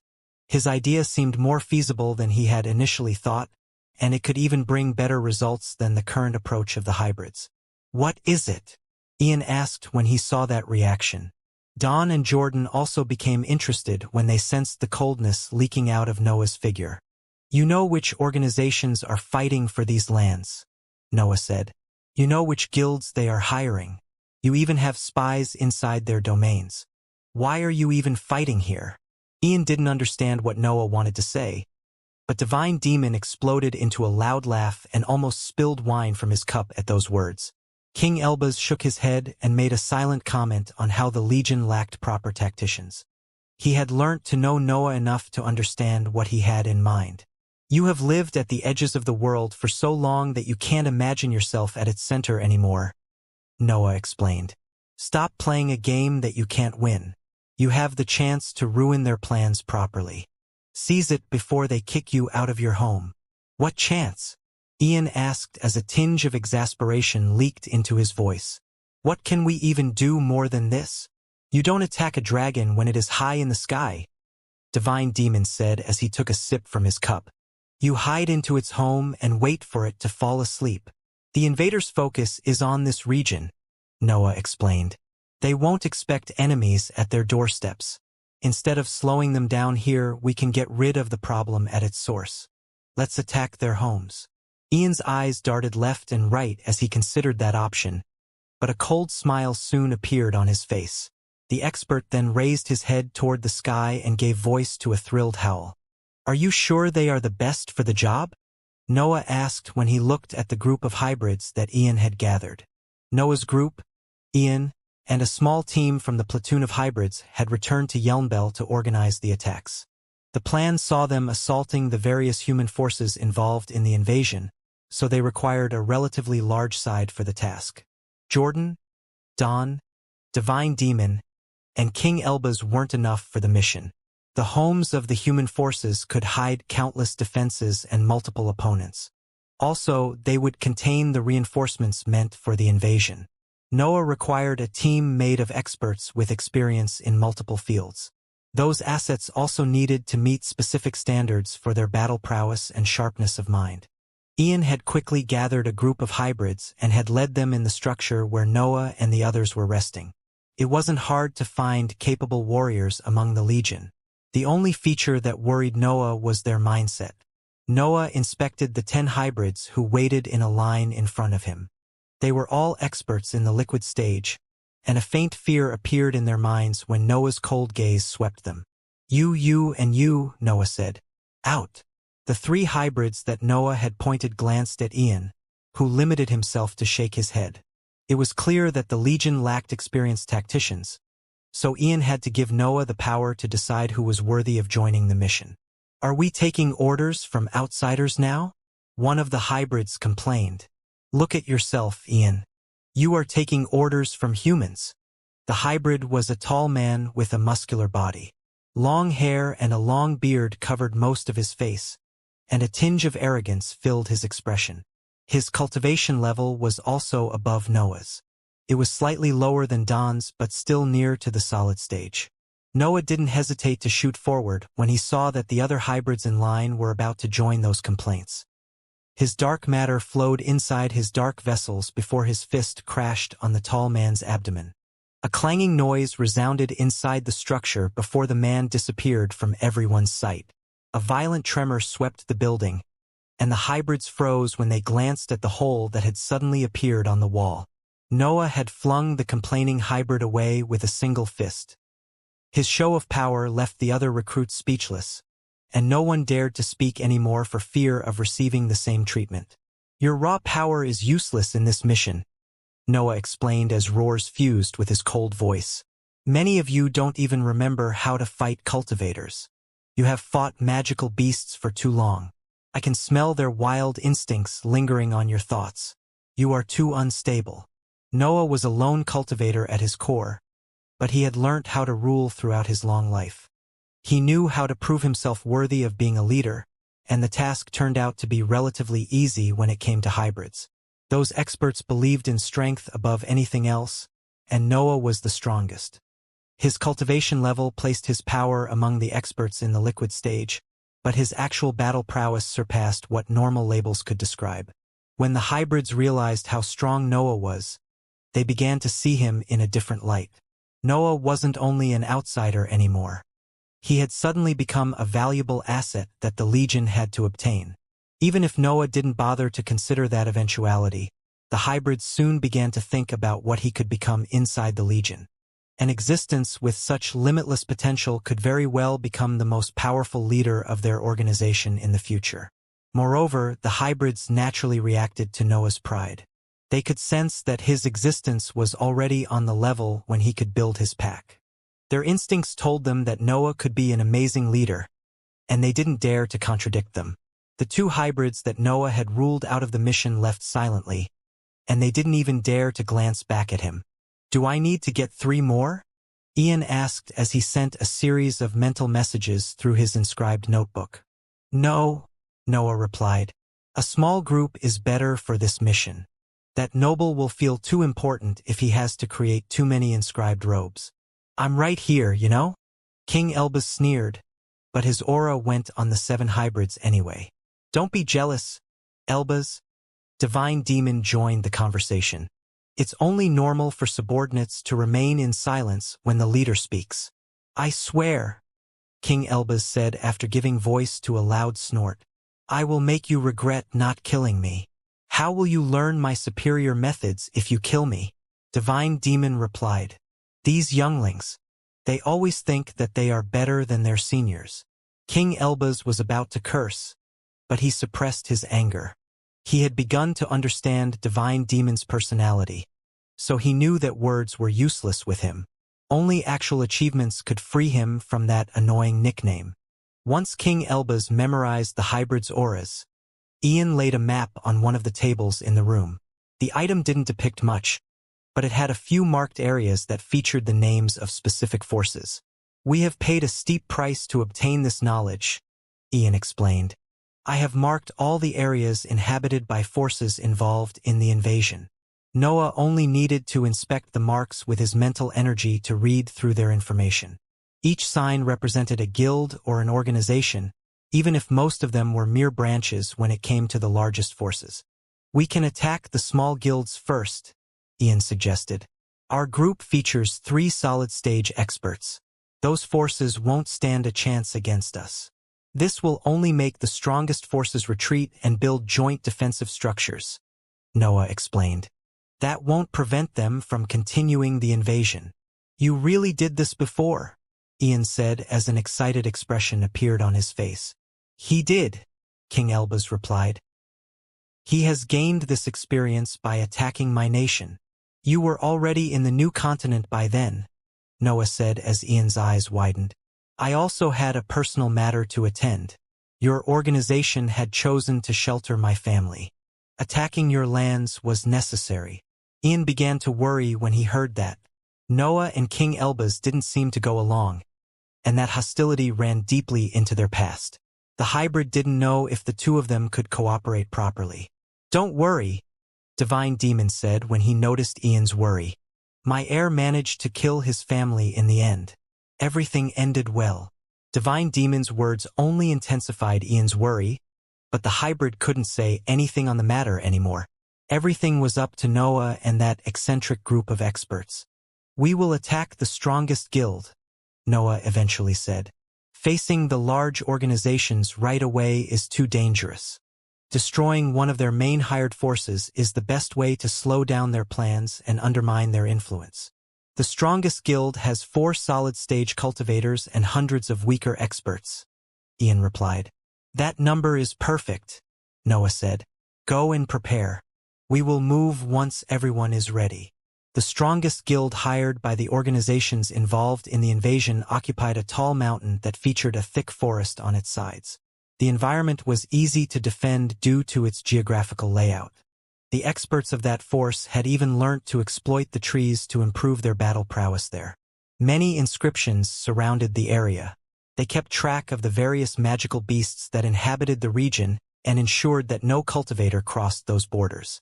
The guilds were different from the large organizations. They moved whenever a better region became empty, but that force was different. The 4 solid-stage cultivators in charge of the guild were quite famous. They had completed many jobs for the large forces and had earned a decent reputation in a world controlled by rank 8 experts. That guild had even received multiple invitations to join some organizations, but its leaders had always refused them. Those experts strongly believed that one of them would reach the 8th rank, so they couldn't bother to become the slaves of the large forces.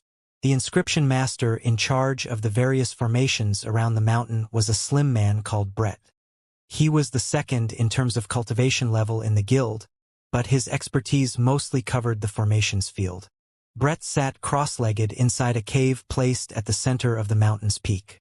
A luminous sphere floated in front of his eyes and depicted the entire layout of the region. A few bright spots indicated the various cores of his formations. Brett could inspect all of them to study how the pack of magical beasts living inside the forest behaved. He could also do the same whenever his inscriptions sensed the presence of unwanted experts. Nothing could escape Brett's control, but something he couldn't explain happened a few months after Noah's group departed from the Outer Lands.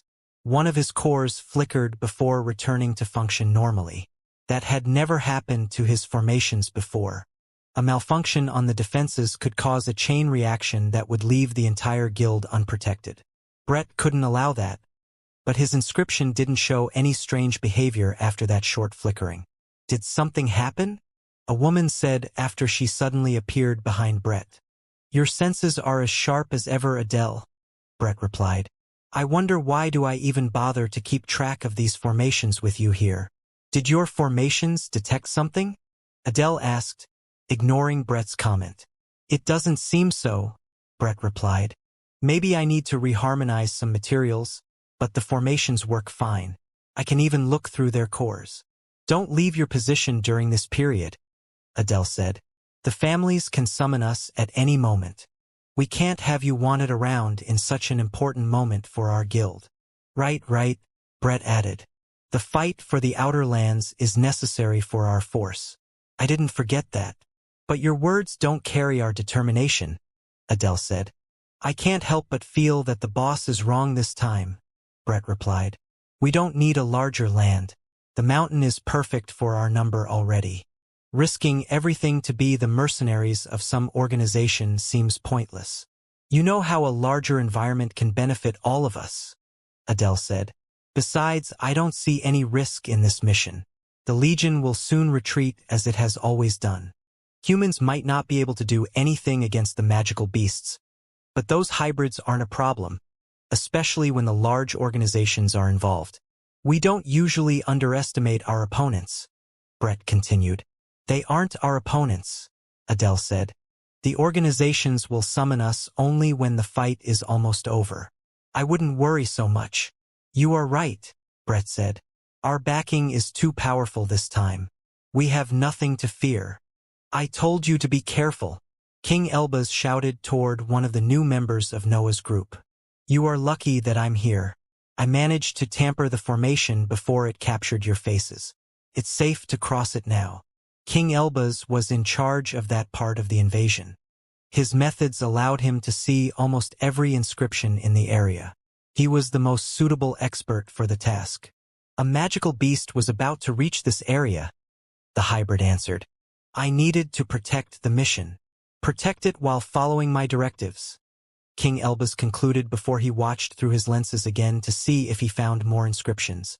Noah and the others were right behind the royal. Ian, Divine Demon, Jordan, and the other hybrids followed him closely and didn't dare to step outside of their group. King Elbaz had to deactivate and tamper with all the formations that he found. That was necessary to keep the guild unaware of their movements. How long do you need? Noah asked as a tingling sensation filled his fingers. Noah couldn't wait to fight.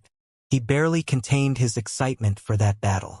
He could face another solid stage, and his mind often wondered about the boost that his potential would get after he defeated that expert.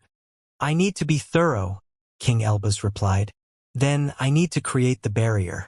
You can't rush this process. I would have done it in half the time, Divine Demon said before exploding into a loud laugh. No, you wouldn't have, King Elbaz replied firmly before starting to ignore any external input. King Elbaz's task was crucial for the mission. He had to take his time to deactivate every formation in the area and create traps through the mountain. He also had to build something that prevented eventual who decided to fly away mid-battle. No one had to know that the Legion was attacking the guilds. That would only unify them against a common enemy. It was better to maintain secrecy. King Elbaz took his time. He tampered with every formation in the area and built an untraceable barrier that isolated the whole area. No one could escape anymore unless they invested weeks in taking that restriction down. Can we charge now? Noah asked after a satisfied expression appeared on King Elbaz's face. Yes, King Elbaz replied. We are free to go. What's the attack plan? Noah smiled before giving voice to a draconic roar. Jordan, Don, Ian, and the other hybrids joined the cry and forced most magical beasts in the area to flee. Those that remained marched toward the group and bowed their trembling head toward their new masters. After receiving a few orders, the magical beasts began to run toward the mountain's peak, led by a selfless desire to satisfy their new leaders. They couldn't escape those hybrids' orders after bowing their heads to them. Noah and the others followed the tide of beasts closely. They already knew who their opponents were. The issue was to find them and divide them according to their strategy. A loud alarm echoed through the area when the beasts reached the series of habitations on the mountain's peak. Countless cultivators began to fill the sky, but a wave of red flames covered the sky and turned them into ashes. For powerful auras came out of the mountain's peak at that point, and the invaders divided themselves according to the level of dangerousness coming from those presences. Noah and King Elbaz soon found themselves in front of a short solid-stage cultivator who wore an eccentric metallic robe. He was their opponent. The two of them had decided to work together to take down one of the four leaders. Noah and King Elbaz's opponent had short black hair and a long beard. His dark eyes darted between the two experts as if searching for a reason behind their presence there. The expert had understood that the guild was under attack, but he couldn't explain why his opponents were two experts in the liquid stage. Do you know who I am? The expert asked when he realized that no one else would come to face him. A tinge of anger appeared on his expression. The invading force was obviously underestimating him if it thought that two liquid stage experts were enough to keep him busy. Noah didn't answer. Two swords appeared in his hands, and Snor's massive body came out of his chest to envelop his figure. King Elbaz didn't reply either. Countless peak middle-tier items appeared between him and the expert and spread a golden radiance through the area. Arrogant fools, the expert said in a low voice. I, Victor, will make you regret coming here today. Victor's robe suddenly expanded. The metal that covered his clothes transformed into a spiked wall that hid his figure. Holes then appeared on that structure, and a series of silver spears shot at high speed toward his two opponents. King Elbaz exploded into a sea of flames while Noah performed his movement technique to dodge the attack. Snor spat a black beam before turning into smoke that followed Noah through the dark matter that he released. The The spears exploded when they touched the ground. Countless azure shards flew through the environment after a large piece of the terrain disappeared. The shockwaves released in the explosion kicked Noah out of his movement technique, but his body managed to endure those vibrations. A cold smile appeared on his face when he sensed that he didn't suffer any injury. He could only rejoice at that sight. Noah waved his hands, and a storm of slashes flew out of his swords. Some were nothing more than an unstable mass of dark matter, while others were neat shapes that radiated an intense sharpness. Noah had fixed Charles's weapon during his return to the Outer Lands. The task had been quite difficult since the blade was an item in the upper tier, but his dark world had allowed him to alter its fabric and fill the damaged spots with dark matter. Adding meanings to an already finished inscribed item in the upper tier was almost impossible at his current level.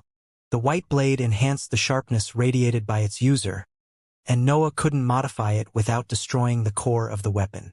Still, he liked that feature, so he had used his dark matter to fill the missing spots and reinforce the sword structure. The white blade wasn't wholly white anymore. The purple marks on its shape had also changed color. Black lines now ran through its body and shone with a dark light whenever Noah's darkness flowed inside it. Charles's blade couldn't contain Noah's individuality. It was a weapon meant only to enhance sharpness, so he couldn't add the many features of his laws to the attacks that it released. Yet, his sharpness worked well with his destruction, and the blade didn't reject that feature. Noah could now use his demonic sword to launch attacks that carried his creation and the white weapon to express his destruction. The result of that duality gave birth to a storm of different slashes that transformed the environment as they flew toward his opponent. Explosions happened whenever those attacks interacted with each other, and their detonation ended up creating even more slashes. Victor felt confused in front of that attack. Noah had targeted one of the unprotected sides, so the expert could see his storm of slashes in its entirety. The area between him and Noah had transformed into a place where only Noah's sharpness existed. Every speck of dark matter launched by the demonic sword changed under that influence and took the shape of slashes that flew toward Victor. Noah had launched less than 100 slashes during his attack, but their number had surpassed 10,000 when they reached Victor. Humph! Victor snorted and morphed his metallic wall again. When Noah had fought Charles, the expert's individuality could naturally block most of his attacks. However, his new offensive had forced Victor to defend with his spells. Noah's base slashes had become strong enough to threaten the innate defenses of a solid-stage cultivator. The wall expanded, and more spears shot out from its holes. The attacks destroyed his storm of slashes and forced him to deploy his movement technique again. Still, the detonations that followed soon flung him away. "You can help the others if you don't plan on joining this fight," Noah transmitted through his consciousness after straightening his position. "Why would I lose the chance to inspect your power?" King Elbaz replied, but their conversation only made Victor angrier. Victor could sense that his opponents were conversing mid-fight. He couldn't accept that offense. He was a mighty solid-stage cultivator, but two mere experts in the liquid stage had the gall to talk while fighting him. "I have let you play around long enough," Victor said before his wall morphed again. The wall shrunk as it enveloped the expert. A spiked sphere soon covered Victor with an impenetrable shield that could launch threatening attacks. Countless spears came out of the sphere. The weapons flew in every direction and turned the entire environment into a chaotic battlefield with their explosions. Noah barely had the time to dodge anymore. The spears never stopped flying, and their explosions always kicked him out of his movement technique. Also, his attacks didn't manage to reach the spiked sphere through that chaos. "Do I have to rely on the shadow domain again?" Noah wondered as he continued to dodge the spears. Noah had activated Miss Void's spell at the beginning of the battle, but he wanted to win without relying on that technique. Even if his opponent was a solid-stage cultivator, Noah saw that battle as part of his training. His focus was on improving his base abilities. "We need to destroy the shell," King Elbaz transmitted. "You don't say," Noah replied as he closed his eyes and expanded his consciousness. Noah continued to dodge the spears even without relying on his sight. His mind was enough to keep track of the weapon's movements, but their explosions were quickly starting to affect his body. Blood soon accumulated in his mouth, but Noah didn't leave the area. He was searching for something inside him. He wanted to recall all the experience accumulated during the years spent wielding two blades. It feels so natural wielding two of them, Noah thought as he raised his blades above his head. A spear flew toward him as he stood still in the sky, without moving a muscle. The weapon would take less than an instant to reach his chest, but Noah needed even less to perform his technique. Dark matter flowed through his black vessels. His physical strength skyrocketed as he fixed his mind on the incoming spear. His blades began to descend at that point, and they drew across as Noah slashed them forward. Nothing came out of the swords, but the spear that was flying toward him suddenly disappeared. It didn't explode nor crumble. Its entire body vanished out of thin air. Noah opened his eyes at that point, and his cold smile broadened.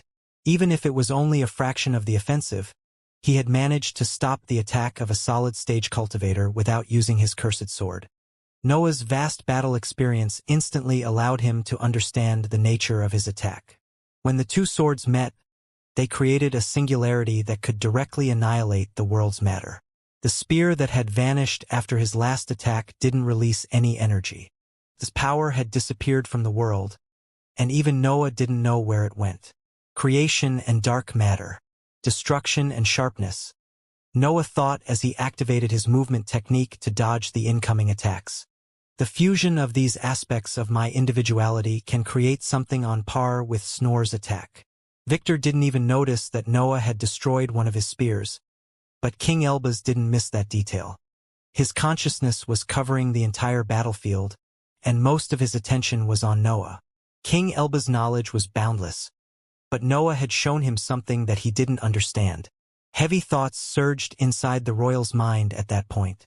Both Noah and Divine Demon had managed to leave him speechless. That wasn't something that Noah and Divine Demon would bother to mind, but King Elbaz couldn't ignore such a rare event. It was hard to surprise him, but it seemed that his companions could walk into fields that he wouldn't be able to witness otherwise. King Elbaz was extremely arrogant, but his curiosity was the most intense feature of his existence. When he found himself in front of two existences that he couldn't wholly evaluate, his mind naturally began to think of ways to remain with them. "Do you mind helping out?" Noah transmitted through his consciousness and startled the royal out of his thoughts. "Fine," King Elbaz replied shortly before activating his inscribed items. The sea of flames shrunk before expanding again. King Elbaz's peak middle tier inscribed items exploded and fueled the fire with their energy. The technique reached a level of density that the spears struggled to pierce. This power had begun to touch the next stage. Noah quickly flew toward the sea of flames when he noticed that the technique could slow down the spears. He would still need to dodge the incoming attack there, but the fire would give him the time to launch attacks more often. The sea of flames opened when it sensed his arrival. Noah hid inside the fire and closed his eyes to expand his consciousness again. Now that he had found a new path for his martial arts, he had to let his thoughts go wild and test any idea that appeared in his mind. Noah's sword arts had always been different from sword saints. They were inferior techniques, but Noah had relied on them during one of the most significant periods of his life. He felt attached to them, but not in an affectionate way. "The swords have to meet to express the true power of my law," Noah thought. The memories of his dual-wielding style surged as he acted as if he was sheathing the swords. His body remembered the feeling of having two blades. Noah crossed his arms as his blades touched his sides and began to accumulate power. More dark matter flowed inside his black vessels. His physical strength skyrocketed, and a roar came out of his mouth as he slashed his weapons toward the spiked armor in the distance. His blades touched during the unsheathing. They released a metallic sound as the power that they had accumulated fused and gave birth to a singularity. Destruction and creation clashed to give birth to something that resembled a black hole. Yet that phenomenon didn't stay still. It shot forward as if it was a slash that carried insane destructive properties. Two spears were piercing the flames in front of him, but they disappeared when Noah's attack enveloped them. Part of King Elbaz's fire also vanished, but the royal quickly refilled those missing spots. "Don't weaken my technique," King Elbaz cursed through his consciousness. Then do something more than this, Noah replied as he performed his escape maneuver again. Noah knew that his new sword's arts couldn't help him defeating Victor. He would struggle against that expert even if he brought that new path to its peak. The difference between their cultivation level was too vast. Noah had only managed to make his power approach that stage, but he couldn't rely on it to defeat the expert. A solid-stage cultivator was still far away from his actual power, but that was why he had chosen to cooperate with King Elbaz. With the two of them working together, he could avoid going all out and ending with wounds that would require months to heal.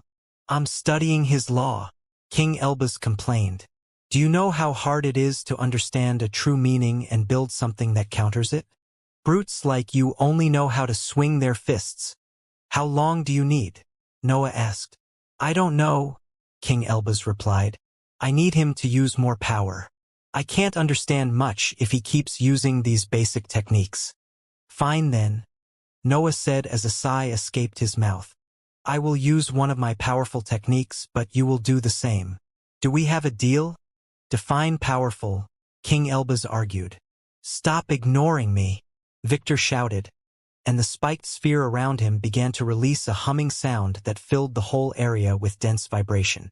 Part of the sea of flames crumbled, and blood accumulated in Noah's mouth as he felt his insides churning under that influence. The spears didn't stop flying toward him either. It seemed that his conversation with King Elbaz had made Victor livid. Deal!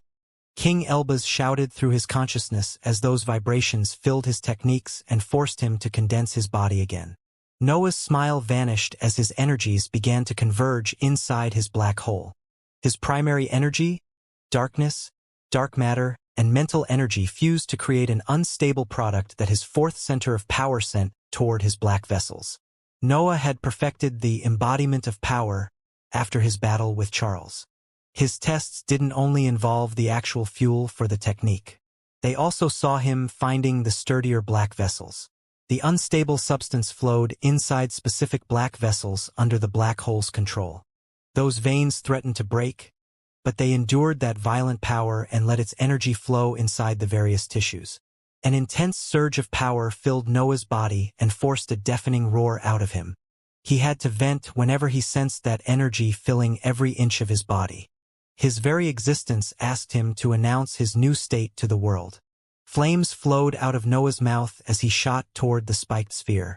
The spears continued to fly in his direction, but his eyes could now follow their movements properly. His body also wielded enough power to avoid them while he neared his opponent. Noah found himself on the spiked sphere before he could even come up with a plan. He instinctively crossed his sword above his head and released an attack that created a cross-shaped crack on the sphere's surface. What? Victor's voice echoed from inside the sphere. How can you damage my armor? The expert wanted to say more, but an intense aura suddenly surged in the distance. His attention went on the source of that power, where he saw King Elbaz pointing a golden spear toward the spiked sphere. The golden spear was a disposable weapon in the upper tier, but it wasn't the only source of the intense aura that had managed to startle Victor. Something was happening inside King Elbaz. Tongues of flames leaked out of his figure. It seemed that his body was unable to contain the immense power that he was generating. A loud tremor swept the spiked sphere and startled Victor again. Noah had attacked the silver metal again, and another cross-shaped crack had appeared on its surface. King Elbaz released his attack at that point. His spear absorbed his flames before transforming into a wave of condensed light that crashed on the silver sphere and created a minute hole in its structure. Flames flowed inside the sphere through that hole, and Noah didn't hesitate to launch a third attack on that spot. Victor could only stare as the two liquid stage experts pierced his defensive spell. The vibrations released by his metal stopped the golden flames and Noah's sharpness from reaching his body, but Victor didn't feel happy about that. His focus moved between King Elbaz and Noah, and wonder filled his mind as he evaluated their power. A series of golden runes covered King Elbaz's body. They fended off the vibrations and made him virtually immune to that attack. The royal had yet to understand Victor's law, but he could already counter some of his attacks. Noah seemed completely unaffected by those vibrations. His body had reached unthinkable levels of sturdiness when he activated the embodiment of power.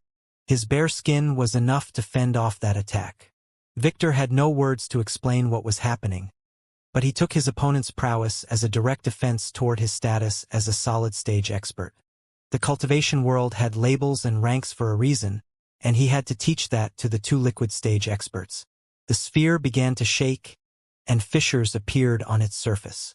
Noah was continuing to dodge the spears without distancing himself from his opponent, but that attack enveloped him before he could resort to his movement technique. A wave of energy exploded outward. The air itself transformed into a tough metal that slammed on his body and flung Noah away.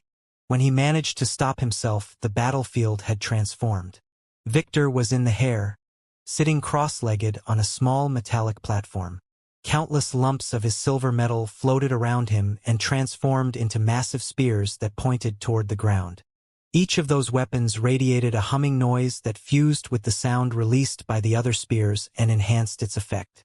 The whole area began to crumble as the vibrations launched in the attack spread in every corner of the battlefield.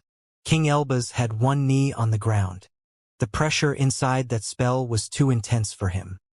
He could barely stand, and he didn't appear able to resort to his sea of flames. "I will kill him first," Victor said. "Don't even bother to run. I will find you even if I have to travel through the entire higher plane." King Elbaz's mental waves couldn't escape that pressure either. The royal and Noah couldn't communicate in that situation, but they only exchanged one glance before setting their minds on the same plan. Victor seemed weaker than Charles. Still, his law wasn't as simple. King Elbaz and Noah were having a hard time against that expert, even if their level would theoretically allow them to win against those opponents. Nothing is certain in the cultivation world, Noah thought as he closed his eyes and placed his blades on his forehead. This expert isn't as strong as Charles, but his law gives him an advantage against us. His black vessels were reaching their limit, but Noah didn't deactivate the embodiment of power. He crossed his blades and slid them across his forehead as he focused his consciousness on the many spears that filled the sky. The blades released a screeching noise when they slid on his tough skin. 2 white marks appeared on Noah's forehead after he completed the attack, and the humming sound dimmed as his influence filled the area. Slashes of different nature began to appear among the spears. Noah's sharpness generated endless cuts that clashed on the spell and with each other. Some of the slashes were uneven. They carried the wild power of Noah's creation and released dark matter inside the whole area. The others were neat, curved attacks that spread his destruction and sharpness through the sky. The different slashes gave birth to singularities when they touched. Black holes would form and disappear as the 2 types of energy fused to generate those peculiar events. Entire chunks of air would disappear along with the black holes. The spears couldn't avoid that phenomenon either. Pieces of their structure vanished whenever a singularity formed on their surface. Noah's attack didn't manage to destroy Victor's spell. It didn't even crush one of his spears. Still, it vanquished his influence and the vibrations released by the silver metal. King Elbaz could finally move freely. 20 disposable weapons in the upper tier promptly came out of his space ring and flew upward, exploding into a sea of golden flames as soon as they touched one of the spears. His attack destabilized the spell and allowed Noah to fly among the spears to reach Victor. The expert couldn't avoid him at that speed. He realized what was happening only when the 2 blades were already about to pierce his head. The fraction of an instant before the impact would be too short for many experts, but Victor was a solid-stage cultivator. His spears instantly resumed filling the area with their pressure, and their vibrations surrounded Noah in a desperate attempt to restrain his movements. Noah was at the peak of his physical strength with the unstable substance fueling his body. Yet, the pressure radiated by the vibrations made his movements clunkier and slowed down his offensive.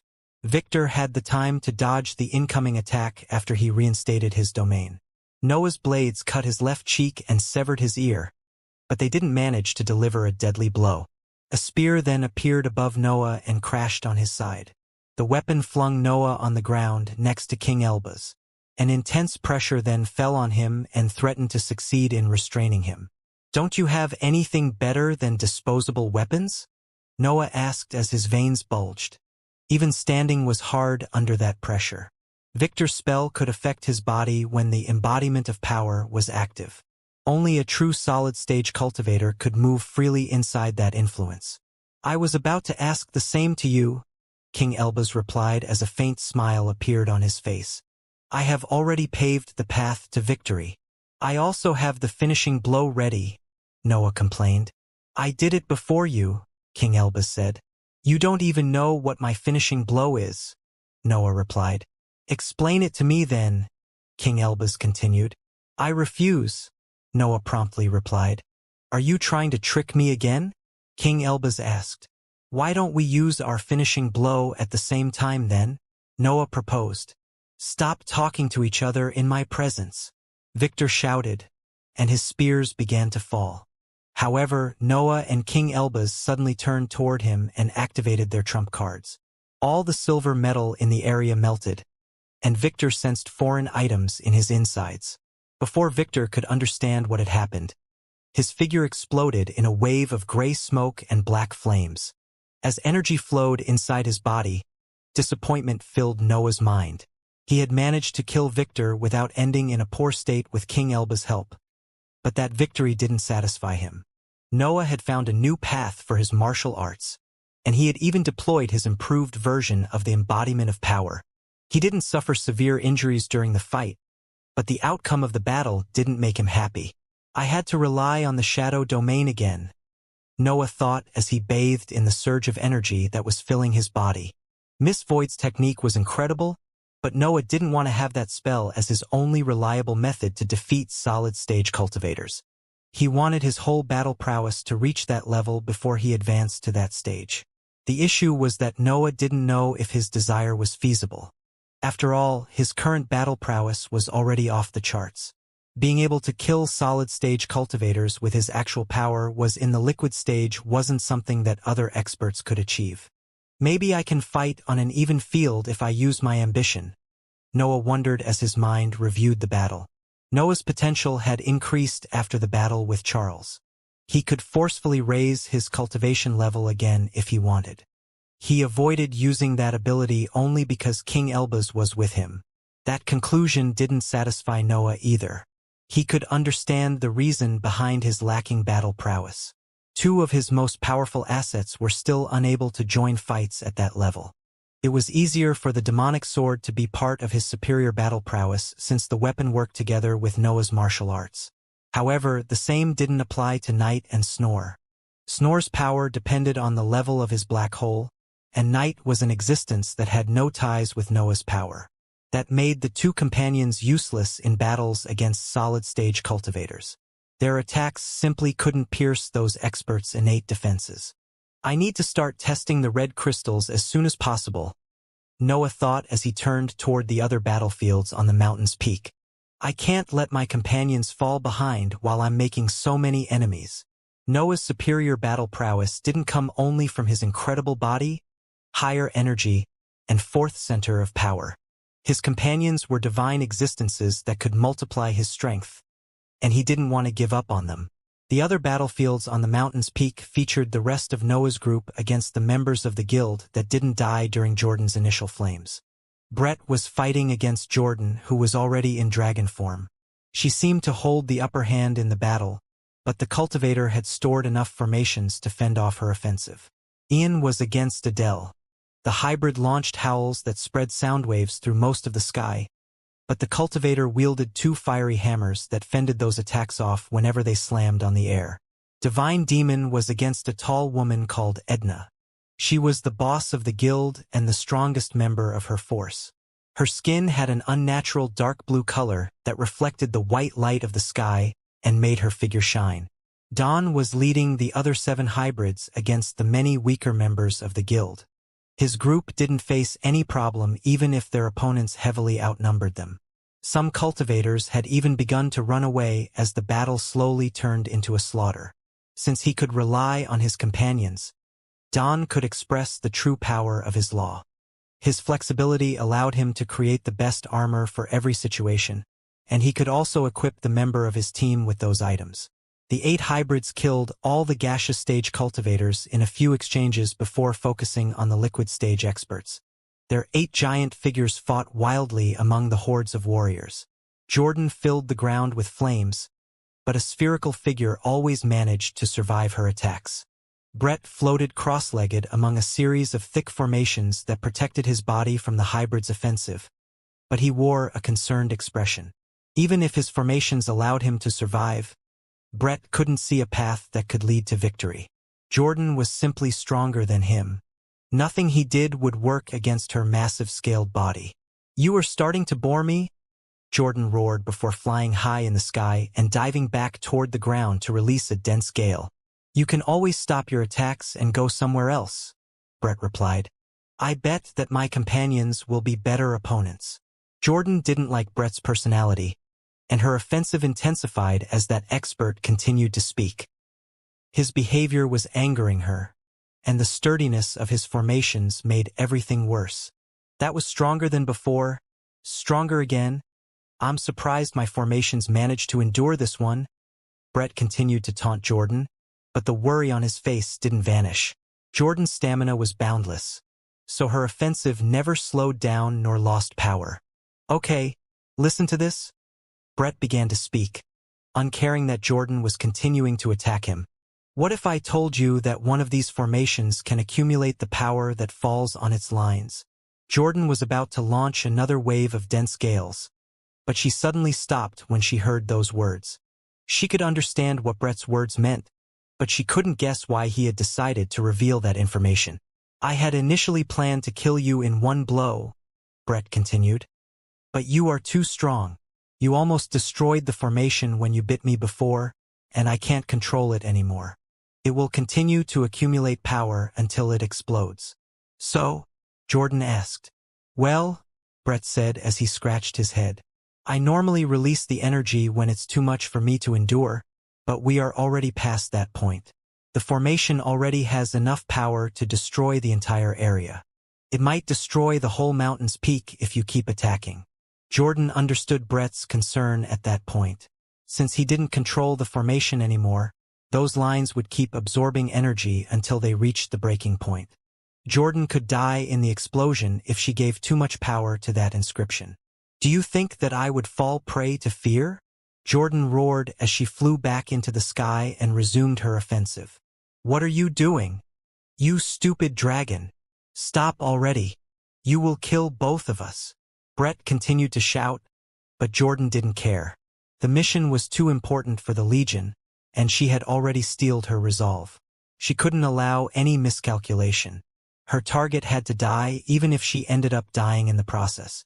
As Jordan dived toward the surface again, the formation exploded and engulfed her massive body in a wave of violent energy.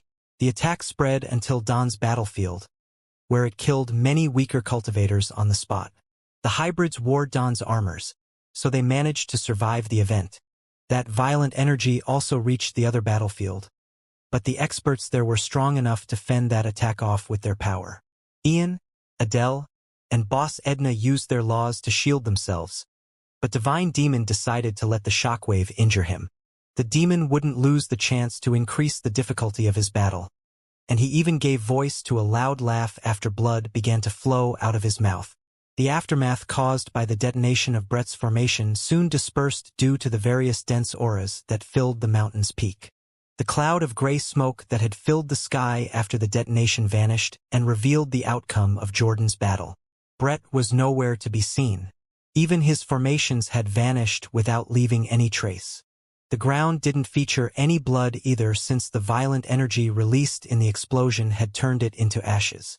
The only figure that occupied that destroyed battlefield was a huge dragon that breathed heavily. Jordan appeared heavily injured. Scales fell from her body, and trails of smoke came out of her large wounds. "She won't be able to fight in the next attack," Noah commented when his eyes fell on Jordan's injuries. King Elbaz snorted at his words, and Noah shot a confused glance toward him. The royal's knowledge was immense, but Noah surpassed him when it came to hybrids. King Elbaz's reaction wasn't something that Noah expected to see after giving his evaluation. "Nonsense," King Elbaz said before shooting toward Jordan. Noah followed the royal, and his eyes lit up when he saw King Elbaz taking out a series of inscribed items from his space ring. They were sensors of various kinds that helped him understand how severe Jordan's injuries were. "Give me a tinge of your law," King Elbaz said as he stored his items. Jordan struggled to lift her eyelids, and her reptilian pupils studied King Elbaz before fixing on Noah. The two exchanged a long glance that broke when Noah nodded. A tinge of Jordan's law condensed on her head, and King Elbaz promptly seized it. The royal then took out a large structure from his storage item and started to modify the inscriptions on its surface. The building was no different from the portable habitations that King Elbaz carried inside his space ring. It had a palace-like appearance, with a large golden door and a smooth metallic surface. The structure had no windows and featured only 4 towers on its corners. They seemed to lack a purpose, but Noah guessed that King Elbaz had taken into consideration the aesthetic of the habitation when he built it. When King Elbaz completed the modifications, he placed the speck of Jordan's law inside one of the golden lines. The building quickly changed color. Its golden surfaces turned amber as Jordan's individuality spread through the inscriptions. "I have tuned the healing properties of this building to your individuality," King Elbaz said.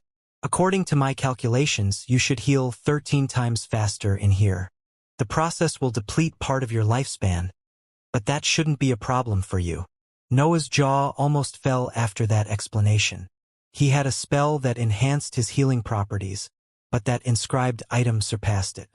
Also, hybrids wouldn't care about its drawbacks since their lifespan was immense. Jordan was even part dragon. Her aspect would remain the same for entire millennia. Losing a few years to heal her injuries faster was a fair trade. "This is perfect for hybrids," Noah said. "Did you build it for the Legion?" Noah couldn't help but wonder why King Elbaz owned such an item. Its features seemed to favor hybrids over humans, so Noah felt confused about the whole matter. "I didn't build it for the Legion," King Elbaz snorted. "I had an idea after the ambush of the Crystal City when I saw how long it had taken you to heal. It's already too late for me at that point. I need to create anything that I find interesting." Jordan shrunk while Noah and King Elbaz talked. Her scales transformed into amber skin as she regained her human appearance. Her body in human form didn't carry any injury, but her complexion was far from good. She could hide her wounds in that shape, but she couldn't make them disappear. "I hope Ian manages to capture his opponent," Jordan said as she crossed the entrance of the palace. "I couldn't win without killing mine." An amber radiance surrounded the whole habitation after Jordan shut its doors. The item had activated its healing effects, so Noah and King Elbaz could divert their attention on the other battlefields again. Dawn and the other hybrids' battle had become easier after the explosion of Brett's formation. Most of the humans fighting against them had died when the wave of violent energy swept the mountain's peak. The 8 hybrids fought wildly. They overwhelmed their opponents with their physical strength. Dawn's law even allowed his companions to ignore the distance from the cultivators and launch shockwaves that carried their power. That battlefield had slowly turned into a one-sided fight, and Noah couldn't bother to watch it. The other battles were more interesting, so his attention quickly moved toward Ian. Adele wielded 2 fiery hammers that destroyed Ian's sound waves whenever they slammed on the air. She had a fire aptitude, but the might carried by her attacks could influence the hybrid's howls in ways that only cultivators with a wind aptitude could. She wasn't even attacking Ian. Her hammers crashed on the air, spreading her influence through the sky and playing her peculiar rhythm. Ian didn't stop attacking her. Howls continued to come out of his mouth and create shockwaves that converged toward Adele, but her hammers were ready to stop them every time. An area of distorted air slowly formed around Adele. Her hammers hit the air more often at that point, and small flames began to appear around her. Those flames flickered according to Adele's rhythm and helped to spread her aura. Her peculiar domain kept expanding, and the fire soon filled a large part of the sky. Nothing Ian launched managed to pierce those defenses. Adele's aura was too thick for his sound waves, but the hybrid never stopped howling. He didn't appear concerned about his opponent, but the same went for Adele. "We both accumulate power, am I right?" Adele asked from behind the walls of flames. Ian smirked before launching another howl. Adele was right, but he wouldn't give information about his law to his opponent so easily. That mission was for the greater good of the Legion. He couldn't let his ego take over. I understand, Adele said. We will see which owns the stronger law after we finish accumulating power. Adele's aura continued to expand, but a confused expression soon appeared on her face. She had guessed Ian's law correctly, but the hybrid wasn't spreading his influence in the environment. His sound waves vanished whenever they touched the flames. Still, that strangeness in Ian's law didn't make Adele stop. She didn't believe that Ian was weak. She planned to launch her best attack before the hybrid completed his preparations. The flames suddenly condensed in the shape of a massive bolt. Her condensed air also fused with the fiery weapon that floated in the air in front of Adele. The cultivator then glanced toward Ian before raising her hammers. Her weapons quickly hit the back of the bolt and threw it at high speed toward the hybrid. The bolt was incredibly fast, faster than Noah when he used the movement technique fueled by the embodiment of power. It was a finishing move. However, Ian continued to smile as he blew toward the bolt. The weapon suddenly imploded before it could reach him. It was as if an immense force had crashed on its fiery surface. Adele felt shocked about that outcome. Her fiery bolt contained all the power accumulated since the beginning of the fight, but Ian had destroyed it with a simple blow. Ian's aura didn't even go through any surge of power. His energy had remained the same. Adele could actually sense that the hybrid had used far less energy than before. I don't believe it, Adele said as she resumed slamming her hammers on the sky. Ian didn't mind that, and he also resumed howling at her opponents. The two experts exchanged blows again, and neither of them managed to hurt each other. Once Adele had amassed enough energy, she created two massive bolts that she didn't hesitate to launch at her enemy. Her hammers hit the fiery weapon's base and made them fly at high speed toward Ian. Still, Ian blew again, and an immense force crushed the bolts before they could reach him. Adele's attack had failed, and she couldn't explain how that had happened. How can you do this? Adele asked. Why don't you give up and tell us everything you know about the invasion in the Outer Lands? Ian asked. Adele snorted and resumed her slamming, but the same outcome happened again after she accumulated enough energy. She had even launched 3 bolts at that time, but Ian's blowing seemed the perfect counter to her abilities. That exchange continued for a while. Adele would gather energy and launch it in the form of fiery bolts, but nothing she did could reach Ian. She felt hopeless about the whole matter, but she didn't want to give up so easily. There had to be some trick behind Ian's law, and Adele wanted to uncover it. She couldn't accept defeat when her opponent had yet to show his true power. Adele changed her approach. She kept accumulating energy, but she didn't stop anytime soon at that time. Her aura continued to expand until her scarlet flames managed to illuminate the entire mountain's peak. That energy then flowed inside her hammers, and veins bulged on Adele's arms and neck as she swung them. Her weapons gave birth to massive ethereal replicas that tried to crush Ian from below and above. Ian blew before the massive hammers could touch him, and the weapons shattered when an invisible and untraceable force slammed on their surface. Adele's attack had failed again, and she didn't know what to think anymore. I will never surrender against an enemy that can only defend, Adele shouted. Your law might make your defense impenetrable, but I can pierce it as long as I have enough time. You could have told me that sooner, Ian replied. If it's power that you want, I don't mind showing it. The sky transformed after that line. An immense pressure landed on Adele's mind as sound waves appeared in every corner of her battlefield. Adele understood everything at that sight. Her attacks had never managed to destroy Ian's howls. His sound waves had spread through the sky and hid in its fabric. It was a sneaky tactic that Ian could deploy easily. The amount of energy contained in the sky was so immense that Adele couldn't explain how a single solid-stage expert could generate all of it. Ian's power was massive, but there was a trick behind it. The sound waves gave voice to Ian's howls. They carried his cries and enhanced them as they amassed in the sky. The hybrid had thrown so many of those attacks that the power accumulated in the area managed to scare away Noah and King Elbaz. I can make all of this fall on you, Ian said. I think being a prisoner of the Legion is slightly better. Adele struggled to accept that outcome, but she eventually gave in. Her guild was no more. Only Boss Edna was still fighting. Ian even had a finishing blow ready for her. She could only take back her power and raise her hands to signal her desire to surrender. Ian didn't hesitate to reach her and place a hand behind her neck. Adele couldn't do anything in that situation. The hybrid could kill her with the slightest pressure of his fingers. "Are you stupid?" Boss Edna asked when she saw Divine Demon spitting blood. "Why didn't you block the attack?" "Well," Divine Demon said as a broad smirk appeared on his face, "I like making things hard for me. It wouldn't be a challenge if I could go all out since the beginning." "I think you will need to," Boss Edna replied as her aura expanded. When her influence touched the ground, countless metallic materials came out of the mountain's peak and converged toward her position. The metals entered her skin without creating any injury. They fused with her body and transformed her figure. Her skin turned darker, and her size increased. Boss Edna became a 5 meters tall giant and looked down on Divine Demon. "Wait!" Divine Demon shouted. "Don't you want to make a bet before starting the fight?" "No," Boss Edna replied before shooting toward Divine Demon. Her size didn't stop her from reaching a speed that left Noah speechless.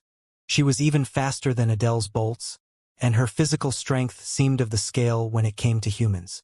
"Wait," Divine Demon said as he rode a wave that formed under his feet to dodge the attack. "Are you really sure? Not even a small bet?"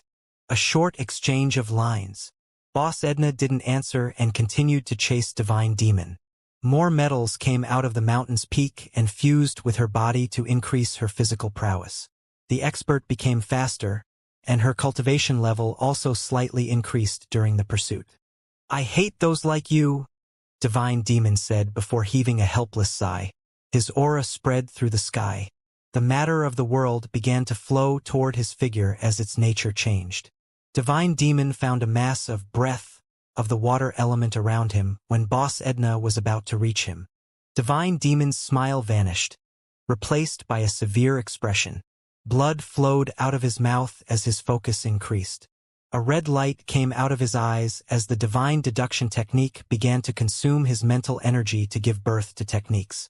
Boss Edna stretched her arm to deliver a fist toward her opponent, but Divine Demon waved his hand, and the water breath around him flowed toward her limb to change its trajectory.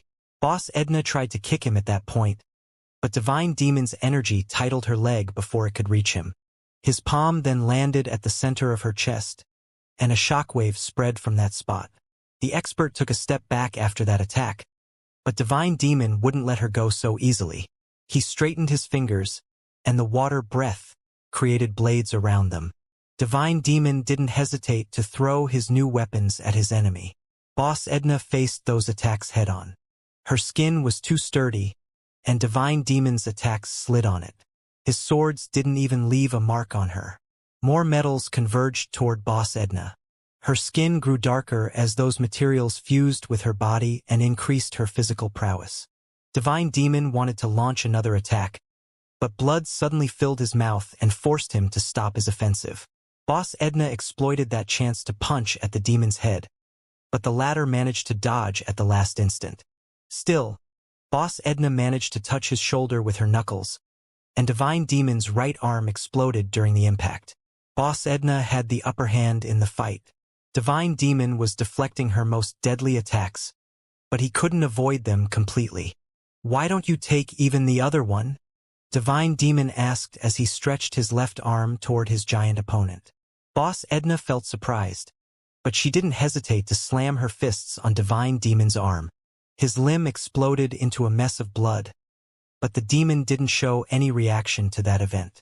"You are crazy," Boss Edna said as she joined her hands above her head and swung them downward. Her attack was aiming for Divine Demon's head, but the expert promptly stepped back. Boss Edna missed him, but the shockwave radiated by her blow managed to aggravate her opponent's internal injuries. Divine Demon spat a mouthful of blood as he retreated through the sky. Blood flowed out of his wounds, and his complexion paled as his internal injuries worsened. Boss Edna had vast battle experience. She already wielded enough power to join one of the large organizations. She wasn't like the other members of the guilds. Her strength was already on par with the experts inside the large forces. Her battle experience told them that Divine Demon was trying to worsen his condition on purpose. The cultivation world had given birth to countless peculiar individualities, so that scene didn't leave her speechless. However, some worry began to form in her mind. The individualities could generate power from unusual procedures. Some cultivators needed to endure damage to unleash their full power, and Divine Demon appeared similar to those experts. Boss Edna didn't know how smart it was to keep attacking him, but she didn't have much choice. Her law increased his physical might, so she had a limited battle style. Divine Demon revealed a wicked smile when he saw Boss Edna charging toward him again. More metals fused with her body and increased her size, but he felt no fear at that sight. He rejoiced at his dangerous situation. Boss Edna had the chance to kill him, and that made the battle worthwhile. If Divine Demon managed to defeat her, his law would obtain a significant boost. When Boss Edna was about to punch Divine Demon, a current surged from under her and flung her high in the sky. More streams flew toward her giant figure, and a strange structure took form as they fused. Boss Edna was about to leave the current when more water crashed on her and pushed her back inside Divine Demon's spell. The other rivers converged in her position and created an azure net that forced her to swim through that entire structure. Divine Demon closed his eyes, and his influence spread further. The metals rising toward Boss Edna suddenly stopped moving and began to transform into particles of water breath that fused with the azure net. Boss Edna could wield an immense physical strength, but Divine Demon's currents became denser whenever she was about to escape the technique. As the water became denser, faint white lights began to appear on the massive structure.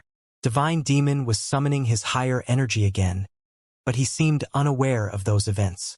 The net of rivers slowly turned completely white, and Boss Edna began to suffer. Her body almost allowed her to escape from the technique. Still, that changed once the water transformed into a form of energy that she had never encountered. More! Divine Demon shouted as he controlled all the energy provided by the world and sent it to his technique. The structure transformed again. It took a spherical shape that made Boss Edna accelerate as they dragged her. The expert could barely more anymore, and that increase of speed only worsened her condition. With Divine Demon in control of the flow of metal, Boss Edna found herself unable to get stronger. Still, the technique would slowly crush her if she remained inside it. She had to find a solution quickly before the waters destroyed her. Boss Edna's body suddenly released a surge of power that made the waters around her explode. Metals shot out of her body and gave her the chance to escape the technique. The rivers tried to envelop her again, but she left before they could touch her. The expert dived toward the ground at that point. Divine Demon controlled most of the sky, so she needed to fly past his domain to refill her stash of metals. Divine Demon wanted to stop her, but he suddenly lost control of his aura when he felt the urge to spit blood. His condition was getting worse, but the demon only rejoiced at that event. Boss Edna successfully reached the ground, stabbed his hands on its surface. Her figure began to grow as the metal in the mountain fused with her body. She soon became more than 10 meters tall, and her skin began to emit a humming sound that transformed the matter around her into various metals. Boss Edna shot a hateful glance toward Divine Demon as she retracted her hands and sprinted toward her opponent. However, the sky above her suddenly darkened. When Boss Edna looked above her, she noticed that a white sphere was falling on her. Divine Demon had condensed his previous technique and had launched it toward his opponent. An explosion followed the impact. The whole region trembled after the power amassed by Divine Demon crashed on Boss Edna. The mountain began to shatter, and the cultivators on its peak soon had to start flying to avoid falling together with the boulders. Boss Edna began to fall, but she quickly straightened her position and started to fly back toward the battlefield. The explosion had ripped off a large part of her skin, but she could still fight. Yet, a series of white rivers converged on her and worsened her injuries. Divine Demon's attacks were becoming stronger as the battle continued. It seemed that the gravity of his condition made his power increase. Divine Demon's law didn't work like that. The world understood that he was about to lose, so it provided more energy to him. His attacks would become stronger since he had more fuel for them. Boss Edna absorbed metals, punched, and did her best to return to the battlefield. But Divine Demon always launched attacks that could push her toward the debris. Her power never managed to surpass him. He was one step ahead of her in every exchange. "I will make the challenge myself," Divine Demon said at some point. "You have a strong body, so I will cut it into 2 parts. The particles of water breath had created a sea around Divine Demon, but they all converged toward the wound on his right shoulder. A white arm took form, and a long sword came out of that shining limb. Divine Demon descended toward the ruins of the mountain after he completed his arm. Boss Edna was among the large azure boulders, fighting with the many currents that tried to lock her on the ground. Boss Edna tried to run when she noticed Divine Demon, but she couldn't escape from the currents. Her desperate attempt to leave the area ended up getting her trapped among the demon's waters. Divine Demon placed his white sword above her head and performed a simple slash. When his blade touched the ground, Boss Edna's consciousness went dark. The assault came to an end after Divine Demon won his battle. Dawn and the other hybrids quickly killed the other cultivators, and Adele remained the only survivor of Boss Edna's guild. A small team from the Legion had wiped out the largest guild hired by the invading organizations. The power wielded by the hybrids and Noah's powerful companions had overwhelmed that force. The aftermath of the battle was quite harsh. Divine Demon had suffered severe injuries, and he couldn't rely on King Elba's healing habitations like the rest of the hybrids. Cultivators had shorter lifespans, and Divine Demon would never give up on his precious years to benefit the Legion. Still, with the strongest guild out of the scene, Noah's plan became far more feasible, even if Divine Demon had to remain behind to heal. The other minor forces didn't have so many solid-stage assets, so the hybrids could handle them on their own. Of course, Noah wouldn't miss the chance to fight, and the same went for King Elbas. Noah had just started creating his new set of attacks, and the royal couldn't allow himself to fall behind his companions. "We need to wipe out as many large guilds as possible before they understand what is happening," Noah said as the group gathered near the base of the destroyed mountain. "It's important to make them fear us enough to ignore the offers of the large organizations." "When can we attack the organizations?" Ian asked. "You have seen our power. We are above humans. I'm certain Theodora would agree to send more troops on this mission after we notify her of our success." Noah shook his head. He knew what kind of power organizations that had ruled for countless millennia could unleash. The Legion didn't have the manpower to take them out. It had to wait for them to commit a mistake. Moreover, the cultivators inside the large organizations were generally stronger than the average experts. The 4 solid-stage cultivators in Boss Edna's guild were already powerful enough to injure most of them. Noah couldn't even begin to guess how hard a battle in their homes would be. "It's too soon for that," Noah eventually replied. "Killing all their mercenaries will already force them to come out of their homes. Once outside, we can exploit every region's wild areas to our advantage and take better fights. If possible, I would completely avoid a direct attack on their habitations." The main reason behind Noah's worry in that approach was the possible presence of rank 8 cultivators. The plan would immediately be over if his team attacked one of the large forces and found out that it hid an expert in the 8th rank. Noah didn't forget his status. He was a simple liquid stage cultivator with battle prowess that made him able to fight experts in the solid stage. That power could make him a celebrity among those in the 7th rank, but it would still put him under rank 8 cultivators. The Immortal lands had many organizations, and most of them had multiple rank 8 experts. It would be idiotic to attack them directly when they couldn't confirm those powerful assets' absence. "Won't they simply hire other guilds?" Don asked. "The higher plane has many small forces. Replacing those who retreat won't be a problem. Those who feed on crumbs are smarter than they look," Divine Demon said. "The guilds won't join if it makes them become the targets of an organization capable of wiping them out. Surviving is always the main priority of those forces." Divine Demon's complexion was pale, and blood continued to flow from his mouth. The injuries on his arms had stopped bleeding, and some flesh had started to regrow. Yet his wounds were still too severe. Noah didn't even know why he was in the meeting instead of healing in some cave. Divine Demon is right, Noah continued. The guilds are willing to take risks, but they won't walk towards certain death. The key is to make them fear us more than the large organizations. You can even question our guest if you have any doubt on the matter. Ian turned toward Adele, who was standing among them. The woman nodded when the hybrid's eyes landed on her. She didn't dare to lie when her life depended on how much she could help the guild. Noah and the others weren't even holding back their thoughts, so Adele was sure that they were probably planning to kill her. Her only hope to survive was to become a valuable asset in that mission. "Why do you even know so much about small forces?" Ian said before heaving a helpless sigh. "I had many small forces under my rule in my lower plane," Divine Demon replied. "I brought those small forces to the peak of the world," Noah added. The two exchanged a smirk, and Ian rolled his eyes. Instead, King Elbaz ignored them to focus on the map among them. "Who do we choose as our next target?" King Elbaz asked. "There are 2 guilds with 3 solid-stage cultivators. We need to pick one."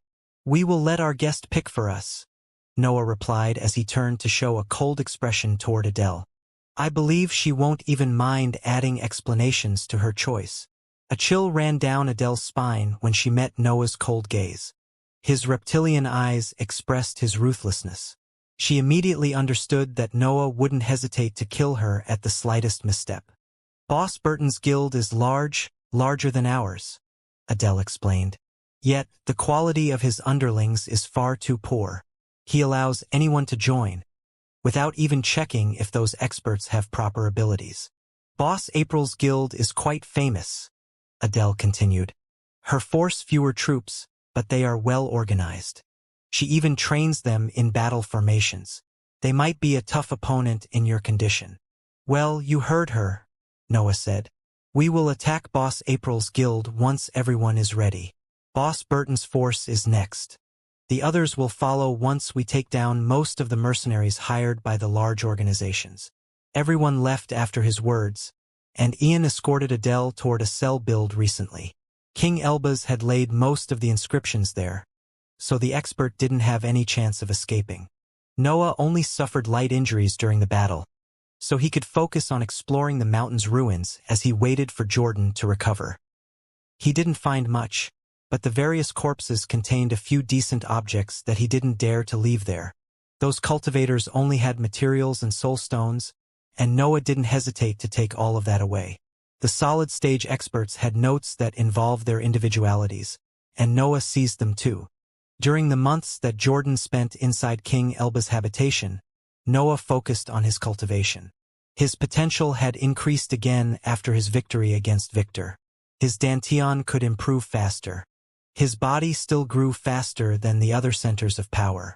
Noah had absorbed most of Victor's energy, so his tissues had received many nutrients. His mind was starting to lag behind the other centers of power in terms of improvement. Still, it continued to enlarge at a decent speed. It seemed that his walls were growing used to the pressure released by the dark matter, so it didn't affect them as much as it did before. Boss Edna's guild hid some valuable resources. The mountain had crumbled, but most of the force's wealth was in a small separate dimension that only its solid stage members could open. Noah and the others found many inscribed items and a stash of soul stones inside the separate dimension. That pile of wealth even contained some rank 7 spells, a priceless resource in the Immortal lands. Unluckily for Noah, those were spells meant for cultivators with an earth aptitude. Don happily memorized them before giving them to Ian so that he could add those scrolls to the deposits of the Legion. Jordan came out of King Elbaz's habitation a few months after the end of the battle. She had yet to recover fully, and her complexion showed how hungry she was, but she could fight. Divine Demon's condition was still quite poor, but he didn't appear worried about it. Noah soon realized that the expert was purposely slowing down his recovery to make things harder for him. Still, Noah never dared to question the demon about that. He didn't want to hear his answer, Some of the liquid stage hybrids had suffered severe injuries, and King Elbaz didn't have enough habitations for all of them. The group also had to hurry and continue their mission, so some of those experts remained behind. Only Noah, Ian, Jordan, Don, King Elbaz, Adele, and 5 liquid stage hybrids set off from the crumbled mountain to continue the mission. Divine Demon and the other 2 experts began their slow return toward the outer lands after they left. Their role in that plan was over. King Elbaz didn't fail to miss Divine Demon's happy mood when they left. His questioning gaze often fell on Noah and the other hybrids, but neither of them said anything about the matter. Noah and the others knew the reason behind Divine Demon's happiness. The expert now had the chance to explore Supreme Thief's inheritance again.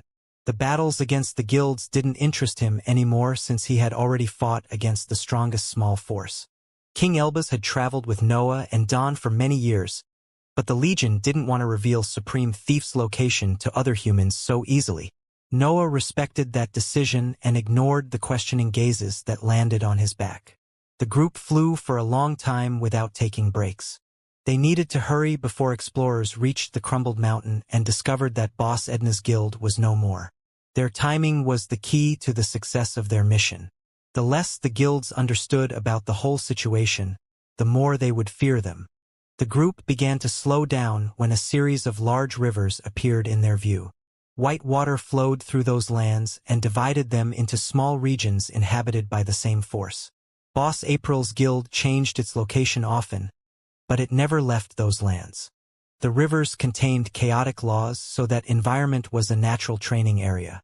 No force would abandon that place, but many small powers desired it, which was the reason behind that constant migration.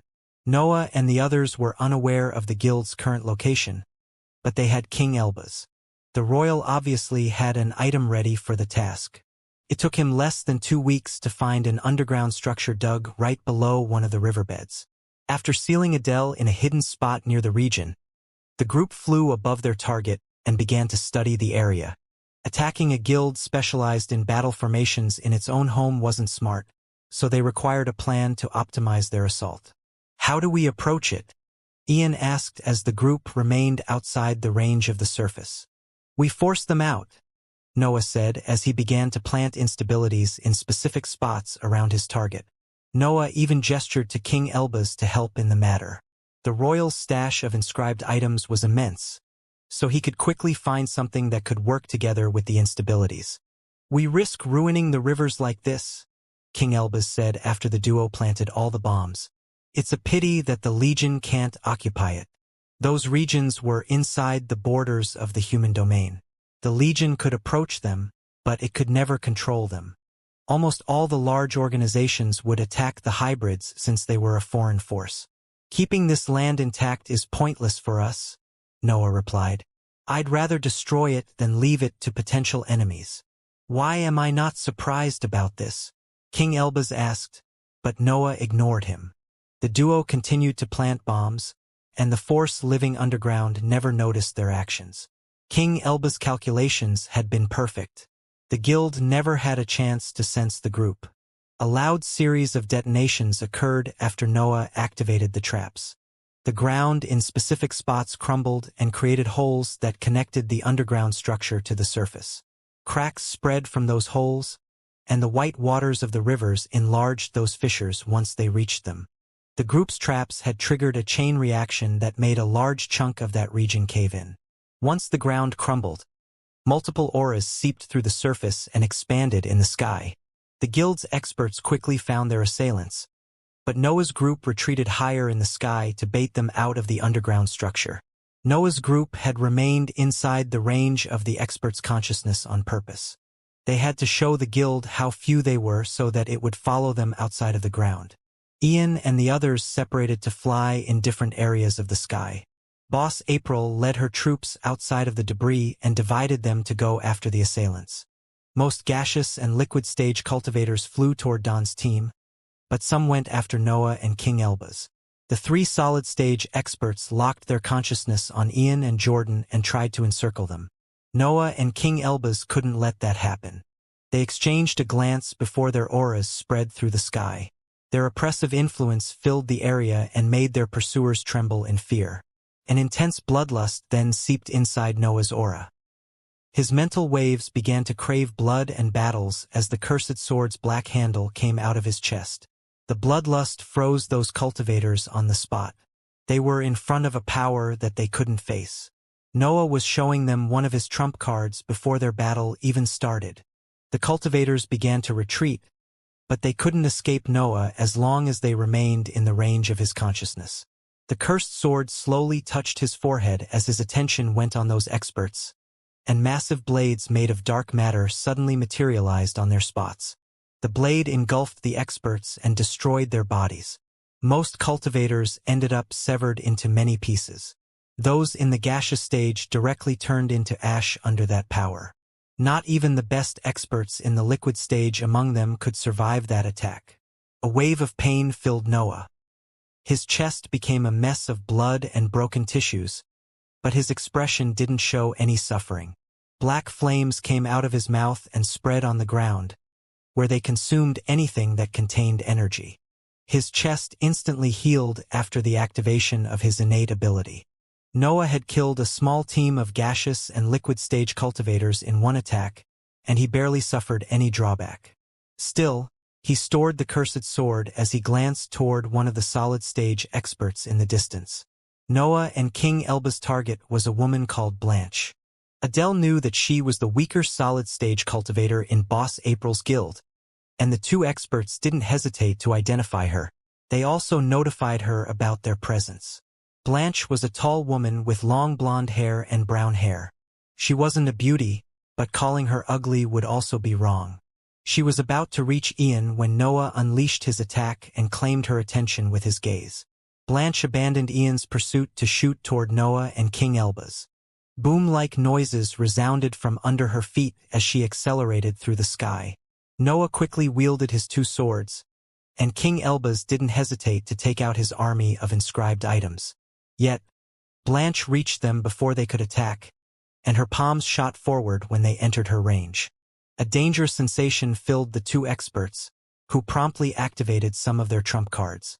Noah roared as the unstable substance flowed through his black vessels, and a disposable golden shield in the upper tier appeared in front of King Elba's to block the incoming shockwave. Blanche didn't hesitate to launch one of her most powerful attacks toward the experts. Her blow flung Noah away and shattered King Elba's shield. Even their trump cards didn't allow them to endure all the power contained in that offensive. Noah quickly regained control of his body and shot toward Blanche.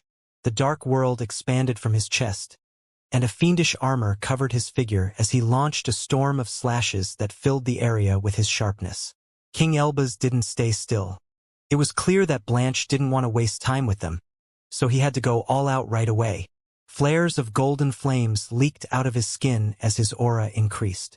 A golden spear also appeared in his hands and transformed into a blinding golden beam that flew toward the solid stage expert. Blanche felt surprised when she saw the duo's offensive.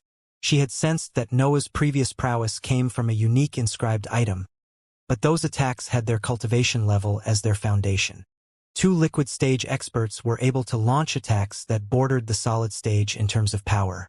That was theoretically impossible for existences that weren't approaching the breakthrough. The labels learnt through her long life crumbled in front of the two experts. Still, Blanche didn't let her surprise freeze her. An azure aura suddenly came out of her body and condensed as she joined her palms with a quick gesture. The storm of slashes and the golden beam were about to reach her. Still, a massive shockwave shot out from her figure when her palms touched. The attacks shattered when that force spread through the sky. Its power even erased Noah's sharpness from the area. She can counter my endless cuts, Noah thought as the dark world changed form. The dark world often had a spherical shape, but the dense gas morphed when Noah saw his sharpness vanishing from the sky. The cloud of dark matter condensed until it revealed his figure. Only his back remained inside the technique. Noah was trying something new. The workshop activated and used a blueprint that he had created after his battle with Victor. A spell also unleashed its power and helped the technique.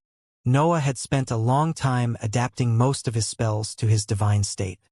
He had even revised techniques that he had long since abandoned after he reached the 7th rank. One of them was the shadow copy spell, a technique that had helped him for a long time during his life in the lower plane. The shadow copy spell could theoretically replicate anything in the world as long as Noah had enough energy to fuel it. Still, its diagram had structural limits, and the training with Sword Saint had made that technique useless for a while. However, Noah had the workshop now.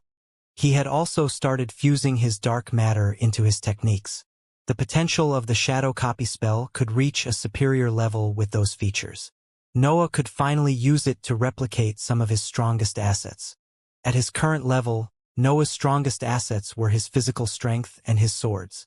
They were the only parts of his arsenal that could grant him a superior battle prowess. The cloud began to shrink as the workshop completed its work. When the cloud vanished, Noah revealed his 6 arms and 6 swords to the world. His techniques had forcefully built the shape that he achieved when he performed the 3 forms of the Ashura. Of course, that form was far different from the original martial art. The embodiment of power was still active, so the workshop had replicated his tissues when they were at the peak of their power. The same went for the swords. The workshop had created 4 exact copies of Noah's blades, replicating their functions and abilities. Needless to say, the consumption of dark matter and mental energy to perform that technique had been immense. Noah didn't believe that his mental sea could survive 2 activations of that ability. He didn't have enough mental energy to do that. Even his black hole felt lighter after his additional arms and legs grew out of his torso. The amount of power required to build those limbs and weapons was unfathomable. Noah resembled an actual demon as he floated in the air while wearing his fiendish armor. The 4 additional arms had turned him into a real monster, and even King Elbaz couldn't help but arch his eyebrows at that sight. "Let me fight her for a while," Noah said in a low voice as he took long steps toward Blanche. "Do as you wish," King Elbaz replied as he took a step back. Blanche's expression turned cold when she sensed the amount of power contained in Noah's figure. The unstable substance was still running through his black veins, and the fake arms imitated the energy that it generated. Noah's sole presence was able to bend the sky. Noah felt heavy, but he didn't let that sensation slow him down. His 6 swords cut the air, and a storm of slashes filled the sky. The attack spread so far that Dawn and the other hybrids had to retreat due to the dangerous sensations that it triggered inside their minds. Blanche joined her palms, and her shockwave managed to clear the area again. However, her range had a limit, and Noah's attack surpassed it while he was in that form. The slashes that lingered on the edges of Blanche's range clashed with each other and gave birth to more attacks. Cuts of different shapes soon filled the area cleared by the expert and forced her to resort to her shockwave again. The same process happened again. There seemed to be no end to Noah's storm. Blanche didn't even have the time to escape since she was too busy fending off those threatening attacks. Since Blanche was busy, Noah started testing other techniques. He crossed his 6 blades above his head and launched invisible cross-shaped slashes that generated singularities throughout their trajectory. Noah also tested his crossed unsheathing. He retracted his blades before launching an intense attack that created an empty tunnel between him and the expert. Blanche's law protected her from every attack. Every inch of her body seemed able to generate intense shockwaves, so Noah's slashes never managed to touch her. Still, Noah's offensive kept Blanche stuck in her spot. The expert couldn't move since the slightest distraction could lead to her death. Noah's offensive was covering the whole battlefield, and his sharpness was merciless. "I'm almost there," Noah thought as he evaluated the power behind his attacks. His slashes in the 6-armed form granted Noah the upper hand in the battle, but he remained unable to injure his opponent. His battle prowess had bordered the solid stage in terms of power, but he still couldn't breach the innate defenses of the experts at that level. He was close. He could use a combination of techniques, spells, and higher energy to force his current power to barge into the next stage. Still, he lacked a core feature that all the experts in the solid stage had. Noah's energy lacked density. His law was powerful and defied logic, but it couldn't influence the world as the solid stage cultivators did. It was a simple but immense difference in power that he was attempting to fill with his vast accumulation and incredible techniques. If only my companions could help, Noah thought as his fake arms and swords grew unstable. His workshop's products could reach the peak of the middle tier due to his higher energy, but they remained inferior assets in battles at that level. The workshop had copied his body after Noah activated the embodiment of power. His arms contained enough energy to match a solid-stage cultivator, but they lacked the stability needed to remain at that level.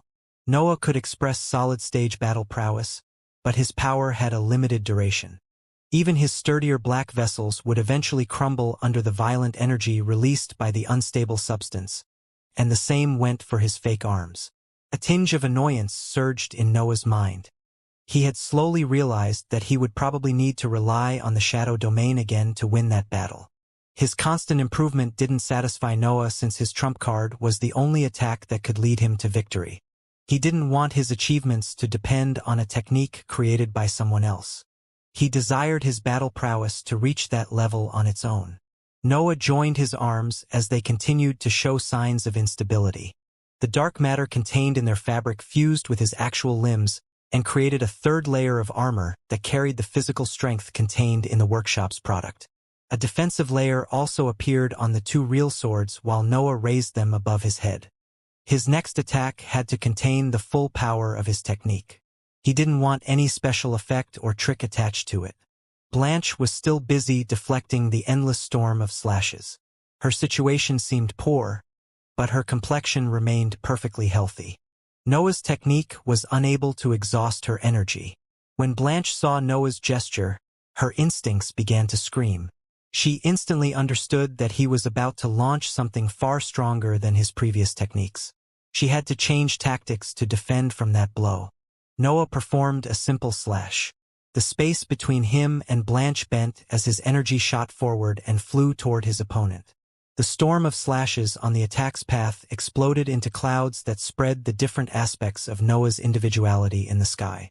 His last blow appeared invisible, but both King Elbaz and Blanche could sense it flying. His sharpness, destruction, creation, and dark matter gave birth to violent currents as they flew through the sky.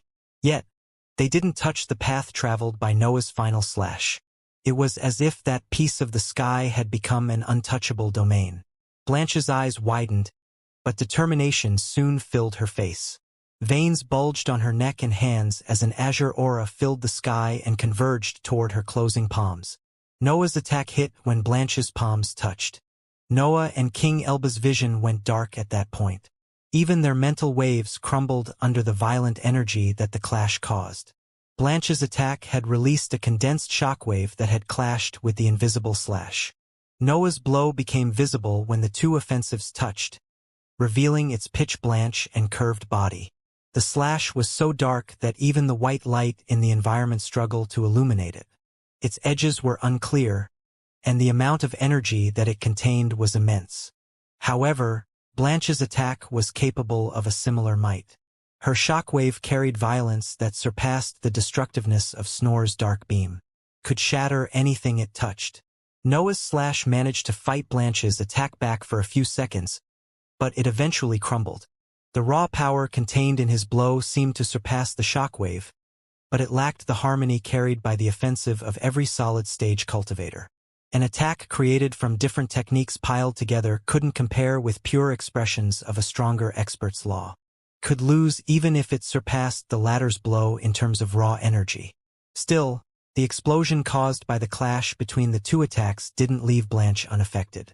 Noah and King Elbaz were at some distance from the center of the impact, so they only had to deal with the force that flung them away. Yet, Blanche had to endure that power up close.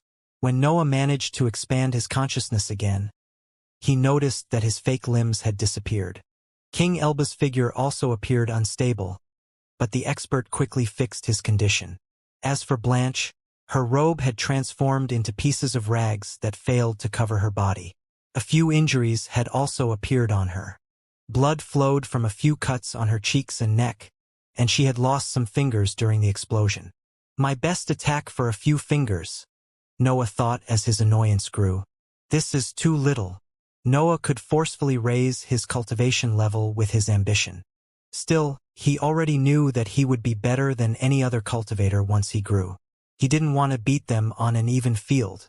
Noah wanted to be stronger than them while his cultivation level remained in the liquid stage.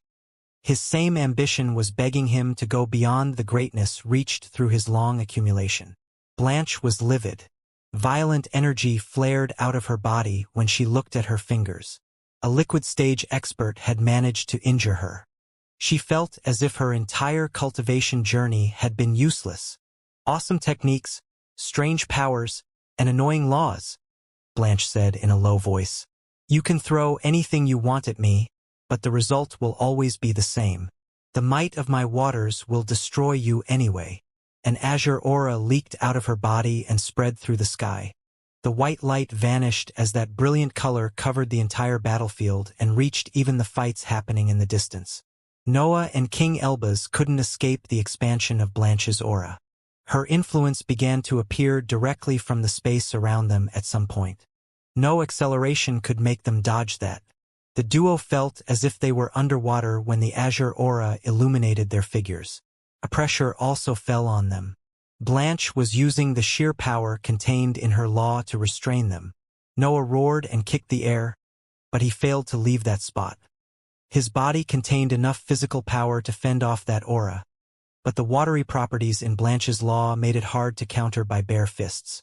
Azure light filled the spots destroyed by Noah's attacks. He couldn't escape that prison, and the pressure applied on his body affected the power of his slashes.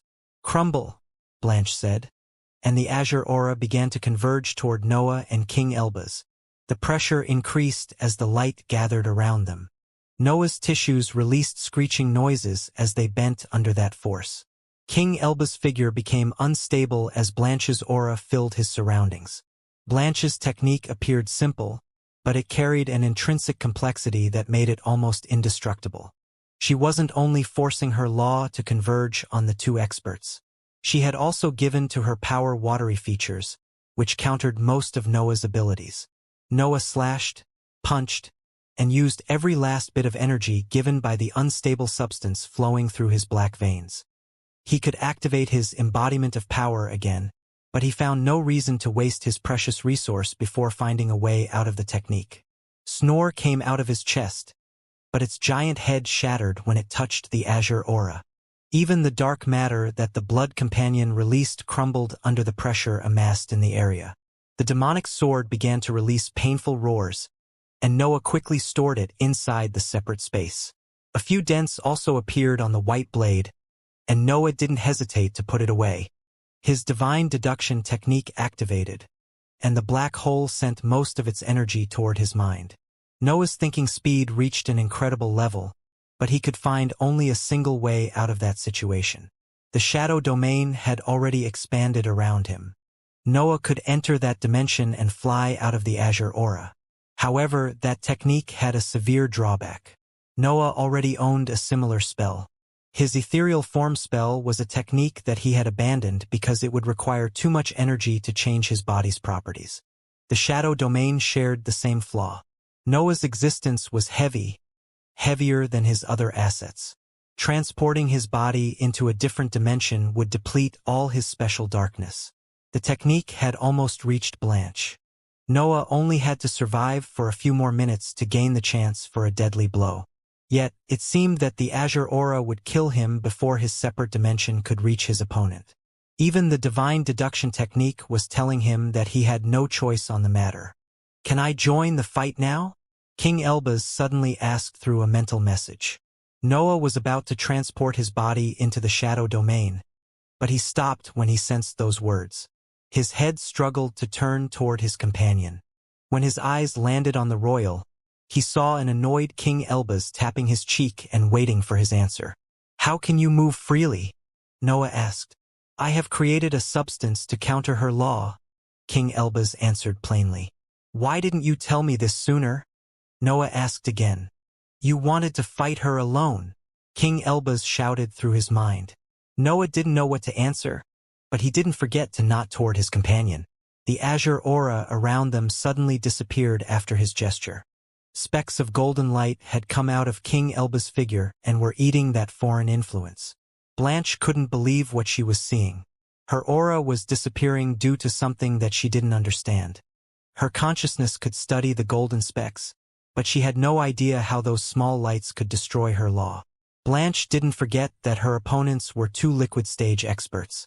However, it seemed that they both were incredible monsters whose power didn't make any sense. Noah had been able to keep her stuck among his slashes for multiple exchanges, and King Elbaz had created something that could destroy her law. Their power was something that any major organization would kill to own. The azure light soon vanished, leaving only the golden specks that flew back toward King Elbaz and fused with his fiery body. Noah kept his eyes on his companion. He felt surprised that the royal had managed to activate his trump card before him. King Elbaz could understand Noah's thoughts, but his usual arrogance didn't appear. The royal didn't brag. Instead, he chose to explain the reason behind his quick success in the activation of his trump card. "I'm the best, but this has nothing to do with my ability," King Elbaz explained. "You allowed me to focus on her law during your fight. Your battle prowess has forced her to take out all the aspects of her law." Noah's eyes left the royal at that point. For a moment, he had thought that King Elbaz had improved faster than him. That would have forced him to reconsider his approach to his growth. "Moreover," King Elbaz continued, "I am trying something new. I despise that arrogant demon, but the power of his creation is immense. I couldn't let him waste it like that." The slight relief that had filled Noah vanished when he heard those words. King Elbaz was talking about divine demons' miracles. He had admitted that he had learnt from the expert's law. "Are you trying to copy his power?" Noah asked. "Copy? Nonsense," King Elbaz said before giving voice to a loud snort. "Imitating that mindless idiot would only ruin my foundation. I'm exploring his path and studying his power. Using the world instead of materials is a power that I crave." In his twisted way, King Elbaz had admitted that divine demon's power was incredible and that he wanted to obtain it. Noah didn't feel surprised about that statement, but his focus remained on how quickly the royal had completed his study of Blanche's law.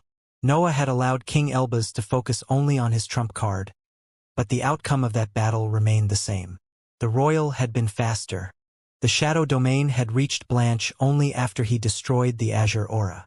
"I don't know how you did it," Blanche said as she appeared above the duo, "but it's time for you to die." Blanche's palms shot downward and released two massive shockwaves that fell toward the duo. However, before that force could reach the two experts, King Elbaz exploded into a sea of flames and endured the attack's full might. His flames barely flickered when the shockwaves seeped into the golden sea. Blanche's attack didn't manage to do anything after King Elbaz had developed a method to counter her law. The solid stage expert was powerless now. "Impossible!" Blanche shouted, but her surprise didn't make her forged the experience amassed through her long life. A weapon promptly came out of her space ring. It was a shield in the upper tier that featured shining symbols on its surface. Blanche had understood that her individuality had become useless.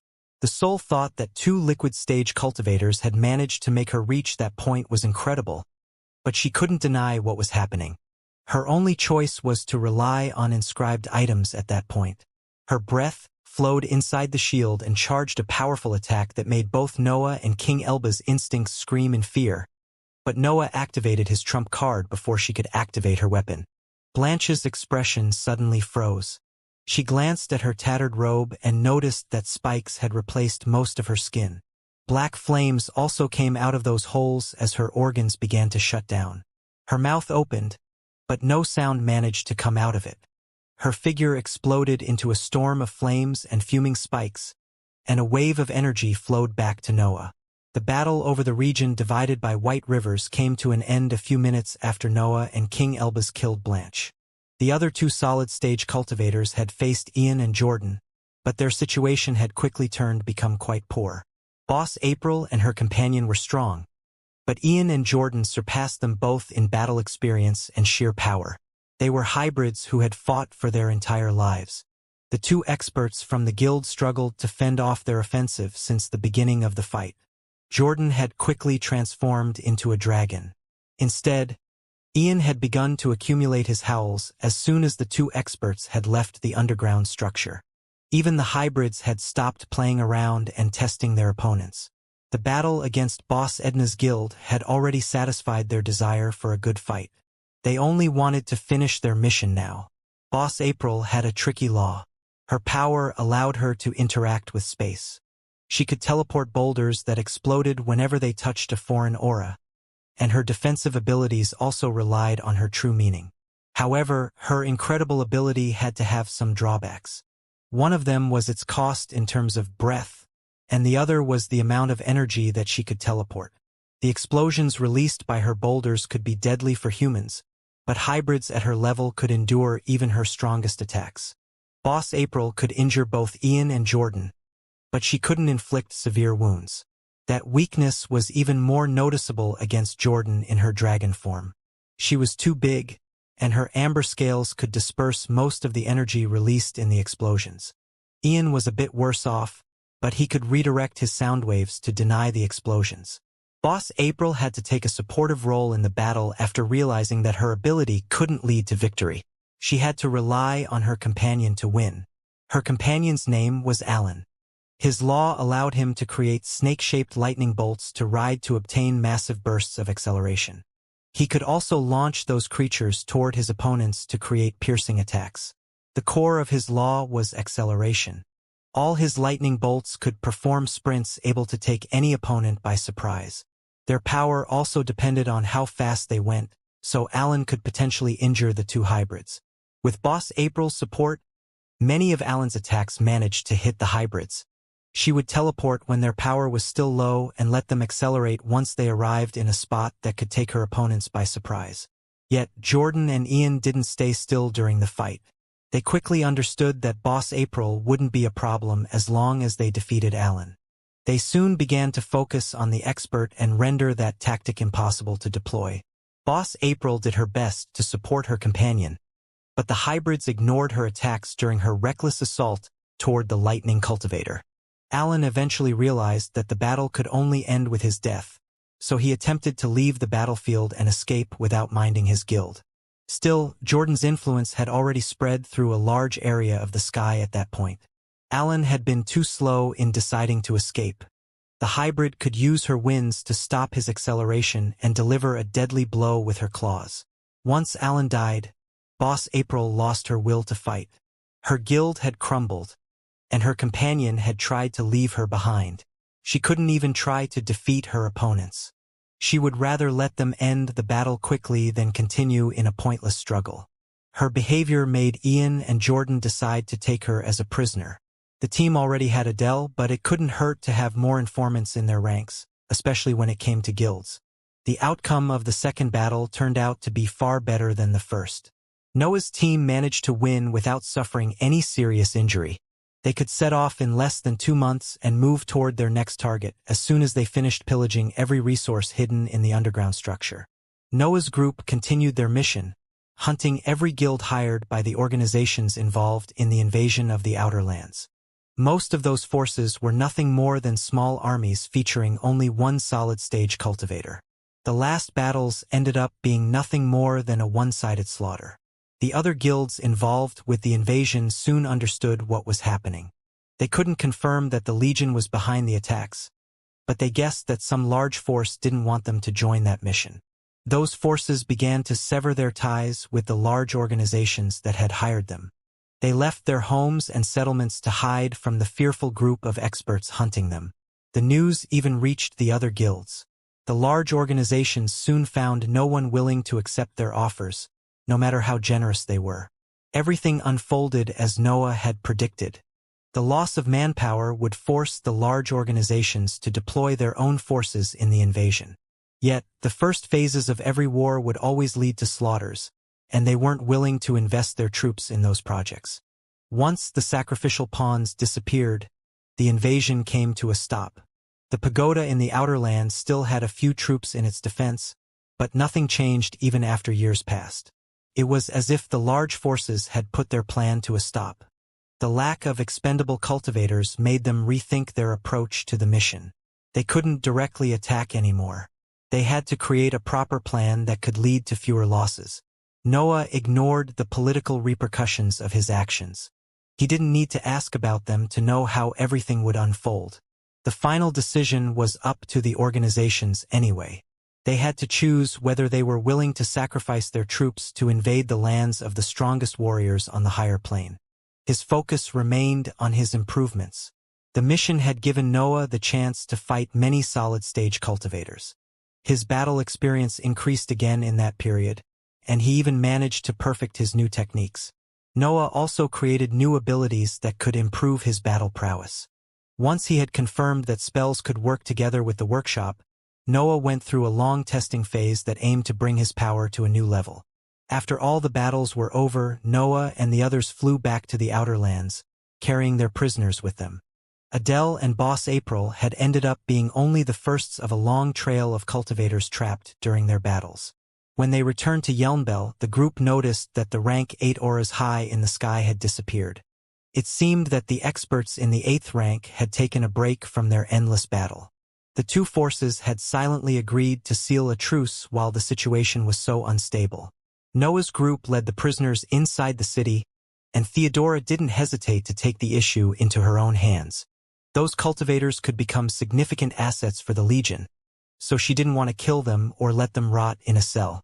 Wilfred was with Theodora inside the largest building in the whole city. The hybrid and Noah's group observed how Theodora handled the prisoners and tampered with their memories to protect her underling's identity. "You will not tell anyone about this mission," Theodora said as her aura filled the large room where Noah, his group, Wilfred, and the prisoners stood. "You will not spread information about the guilds," Theodora continued as her aura intensified and flowed inside the minds of the prisoners. "You will not damage the Legion," Theodora concluded. "Forget." Theodora's aura transformed into a blinding blue light that filled the whole room. Mental waves flowed inside those targeted by her influence and tampered with their memories. Noah gave voice to a loud cough when the light dimmed. He didn't like the conditions spoken by Theodora. He wanted her to be more specific about the experts who didn't belong to the Legion. "Right?" Theodora said as her aura shone again. "You will also forget about our helpers. Anything concerning the invasion of the Outer Lands will escape your mind."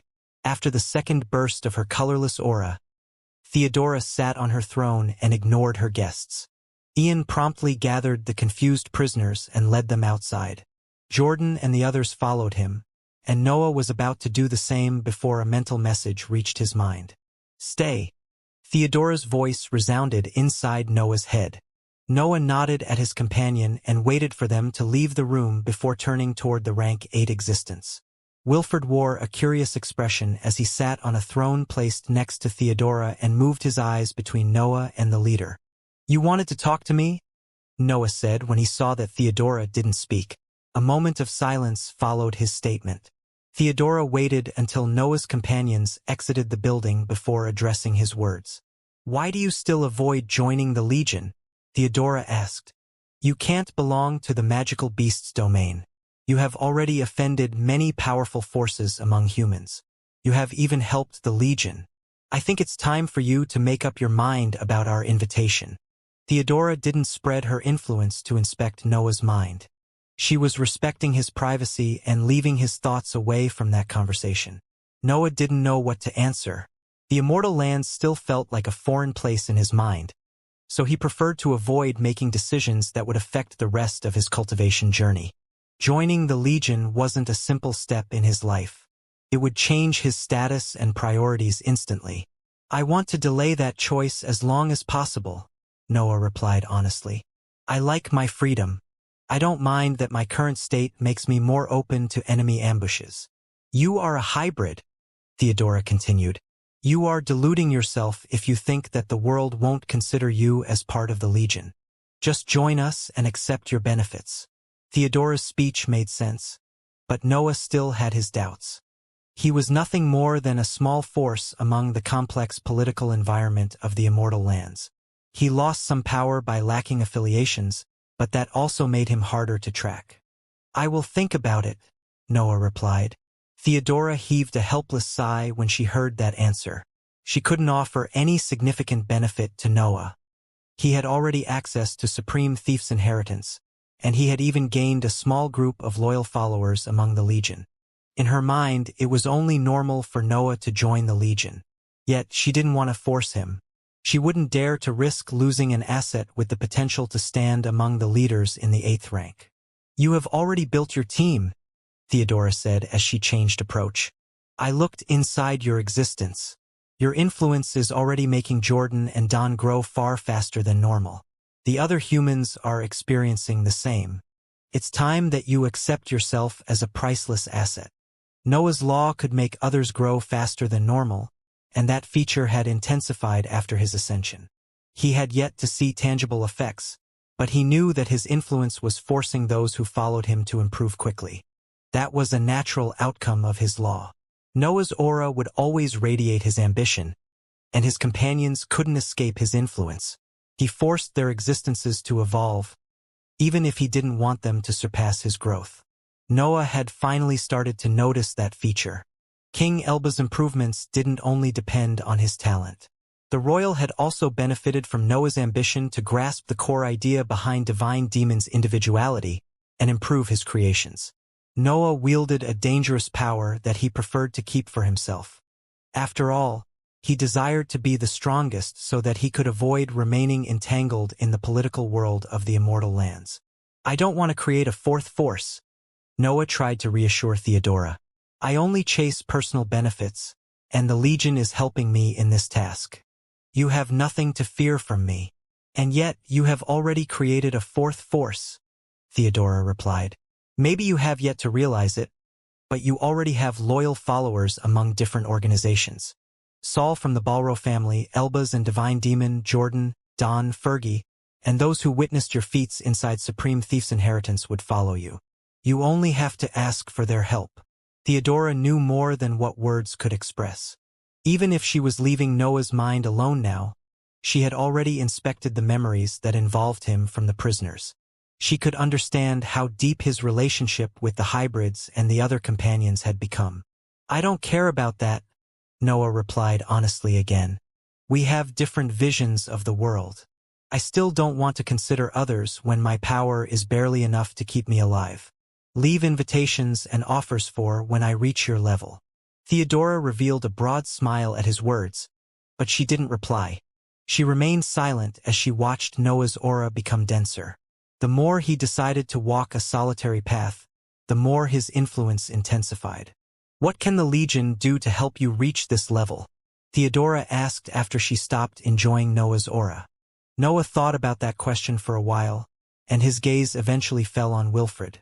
Theodora and the rest of her organization couldn't offer him anything, but that man could give him something that even the libraries in the human domain lacked. "I'm searching for a unique species of magical beasts," Noah said.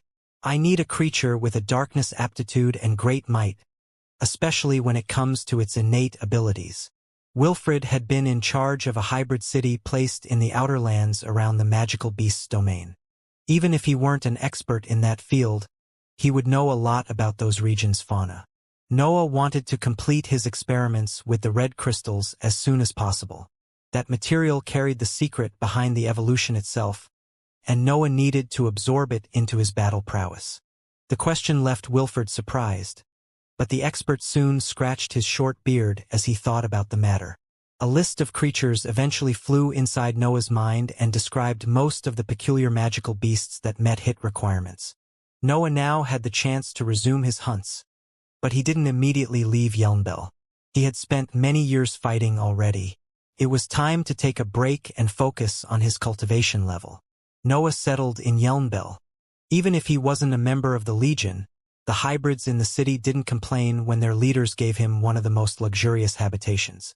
Yelnbel was a city featuring simple buildings, but Theodora and Wilfred managed to give him a large house with a few significant benefits. The structure could gather breath, and many of those rooms had inscriptions that reinforced its fabric. Noah could train freely inside that structure. With the invasion on hold, he and his companions could focus on turning the experience gathered in the past battles into actual power. That break was something that they all needed after defeating many guilds. Noah's potential had skyrocketed after his many victories against solid-stage cultivators. His dantian wanted to improve, and the true meaning that it contained propelled the organ faster toward the superior stage. The centuries spent in the wilderness, and the many battles had made Noah's existence ready for the solid stage. He only had to invest time to reach that level now. Noah's aura grew. The influence of his ambition increased, and a dark halo began to loom around his habitation. It was as if the world wanted to create a separate area featuring a night that covered only Noah. The breakthrough grew closer with every year that Noah spent in seclusion. Wilford had given him interesting leads on potential blood companions, but the world was too messy now. Noah preferred to focus on his foundation while the environment around him became easier to explore again. The magical beasts domain featured spies of the Crystal City. Many human organizations were hunting for the experts that had delayed their invasion on the outer lands. Noah was truly safe only inside the Legion, and he didn't dare to waste that peaceful time. Still, before he could complete the last step before his breakthrough to the solid stage, Ian contacted him. It seemed that new troops had appeared around the pagoda, and most of them featured white robes adorned with purple drawings. That event had to happen. Noah knew that far too well. His group had killed 2 solid-stage cultivators from the Crystal City and 1 from the Sailbird family. It was only normal for them to join the invasion in the hope of finding him. Ian explained how the invasion had changed after the arrival of those new troops. The Crystal City and the Sailbird family didn't care that they couldn't hire guilds for the task. They sent their core forces through the pagoda and started expanding their influence in the nearby regions. Those organizations had also sent rank 8 cultivators meant to keep Theodora and Wilford busy. They had joined the invasion, even if their political satiation made them unsuitable for maintaining control of those regions. Noah didn't immediately join the fight. He didn't care that the Legion was on the losing end of the invasion. His cultivation level was about to improve. Nothing mattered more than that. However, Noah soon understood that he couldn't reach the superior stage with regular training alone. Even his vast accumulation couldn't push him toward the solid stage. He needed to fulfill some requirements dictated by his ambition to complete the breakthrough. His ambition had allowed him to reach the liquid stage, and the same had to happen with the solid stage. Noah's existence already desired the breakthrough, but he had to fuel that emotion with actual achievements. My body is also about to reach the upper tier, Noah thought after studying the reports accumulated in front of his habitation's door. I might complete 2 breakthroughs if these battles give me enough potential. Noah decided to leave his habitation after he reached that conclusion. He wouldn't miss the chance to hurt the Crystal City, and his existence required battles anyway. It was better to fight against the invasion than remain inside Yelnbel for who knew how long. When Noah reached the pagoda, he found a familiar face among the troops that defended the structure. Miss Canson was among those troops, and she led a group of liquid-stage cultivators that seemed connected to her cultivation level. Miss Canson's cultivation level had reached the liquid stage, and she revealed a livid expression when she saw Noah joining the troops deployed by the Legion. It was clear that Charles's defeat weighed on the Crystal City, and Miss Canson didn't even try to hide those feelings. She mainly felt angry, but traces of fear leaked into her expression whenever her eyes fell on Noah. Noah cared so little about liquid-stage cultivations that he had almost failed to see Miss Canson as he focused on the solid-stage experts among that small army. The pagoda featured more than 10 solid-stage cultivators and countless weaker experts.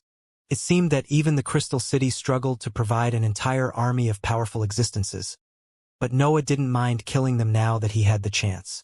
After a life spent fighting, Noah could immediately imagine the best and worst outcomes in every situation. He knew that he wasn't far away from forcing the Crystal City to deploy rank 8 cultivators only for him, so he had to inflict as much damage as possible before the organization inevitably compelled him to escape. The other troops from the Legion let him pass. Those armies created a long corridor that led directly toward the front line. The hybrids wanted to see him fight, and Noah wouldn't deny them that chance.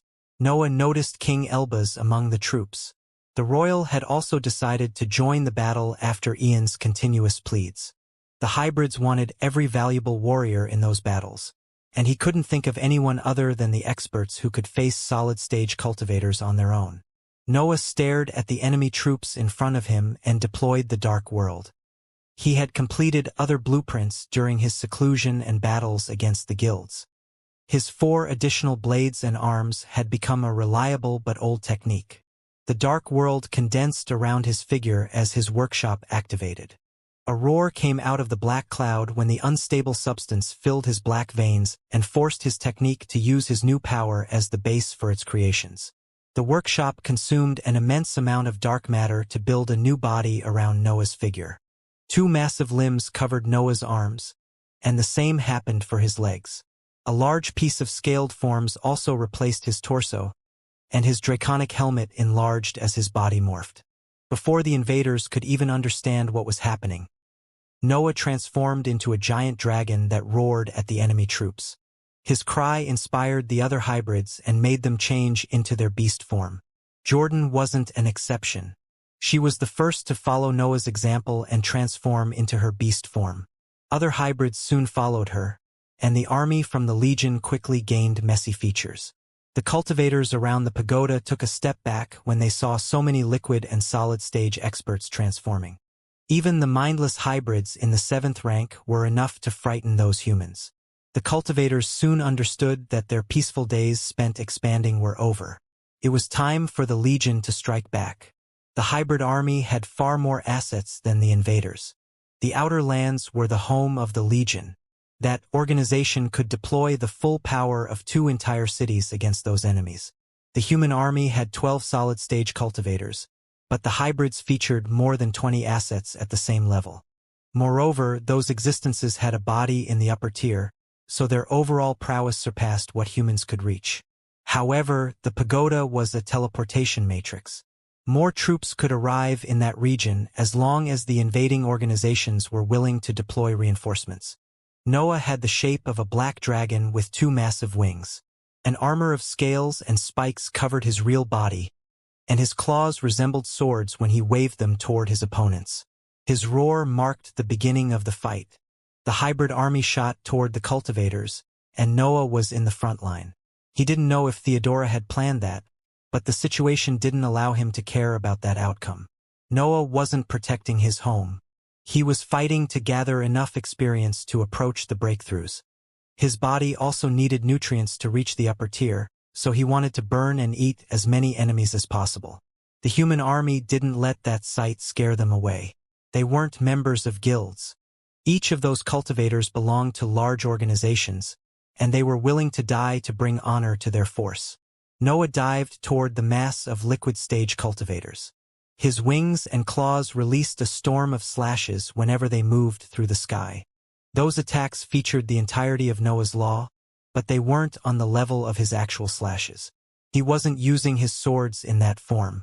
His offensive featured his sheer physical strength, dark matter, and the meanings carried by his darkness, but it didn't involve any personal art.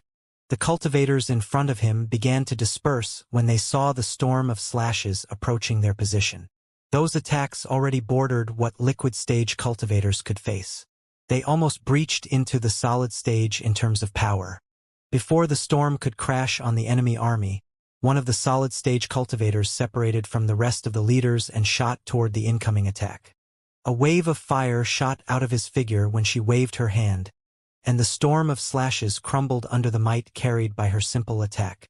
The scarlet flames burned anything on their path. They destroyed the slashes and used the energy dispersed by their form to expand. A massive fire soon appeared between Noah and his opponent, but that sight didn't make him slow down. Noah barged into the fire and spat flames of his own. A wave of darkness spread among the scarlet attack and fought for the ownership of that area. Yet, the 2 abilities seemed to be at the same level, so they didn't manage to overcome their opponent. "The rats have told us what happened to Charles and Cassandra," the woman said as she stretched her arm toward the flames. "You have roamed freely for too long. I, Felicia, will avenge my companions and bring honor to the Crystal City." Felicia had the aspect of an old woman with long white hair and yellow eyes. Her white robe had purple flames drawn on its edges, and a large token hanged from the belt that kept her clothes still. Noah couldn't understand the meaning behind the symbol on the token. It didn't seem to express an actual word. He guessed that only the members of the Crystal City could comprehend its value. The expert tightened her hand, and the flames began to expand. The scarlet radiance exploded into currents that shattered large chunks of Noah's draconic body and burnt the dark matter that they released. Noah promptly summoned his swords. The dark world expanded around his figure again, and the flames burnt it. Yet, the clouds covering his front legs resisted that influence and continued to modify his body. The claws on his front legs had stretched after the workshop modified that body part. Their sharp figures radiated the same aura as the demonic sword and the white blade. Noah had annexed the two weapons to his draconic form. When Noah waved his limbs, he launched a wave of slashed that pierced through the wave of scarlet flames. Singularities also formed whenever the two types of attacks touched each other. Noah's blows had the power to give birth to wonders. Felicia soon understood that nothing in her law could allow her to stop those attacks. The singularities would appear for less than an instant anyway. Her priority was to defeat the massive dragon. Her flames morphed. They transformed into a huge fan that could cover Noah's giant body. The weapon featured fiery marks that depicted specific months and seasons.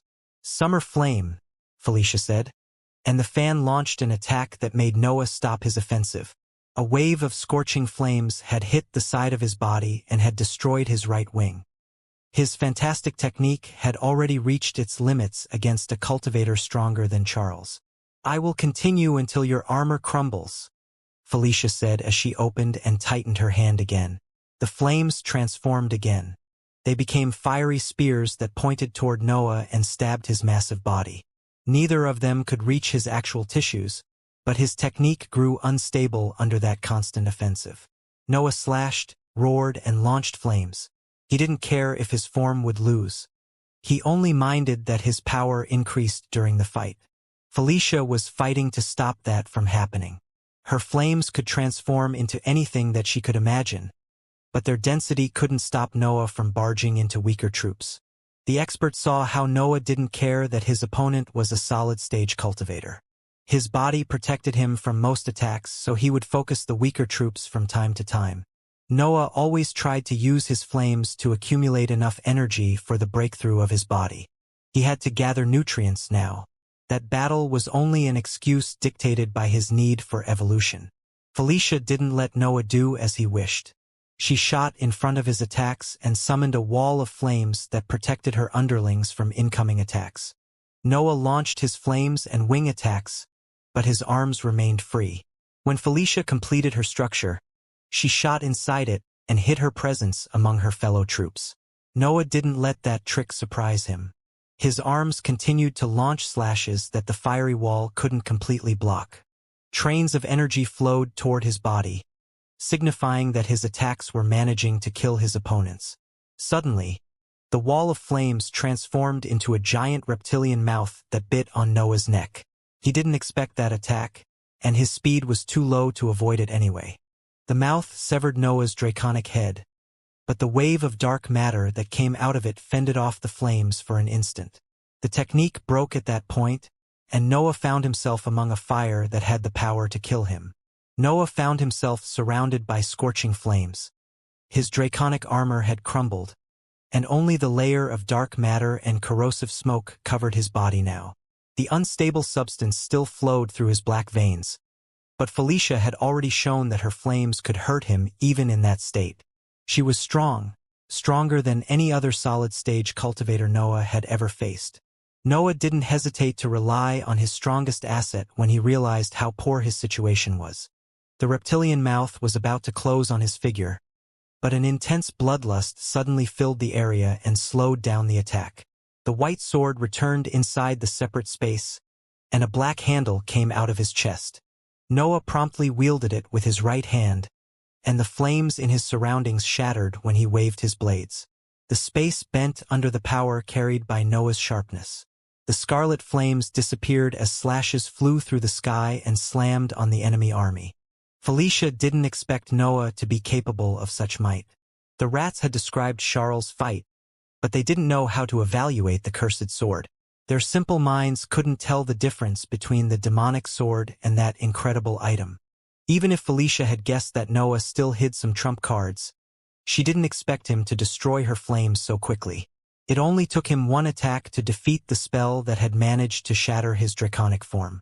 The army on the other side of the flames was powerless against that offensive. The massive slashes that had flown out of Noah's figure ripped their bodies apart and destroyed their consciousness in an instant. A hole appeared among the army. Noah's offensive had destroyed the first line of defense and left those areas unprotected. His slashes even carried enough power to slam on the invisible barrier around the pagoda. A surge of anger filled Felicia's mind. She had failed to protect those valuable troops against an opponent that had already damaged the Crystal City. She couldn't let her great organization appear so weak. Noah had to die on that day, or the Crystal City would have lost power for nothing. Noah's skin crumbled as a series of injuries opened on his torso. Blood filled his inscribed robe, but the fiendish armor prevented Felicia from seeing the drawbacks of the cursed sword. Felicia raised both hands, and flames appeared around her figure. The fire flowed in front of her, and dense fireballs flew toward Noah whenever she snapped her fingers. Noah deployed his movement technique, but Felicia's offensive was too fast. He initially managed to dodge the attacks, but a fireball soon hit his legs and turned them into a charred mess. A series of fireballs converged toward Noah after he came out of his movement technique. Felicia wasn't giving him any break, so Noah had to rely on his cursed sword again. The demonic sword melted and covered the cursed sword. A massive horizontal slash came out of the blade and destroyed every fireball flying toward him. The slash didn't stop and continued to fly toward Felicia's position. The expert couldn't completely block the attack, but dodging would lead to more casualties among her army. She had to make a difficult choice, but she didn't hesitate to listen to her instincts. Flames amassed behind her figure. The fan reappeared and waved toward the massive slash. Its structure crumbled during the attack and transformed into fiery spears that flew toward Noah's technique. "Winter flame," Felicia said as the scarlet halo hit her figure. The black slash and the many fiery spears clashed, but Noah's attack continued to press forward, cutting anything on its path. Yet, the dense fire crashing on its structure consumed part of its power and destabilized its form. The slash had turned into a sharp trail of dark matter that clashed with Felicia's innate defenses. A scorching aura surrounded her figure and consumed the remaining power contained in Noah's attack. When one of the shockwaves radiated by a different spot on the battlefield vanquished the smoke accumulated in the area, Noah could see that a large cut had appeared on Felicia's waist. Her complexion had also paled. His attack had managed to hurt her.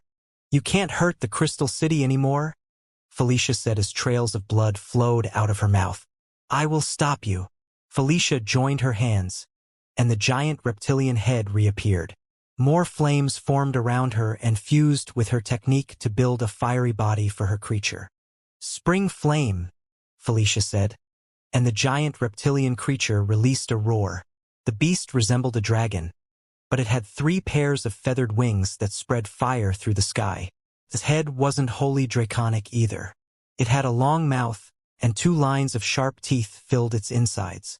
Noah's pride exploded when he placed his eyes on that creature. The bloodlust was making his mind unstable, and the sight of that beast managed to trigger his instincts. Noah felt as if the fiery creature wanted to challenge him for the ownership of the region, and his tainted thoughts didn't allow him to hold back. He raised his blade before the beast even completed its roar, and a massive vertical slash soon came out of its sharp edge. "Spring flame," Felicia said, and the fan reappeared. The fiery weapon flew in front of the creature and released dense flames that clashed with the slash. An explosion followed the event, but Noah's attack managed to pierce that technique. Yet it had lost too much power. The fiery creature raised its legs and stooped the slash with its bare claws. Its massive head also bit on its sharp edge and shattered the attack before it could even damage Felicia's technique. Noah ignored that event and launched another slash. Wounds continued to open on his body, but he didn't care. His mind could only focus on one thing in that situation. He had to kill Felicia, The fiery creature didn't manage to withstand the arrival of the second slash, and Felicia had been too slow. Her injury was starting to affect her, so she couldn't cast another powerful fire attack against that offensive. The slash severed the creature in half, and flames filled the sky after its figure crumbled. Noah's attack even continued flying toward Felicia, but the expert raised her hands again. "Autumn flame," Felicia said, and all the fire accumulated in the sky condensed to take the shape of dense currents. The fiery currents flew toward the slash and destroyed it, creating an expanding cloud of dark matter and corrosive smoke. The attacks even converged toward Noah, who felt compelled to use the cursed sword again. Noah and Felicia appeared to be on par. They were using their best attacks without managing to overcome their opponent. Those watching the scene remained speechless. Noah was actually fending off a solid-stage cultivator. Of course, that outcome didn't satisfy Noah. His bloodlust even enhanced his greed. He wanted to kill his opponent and anyone around her. Being on her same level couldn't make him happy. Before he could even decide to activate his ability, Noah's cultivation level began to rise. It reached the peak of the liquid stage and barged inside the superior level. Felicia had no words to describe what was happening in front of her eyes. Her opponent had suddenly transformed into a solid-stage expert. "You don't only defy logic," Felicia said. "You go against the very nature of the cultivation journey." Felicia couldn't help but shout when she saw Noah forcefully raising his cultivation level to the solid stage. His ambition flowed into the very fabric of the world, and his influence forced the matter around him to evolve. That part of the sky grew darker as Noah's influence spread. Black spots appeared even inside Felicia's flame. The expert lost control of her attacks when Noah's ambition seeped inside its fabric. Her fire didn't belong to her domain anymore. Noah stored the cursed sword and wielded the white blade again. He couldn't use the black weapon when he was in that form. Its attacks would use his new cultivation level as their foundation, and he didn't have the power to withstand its drawbacks. However, his ambition allowed him to resort to assets that he couldn't usually use.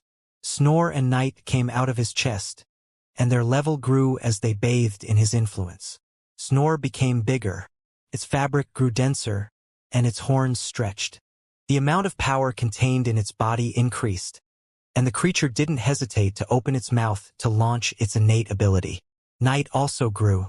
Its figure became blurry as it fused with the world and shot toward Felicia.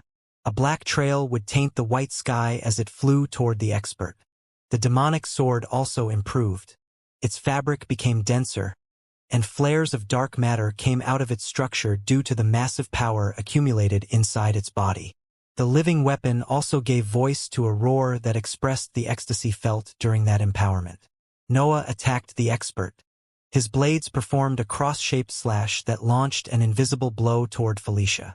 The cultivator saw the battle transforming in mere seconds, and she could only perform a basic technique before Noah's offensive reached her. Her fan appeared in front of her figure. Still, a series of cracks filled its structure before the other attacks could reach her. Night came out of the fiery weapon and gave voice to a snort before diving toward Felicia again. The dark beam destroyed any lingering flame on its path and slammed on the cultivator. The scorching aura surrounding Felicia couldn't do anything to stop the attack, and the violent dark matter soon began to devour her skin. The invisible singularity also reached Felicia. A large hole formed at the center of her belly before she could even understand what had hit her. Felicia's maimed figure became visible when the smoke created by Noah's offensive vanished. She appeared to be on the verge of death. Her skin had disappeared, and a hideous hole pierced her belly from side to side. Night also came out of her figure and left behind a series of cuts that worsened her condition. Felicia's consciousness began to slip away, but she managed to give voice to a few loud words even in that state. "I understand," Felicia said. "You have the potential to become a major threat. Rejoice. The Crystal City will now treat you as one of its most feared enemies." Her token had remained attached to her body even if her robe had become a pile of rags. When Felicia closed her eyes, a purple light began to come out of the item, and the pagoda reacted to that event. The walls of the pagoda began to shine with white light, and a heavy pressure soon fell on the area. That part of the sky had become a mess due to the many battles unfolding around the building.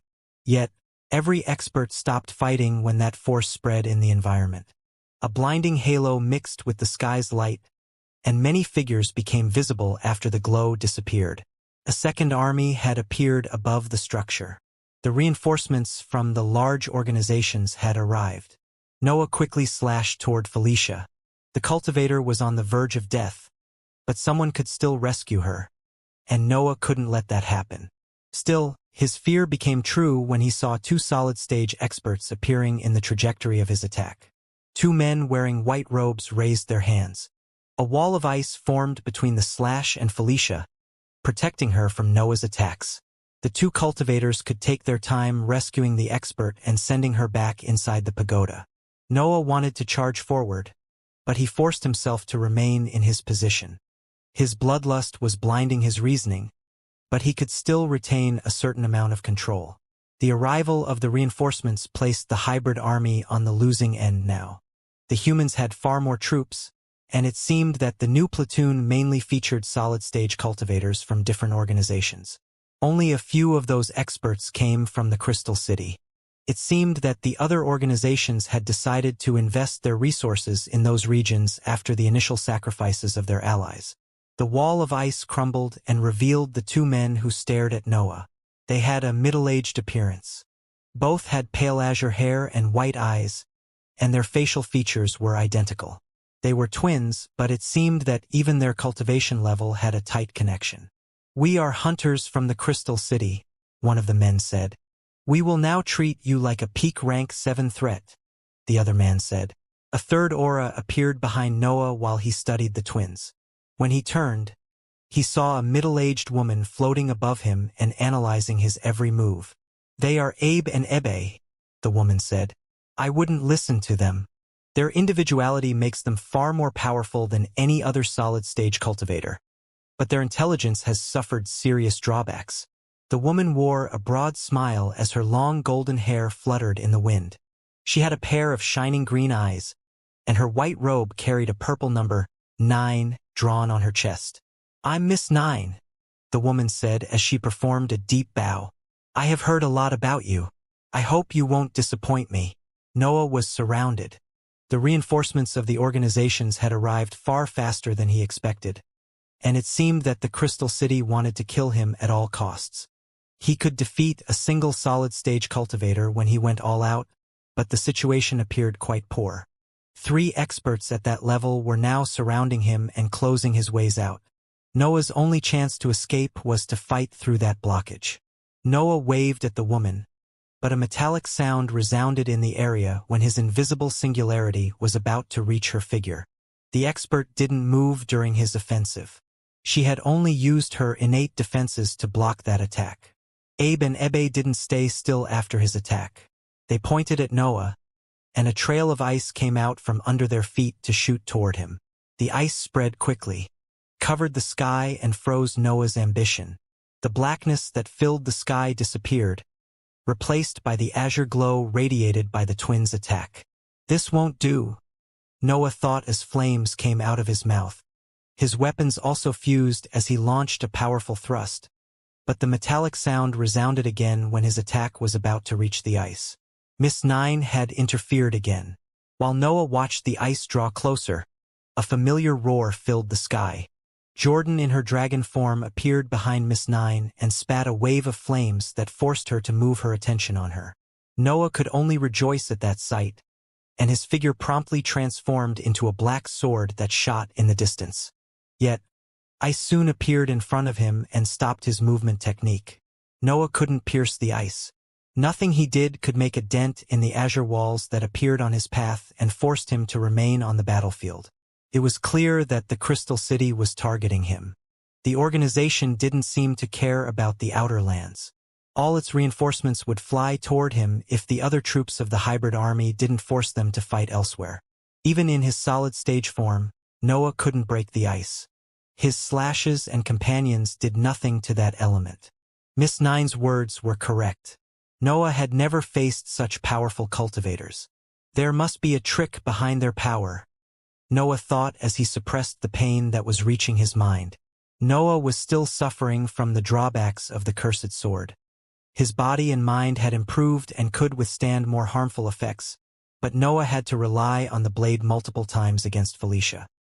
His skin had continued to shatter, and the bloodlust had never stopped affecting his thoughts. The divine deduction technique activated to analyze the ice. Many plans on how to kill his opponents filled his mind due to the tainted mental energy that flowed inside his ability. Still, he could quickly find the answer to his doubts even in that condition. They are part of the same individuality, Noah concluded in his mind after a quick inspection of the ice. Noah could feel two identical auras inside the ice. They merged to give birth to something that far surpassed their power. Abe and Ebe had probably resorted to some unorthodox cultivation method to reach that state. Everything became clear to Noah once he understood that aspect of their existence. He wasn't fighting two different solid-stage cultivators. His opponents were two experts who could fuse their laws perfectly and generate far more power than usual. No wonder I couldn't pierce the ice, Noah thought as his expression grew cold. The ice accumulated in the sky was creating a circular prison that slowly converged toward Noah.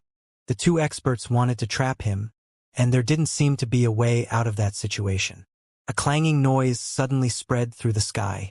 Miss Nine threw Jordan's massive body away through an invisible technique and turned toward Noah again. Her wide smile still shone on her face, and she barely felt tired after that exchange with the hybrid. "You should have expected this outcome," Miss Nine said. "You fools ascending from lower planes are all the same. You have been kings in your words for so long that you fail to realize your place in the immortal lands." Jordan flew toward Miss Nine again, but her head slammed on another invisible wall. Blood flowed out of her massive mouth, but her gaze appeared as determined as ever. "Look at what a large organization can do," Miss Nine continued. "These troops are a mere part of the full power of the Crystal City, and that if we consider only the cultivators in the 7th rank. My force has monsters who have lived for eras. How did you even hope to win?" Miss Nine continued her speech even if Jordan was doing her best to pierce her defenses. Cracks began to appear in the sky after she amassed enough winds, but those openings didn't lead to the void.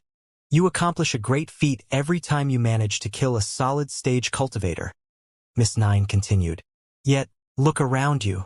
3 among the best experts in the 7th rank have flown to the other side of the plane to hunt you." "I count 2, Noah said as black flames flowed out of his mouth. The flames disappeared after they flew for a few centimeters. They didn't even reach his chest since they went into the shadow domain. Miss Nine's smile froze at that sight. She had understood that something terrible was about to happen but couldn't see what Noah had in mind. She didn't even sense his energy spreading into the environment. Suddenly, Abe exploded into a cloud of gray smoke, black flames, and fuming spikes. Nothing of the expert remained, and the energy contained in his body flowed toward Noah through tiny fiery specks. Noah could finally experience some clarity of mind after the black hole purified that energy and redirected it toward his tissues. His body instantly healed, and the bloodlust started to retreat. Miss Nine's smile disappeared. She suddenly felt worried about Noah's incredible ability. He owned something that even solid-stage cultivators couldn't sense. No one was safe around him. However, she also noticed that Noah didn't rely on that technique immediately. Felicia didn't face that attack either. There had to be restrictions to how often Noah could activate it. Miss Nine wanted to attack immediately, but Jordan managed to break through the invisible wall at that point and forced her to diverge her attention. Noah could remain alone with Ebe. The cultivator appeared lost without his brother, and Noah didn't hesitate to exploit that moment of weakness. He shot toward the expert with his blades pointed at his head. "No!" Ebe shouted as he waved his hands through the smoke that had replaced his brother's body. "You can't die. We are one. We will live as long as one of us lives." Noah didn't care about Ebe's mental instability and thrust his blades on the cultivator's head. However, a thin layer of ice appeared above his skin, and the attack didn't manage to pierce it. The clash flung Ebe's downward, but he didn't seem affected by that attack. He slammed on the barrier around the pagoda and straightened his position before flying back toward the gray cloud. "No, no," Ebe shouted. "Return to me. Come back through me. Give me your power, brother, and we will live forever." His aura intensified as his cries continued. Something was happening, but Noah wouldn't just wait there as his opponent became stronger. Moreover, Ebe had tried to put him in a cage. Noah couldn't even begin to describe his anger. The demonic sword melted to cover the white blade. Noah slashed at the cultivator's neck, backing the attack with all the power contained in his enhanced form. The blade landed on the layer of thin ice again, but his attack only managed to fling Ebe downward again. Noah couldn't hurt him as long as that innate defense existed. "We will rise together, Abe," Ebe said as he returned toward the smoke. "Nothing will ever separate us." Noah never stopped attacking, but his offensive appeared to be utterly pointless. Nothing he did could pierce the ice. Killing the brother didn't make any difference in the expert's power. When the smoke completely dispersed, Ebe could see that nothing had remained of his brother. Noah had absorbed any lingering trace of energy, so that spot lacked even ashes. "You!" Ebe shouted as his angry gaze turned toward Noah. "You killed him. You killed my brother." Ebe's aura increased as he muttered those words, but Noah promptly retreated. The cultivator followed him inside an area already covered by the shadow domain, and Noah used it to teleport instabilities and flames inside his opponent. Miss Nine had managed to fend Jordan away again, but her expression turned ugly when she saw Ebe exploding. Noah had managed to activate his threatening technique again, inflicting more losses to the Crystal City. Noah's influence intensified even if his cultivation level didn't increase. Defeating the solid-stage cultivators after they had ganged on him made his potential increase. His ambition became denser and slowly managed to push back the ice that had accumulated in the environment. Miss Nine couldn't put into thoughts the scene that she had just witnessed. Noah was a liquid-stage hybrid at his foundation, but he had defeated 3 solid-stage cultivators without exhausting his reserves of energy. Ordinary experts had limits. They could push their power beyond them through secret arts and unique inscribed items, but they couldn't achieve a battle prowess that defied logic. Noah was different. He was an exception among exceptions. His law didn't only allow him to reach the superior ranks. It also gave him enough power to defeat existences at those levels. Miss Nine had seen many talented cultivators throughout her life. She had also fought many hybrids who could exploit the innate advantages given by their species. However, Noah stood above all of them. His potential didn't seem to have limits. "Defying Demon," Miss Nine whispered. "What a fitting title." Miss Nine's experience didn't allow her to remain still. She began to see Noah's true form, and a chill ran down her spine when she realized what he could become. The Crystal City had stopped underestimating him, but that wasn't enough. Miss Nine understood that she had to treat Noah as a threat that went beyond her power. "How high can you fly?" Miss Nine asked as her aura intensified. "Will you reach the 8th rank? Can you strive past that level and touch the peak of the cultivation world?" Shockwaves spread from her figure. Her voice lost warmth and gained metallic features. Clanging noises accompanied her words, and a heavy force fell on the whole battlefield. Miss Nine's influence suppressed every expert in the area. Her aura almost covered the whole region. Even some hybrids in the solid stage struggled to move properly under that pressure. Her law didn't only affect the hybrids. Miss Nine also suppressed her allies. Her influence couldn't differ between friend or foe. It fell on everyone in the area, forcing all the experts in the liquid stage to spit mouthfuls of blood. "Miss Nine!" Miss Canson gave voice to a loud plead as she struggled to remain in the air. Miss Canson had a series of guards around her and even a solid-stage cultivator appointed to protect her. Yet, they couldn't protect her from Miss Nine's influence. "Be silent!" Miss Nine shouted as the clanging noises carried by her voice intensified. "I will personally explain this to Madame Canson. I can't hold anything back against this monster. How powerful is she?" Noah cursed in his mind as he struggled to move away from Miss Nine's influence. "Even Jordan can't completely fight this technique." Jordan's power was near the peak of the 7th rank, and she was even in her dragon form. Yet Noah could see how annoyed she was about that pressure. 2 solid-stage cultivators were fighting her to let Miss Nine do as she pleased, and Jordan couldn't shake them off inside that environment. Noah was technically at his peak. The effects of his ambition had yet to run out, and his body brimmed with power. He was a bit short of special darkness, but the black hole was already producing more of it. Miss Nine would meet the same end as the twins if Noah had enough time to enlarge the shadow domain and refill his stash of special darkness. Still, Noah didn't know for how long he could survive against that expert. "Do you want to know?"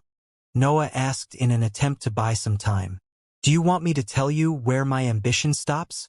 Roars fused with Noah's words. Snore and Night appeared next to him and gave voice to loud cries. His demonic sword also joined that expression of pure defiance. "Do you want to know the limit of my potential?" Noah asked as the white sword returned inside the separate space. The area grew darker as a black handle came out of his chest. Noah's felt a wave of bloodlust filling his mind and turning his thoughts into killing intent. The bloodlust flowing out of his figure resembled a sea of swords that spread everywhere in the environment. The cursed sword used the cultivation level of its owner as its foundation. The power that it was radiating aimed to reach the very peak of the 7th rank. The cursed sword was still a weapon in the upper tier since it had yet to defeat enough opponents. Couldn't push the power of Noah's attacks to the 8th rank. The peak of the 7th rank was the limit of its current form. "Tell me," Miss Nine said without showing the slightest trace of fear. The bloodlust released by Noah made the weaker experts in the area run away. Even some solid-stage cultivators had to activate defensive techniques to fend off his dangerous influence. Most experts turned their attention to Noah's figure.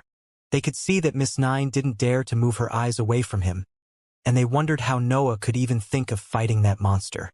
"My ambition knows no limit," Noah shouted as he unsheathed the cursed sword and slashed with both hands toward his opponent. Miss Nine quickly waved her hand, and the space in front of her bent. Something began to appear, but a storm of slashes clashed on that invisible figure before it could gain any color. Everyone retreated. They expected massive shockwaves to fly out of that clash. However, they soon understood that something was off. Miss Nine was the first to sense that anomaly. Noah had amassed a threatening amount of power, but the slashes that had clashed on her invisible wall were weaker than the attacks unleashed against the twins. Her technique didn't even tremble when the slashes slammed on the invisible surface. Miss Nine felt confused, but she began to suspect something when she saw that a black cloud had replaced Noah's figure. Miss Nine waved her hand, and the cloud dispersed. The technique didn't contain anyone. It was a simple mass of dark matter floating in the sky. "Shut up!" Noah shouted inside his mind as he flew at high speed toward the edges of the battlefield. Noah had pretended to use the cursed sword before. He wasn't crazy enough to use an attack that would turn his body into a bloody pulp when he had the chance to escape. Yet, the bloodlust that had filled his mind was real, and it was begging Noah to turn back. "Let's kill her. Let's feed on her belly. Rip her limbs while she still breathes. Kill her slowly. Kill her quickly. Devour everyone on your path." Violent thoughts filled his mind. They all carried his voice. It was as if he had suddenly obtained multiple personalities that were begging him to fight. Noah managed to remain somewhat calm. He was struggling to hold his instincts back, and he had to slap his cheeks at times to stay conscious. Those drawbacks warned Noah about the power of the cursed sword. He could barely withstand the bloodlust generated while his ambition fueled his cultivation level. He couldn't even imagine what an actual attack would do to his body. His wild thoughts became harder to suppress when a figure materialized on his path. Noah had flown away as fast as he could, but he had to stop when trails of black dust converged in front of him and took Miss Nine's shape. The expert had caught up with him. "How can you be so strong?" Noah asked as he interrupted his movement technique and diverged the power of the black hole toward his mind. Noah needed to think properly in that situation. He couldn't let his bloodlust take control of his actions. There was something off with Miss Nine's power, but he couldn't waste time uncovering it now. The pretense from before had also tricked his allies. King Elbaz, Ian, Jordan, and the other hybrids had thought that Noah was about to launch a massive slash. They didn't notice his escape until he was already far away. Only Noah and Miss Nine stood in that part of the sky. The others would take at least a minute to reach him. Experts in the solid stage could exchange many attacks during that time. "You can't kill me before the others arrive," Noah said as a cold smile appeared on his face. Noah didn't attack. He didn't even try to escape. He didn't need to do anything to put an end to that battle. Jordan and the others had already begun to fly in his direction by the end of his line. The empowerment given by his ambition was about to end, but Noah felt no fear. Miss Nine's power was something that he didn't understand, but his instincts were telling him that he could survive that situation. Miss Nine didn't seem to care about his statement. She waved her hand, and a massive force slammed on Noah's head. The attack almost made him faint, but Snore quickly surrounded his figure and endured part of the blow. Noah slammed on the ground. He didn't even remember how quickly he had left the sky, but he could feel that blood was flowing out of his head. A large injury had appeared among his metallic hair. The expert had almost cracked his skull open. "Told you," Noah said as he struggled to stand. He wanted to charge at the expert. He desired to stab his blades into her skin, but he suppressed those compulsions. Noah had to remain calm to gain as much time as possible. "I believe you," Miss Nine eventually said as she descended from the sky.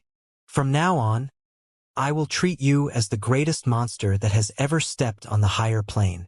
An inscribed notebook flickered in her grasp. Miss Nine was communicating with someone, but Noah couldn't sense what her messages carried. Jordan had almost reached that spot. Flames were already accumulating in her draconic mouth. Ian was also behind her, and a series of solid-stage cultivators were following the two hybrids. "What does that even mean?"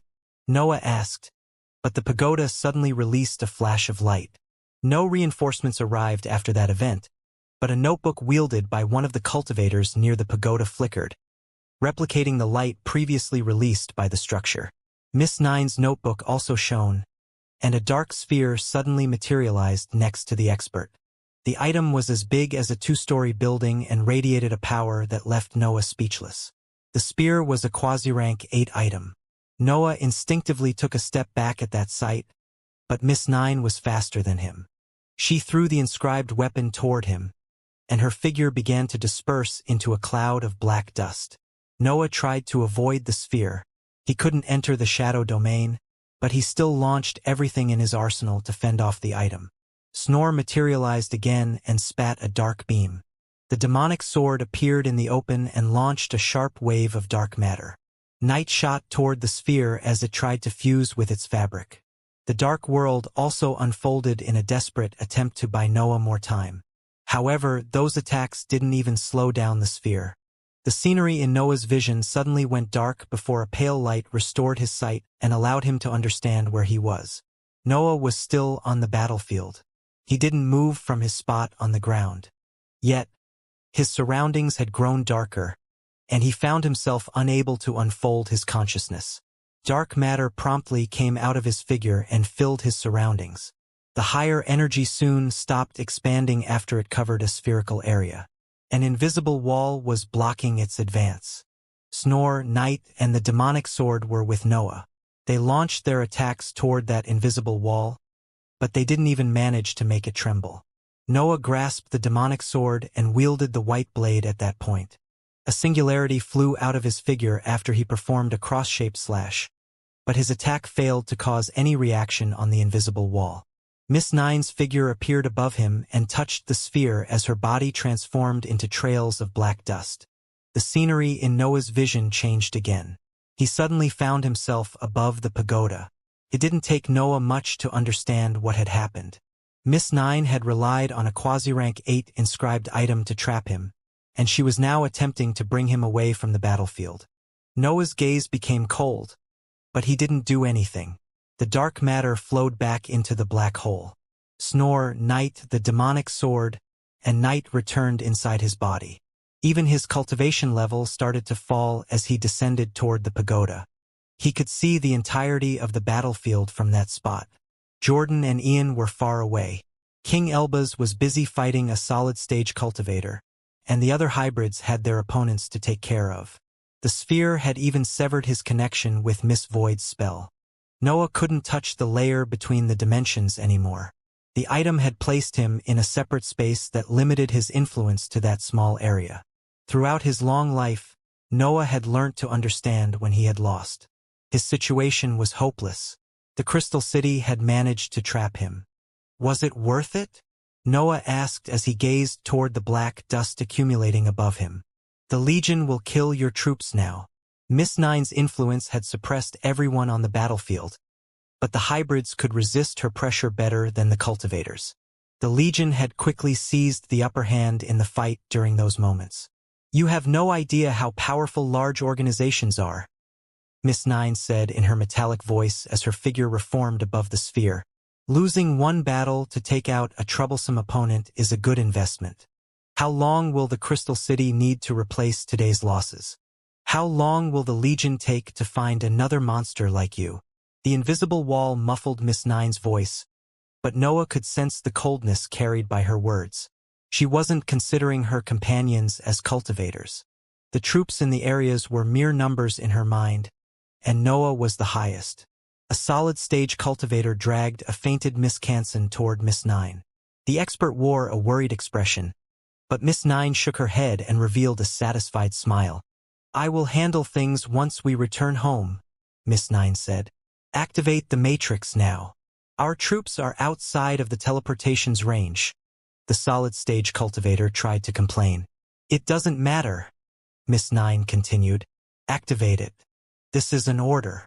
A blinding light filled Noah's vision after the solid-stage expert nodded. The scenery in his eyes changed again. He suddenly found himself inside a large mansion filled with cultivators. An identical pagoda stood under him, and the symbol of the Sailbird family occupied the walls around him.